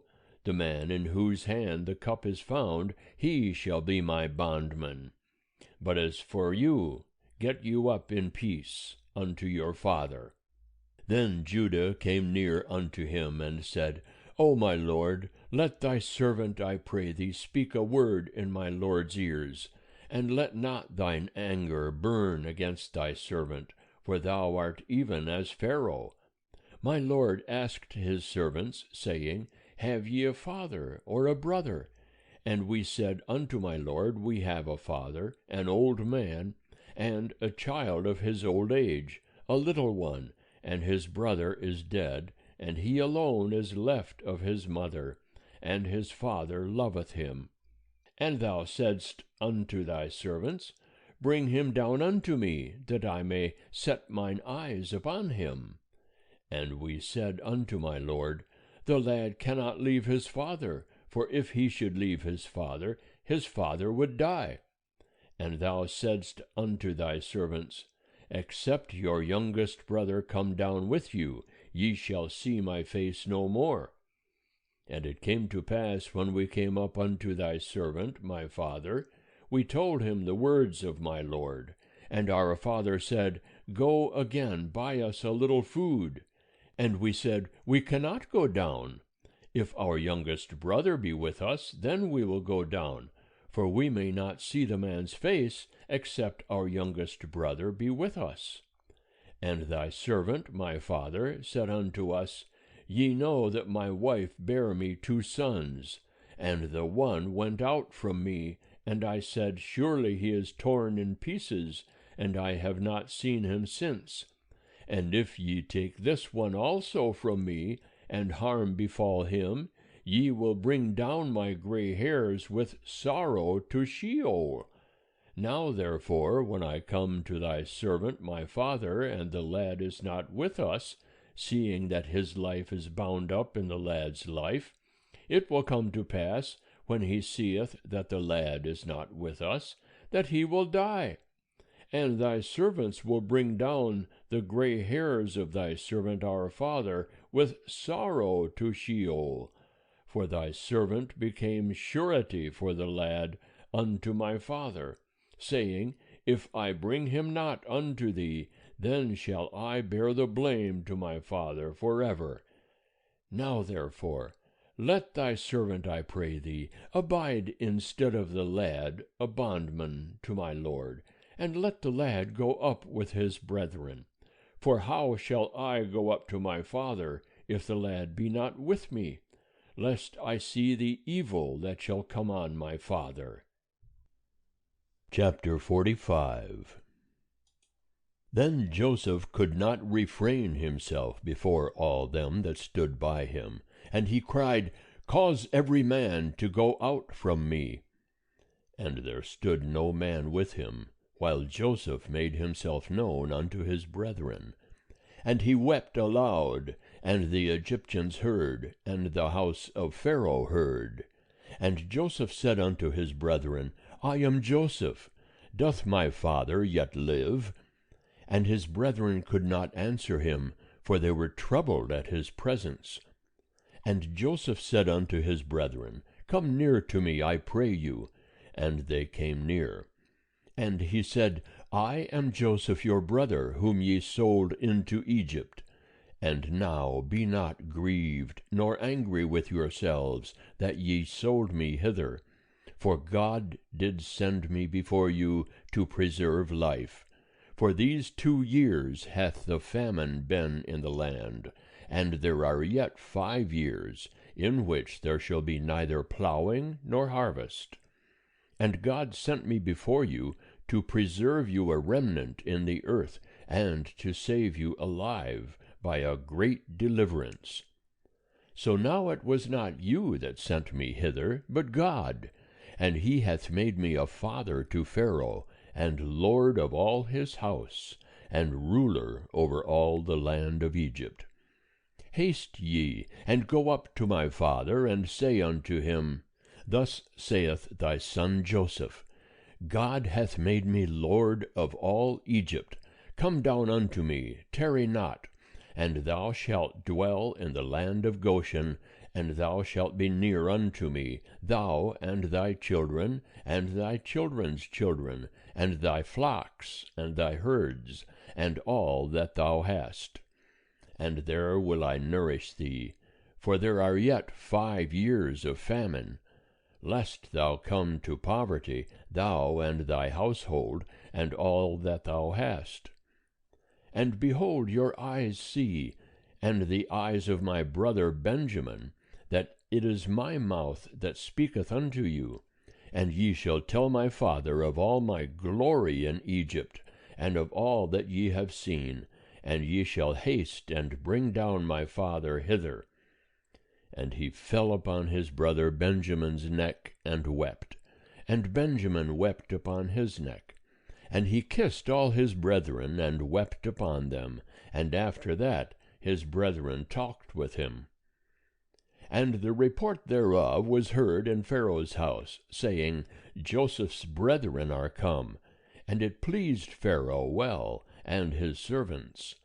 And Pharaoh said unto Joseph, Say unto thy brethren, This do ye, lade your beasts, and go, get you unto the land of Canaan, and take your father and your households, and come unto me, and I will give you the good of the land of Egypt, and ye shall eat the fat of the land. Now thou art commanded, this do ye, take you wagons out of the land of Egypt for your little ones, and for your wives, and bring your father, and come. Also regard not your stuff, for the good of all the land of Egypt is yours. And the sons of Israel did so. And Joseph gave them wagons according to the commandment of Pharaoh, and gave them provision for the way. To all of them he gave each man changes of raiment. But to Benjamin he gave 300 pieces of silver, and 5 changes of raiment. And to his father he sent after this manner: 10 asses laden with the good things of Egypt, and 10 she-asses laden with grain and bread and provision for his father by the way. So he sent his brethren away, and they departed. And he said unto them, See that ye fall not out by the way. And they went up out of Egypt, and came into the land of Canaan unto Jacob their father. And they told him, saying, Joseph is yet alive, and he is ruler over all the land of Egypt. And his heart fainted, for he believed them not. And they told him all the words of Joseph, which he had said unto them. And when he saw the wagons which Joseph had sent to carry him, the spirit of Jacob their father revived, and Israel said, It is enough. Joseph my son is yet alive. I will go and see him before I die. End of chapter 45. Chapter 46. And Israel took his journey with all that he had, and came to Beersheba, and offered sacrifices unto the God of his father Isaac. And God spake unto Israel in the visions of the night, and said, Jacob, Jacob. And he said, Here am I. And he said, I am God, the God of thy father. Fear not to go down into Egypt, for I will there make of thee a great nation. I will go down with thee into Egypt, and I will also surely bring thee up again. And Joseph shall put his hand upon thine eyes. And Jacob rose up from Beersheba, and the sons of Israel carried Jacob their father, and their little ones, and their wives, in the wagons which Pharaoh had sent to carry him. And they took their cattle and their goods which they had gotten in the land of Canaan, and came into Egypt, Jacob and all his seed with him, his sons and his sons' sons with him, his daughters and his sons' daughters, and all his seed brought he with him into Egypt. And these are the names of the children of Israel who came into Egypt: Jacob and his sons. Reuben, Jacob's firstborn. And the sons of Reuben, Hanok, and Palu, and Hezron, and Carmi. And the sons of Simeon, Jemuel, and Jamin, and Ohad, and Jachin, and Zohar, and Shaul the son of a Canaanitish woman. And the sons of Levi, Gershon, Kohath, and Merari. And the sons of Judah, and Onan, and Shelah, and Perez, and Zerah. But and Onan died in the land of Canaan. And the sons of Perez were Hezron and Hamul. And the sons of Issachar, Tola, and Puvah, and Iob, and Shimron. And the sons of Zebulun, Sered, and Elon, and Jaleel. These are the sons of Leah, whom she bare unto Jacob in Padan Aram, with his daughter Dinah. All the souls of his sons and his daughters were 33. And the sons of Gad, Ziphion, and Haggai, Shunai, and Esbon, Eri, and Erodi, and Areli. And the sons of Asher, Imnah, and Ishva, and Ishvi, and Beriah, and Serah their sister, and the sons of Beriah, Heber, and Malchiel.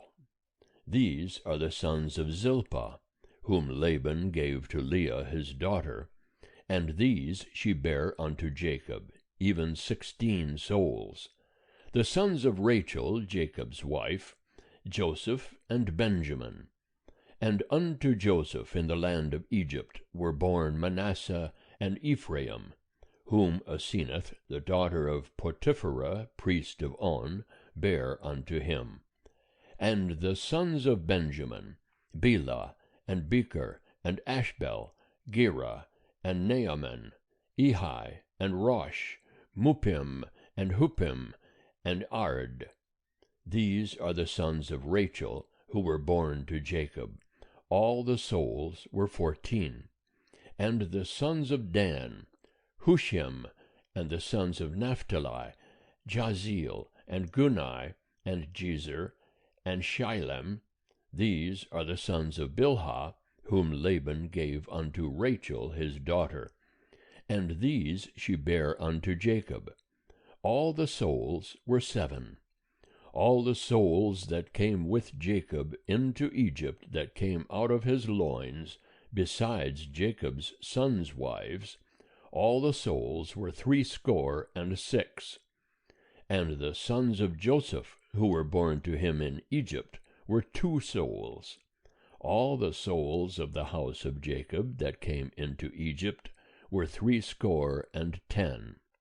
And he sent Judah before him unto Joseph, to show the way before him unto Goshen. And they came into the land of Goshen. And Joseph made ready his chariot, and went up to meet Israel his father to Goshen.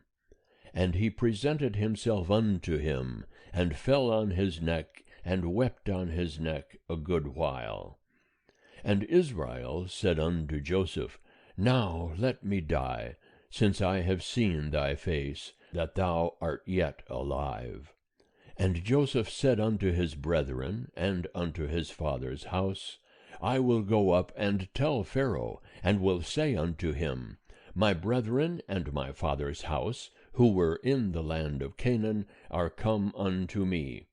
And the men are shepherds, for they have been keepers of cattle, and they have brought their flocks, and their herds, and all that they have. And it shall come to pass, when Pharaoh shall call you, and shall say, What is your occupation? That ye shall say, Thy servants have been keepers of cattle from our youth even until now, both we and our fathers, that ye may dwell in the land of Goshen. For every shepherd is an abomination unto the Egyptians. End of chapter 46. Chapter 47. Then Joseph went in and told Pharaoh, and said, My father and my brethren, and their flocks, and their herds, and all that they have, are come out of the land of Canaan, and behold, they are in the land of Goshen. And from among his brethren he took 5 men, and presented them unto Pharaoh. And Pharaoh said unto his brethren, What is your occupation? And they said unto Pharaoh, Thy servants are shepherds, both we and our fathers. And they said unto Pharaoh, To sojourn in the land are we come, for there is no pasture for thy servants' flocks, for the famine is sore in the land of Canaan. Now therefore, we pray thee, let thy servants dwell in the land of Goshen. And Pharaoh spake unto Joseph, saying, Thy father and thy brethren are come unto thee. The land of Egypt is before thee. In the best of the land make thy father and thy brethren to dwell.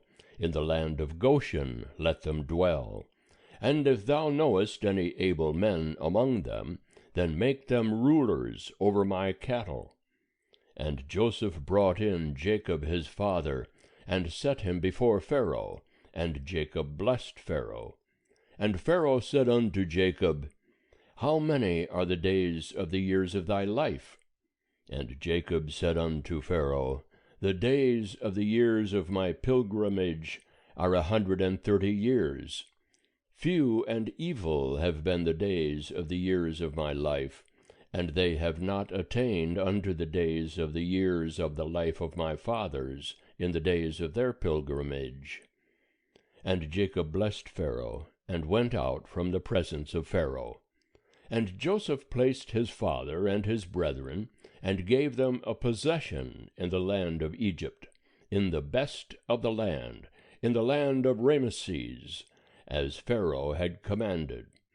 And Joseph nourished his father and his brethren, and all his father's household with bread, according to their families. And there was no bread in all the land, for the famine was very sore, so that the land of Egypt and the land of Canaan fainted by reason of the famine. And Joseph gathered up all the money that was found in the land of Egypt, and in the land of Canaan, for the grain which they bought. And Joseph brought the money into Pharaoh's house. And when the money was all spent in the land of Egypt, and in the land of Canaan, all the Egyptians came unto Joseph, and said, Give us bread, for why should we die in thy presence? For our money faileth. And Joseph said, Give your cattle, and I will give you for your cattle, if money fail. And they brought their cattle unto Joseph, and Joseph gave them bread in exchange for the horses, and for the flocks, and for the herds, and for the asses. And he fed them with bread in exchange for all their cattle for that year. And when that year was ended, they came unto him the second year, and said unto him, We will not hide from my lord how that our money is all spent, and the herds of cattle are my lord's. There is naught left in the sight of my lord but our bodies and our lands. Wherefore should we die before thine eyes, both we and our land? Buy us and our land for bread, and we and our land will be servants unto Pharaoh, and give us seed, that we may live and not die, and that the land be not desolate. So Joseph bought all the land of Egypt for Pharaoh, for the Egyptians sold every man his field, because the famine was sore upon them, and the land became Pharaoh's. And as for the people, he removed them to the cities, from one end of the border of Egypt even to the other end thereof. Only the land of the priests bought he not, for the priests had a portion from Pharaoh, and did eat their portion which Pharaoh gave them, wherefore they sold not their land. Then Joseph said unto the people, Behold, I have bought you this day and your land for Pharaoh. Lo, here is seed for you, and ye shall sow the land. And it shall come to pass at the ingatherings, that ye shall give a fifth unto Pharaoh, and 4 parts shall be your own for seed of the field, and for your food, and for them of your households, and for food for your little ones. And they said, Thou hast saved our lives. Let us find favor in the sight of my lord, and we will be Pharaoh's servants. And Joseph made it a statute concerning the land of Egypt unto this day, that Pharaoh should have the fifth, only the land of the priests alone became not Pharaoh's.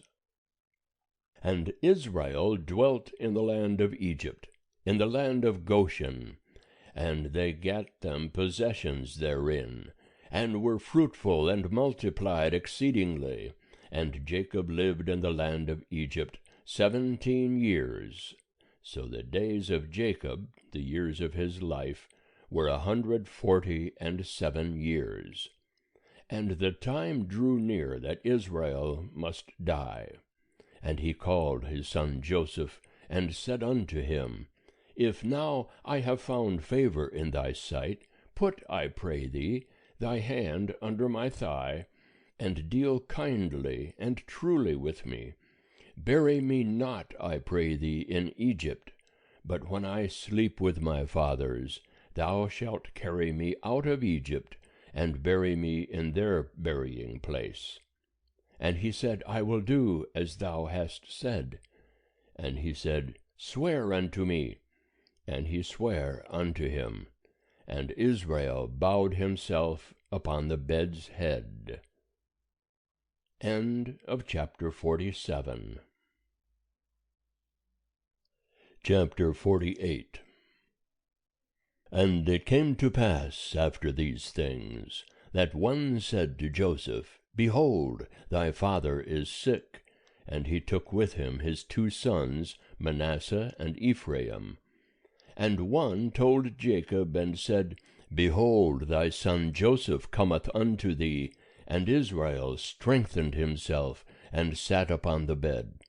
And Jacob said unto Joseph, God Almighty appeared unto me at Luz in the land of Canaan, and blessed me, and said unto me, Behold, I will make thee fruitful, and multiply thee, and I will make of thee a company of peoples, and will give this land to thy seed after thee for an everlasting possession. And now thy 2 sons, who were born unto thee in the land of Egypt, before I came unto thee into Egypt, are mine, Ephraim and Manasseh, even as Reuben and Simeon shall be mine. And thy issue that thou begettest after them shall be thine. They shall be called after the name of their brethren in their inheritance. And as for me, when I came from Padan, Rachel died by me in the land of Canaan in the way, when there was still some distance to come unto Ephrath, and I buried her there in the way to Ephrath. The same is Bethlehem. And Israel beheld Joseph's sons, and said, Who are these? And Joseph said unto his father, They are my sons, whom God hath given me here. And he said, Bring them, I pray thee, unto me, and I will bless them. Now the eyes of Israel were dim for age, so that he could not see.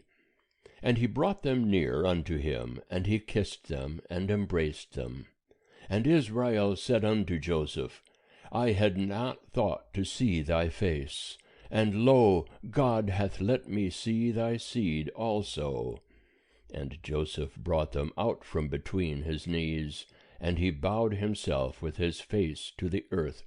And Joseph took them both, Ephraim in his right hand, toward Israel's left hand, and Manasseh in his left hand, toward Israel's right hand, and brought them near unto him. And Israel stretched out his right hand, and laid it upon Ephraim's head, who was the younger, and his left hand upon Manasseh's head, guiding his hands wittingly, for Manasseh was the firstborn. And he blessed Joseph, and said, The God before whom my fathers Abraham and Isaac did walk, the God who hath fed me all my life long unto this day, the angel who hath redeemed me from all evil, bless the lads. And let my name be named on them, and the name of my fathers Abraham and Isaac, and let them grow into a multitude in the midst of the earth. And when Joseph saw that his father laid his right hand upon the head of Ephraim, it displeased him, and he held up his father's hand to remove it from Ephraim's head unto Manasseh's head. And Joseph said unto his father, Not so, my father, for this is the firstborn. Put thy right hand upon his head. And his father refused, and said, I know it, my son, I know it. He also shall become a people, and he also shall be great. Howbeit his younger brother shall be greater than he, and his seed shall become a multitude of nations. And he blessed them that day, saying, In thee will Israel bless, saying, God make thee as Ephraim and as Manasseh. And he set Ephraim before Manasseh. And Israel said unto Joseph, Behold, I die, but God will be with you, and bring you again unto the land of your fathers. Moreover, I have given to thee one portion above thy brethren, which I took out of the hand of the Amorite with my sword and with my bow. End of chapter 48.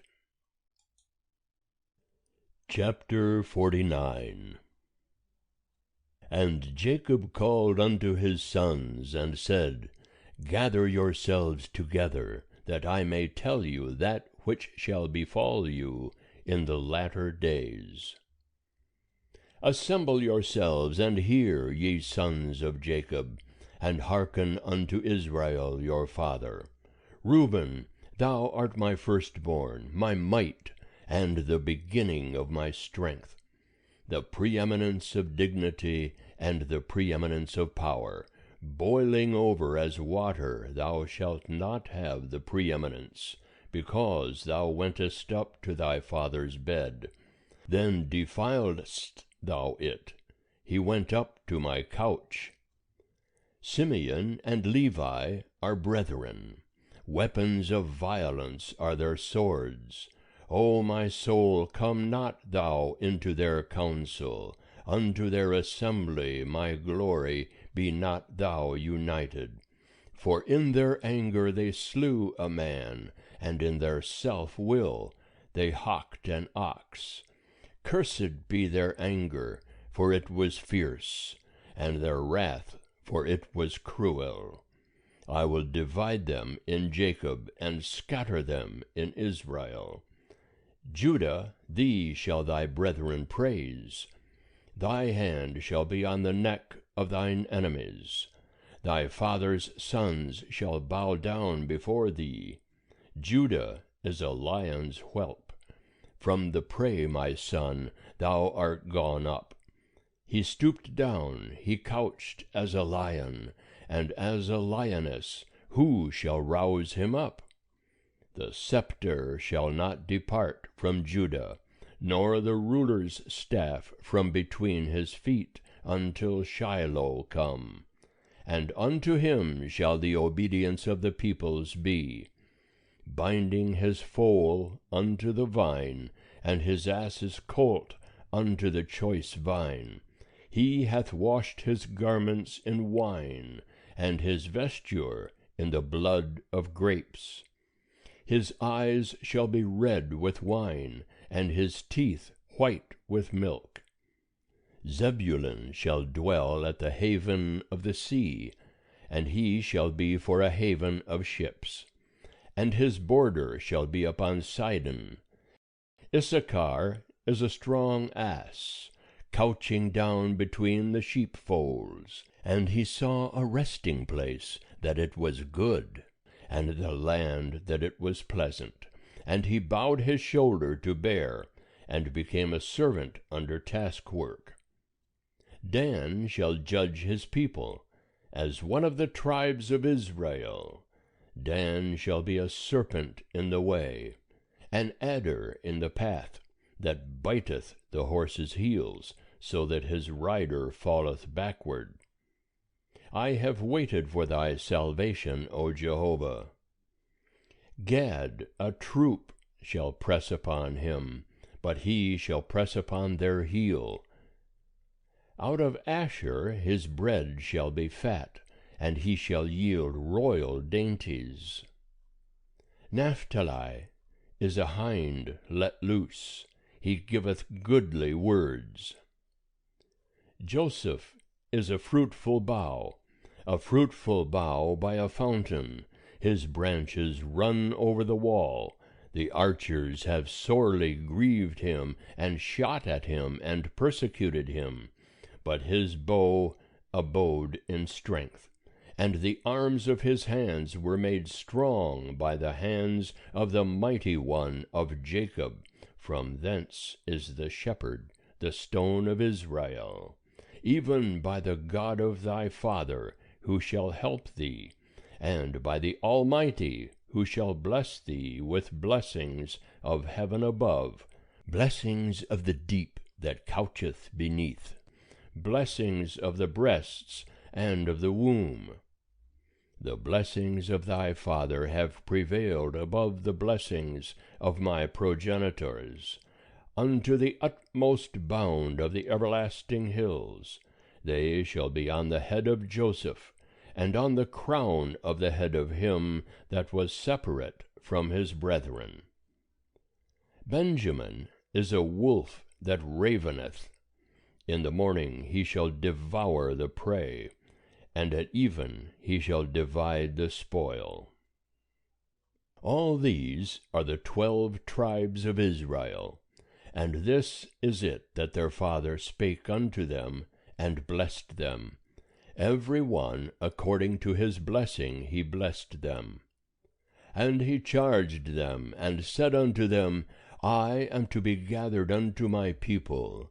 Bury me with my fathers in the cave that is in the field of Ephron the Hittite, in the cave that is in the field of Machpelah, which is before Mamre, in the land of Canaan, which Abraham bought with the field from Ephron the Hittite for a possession of a burying place.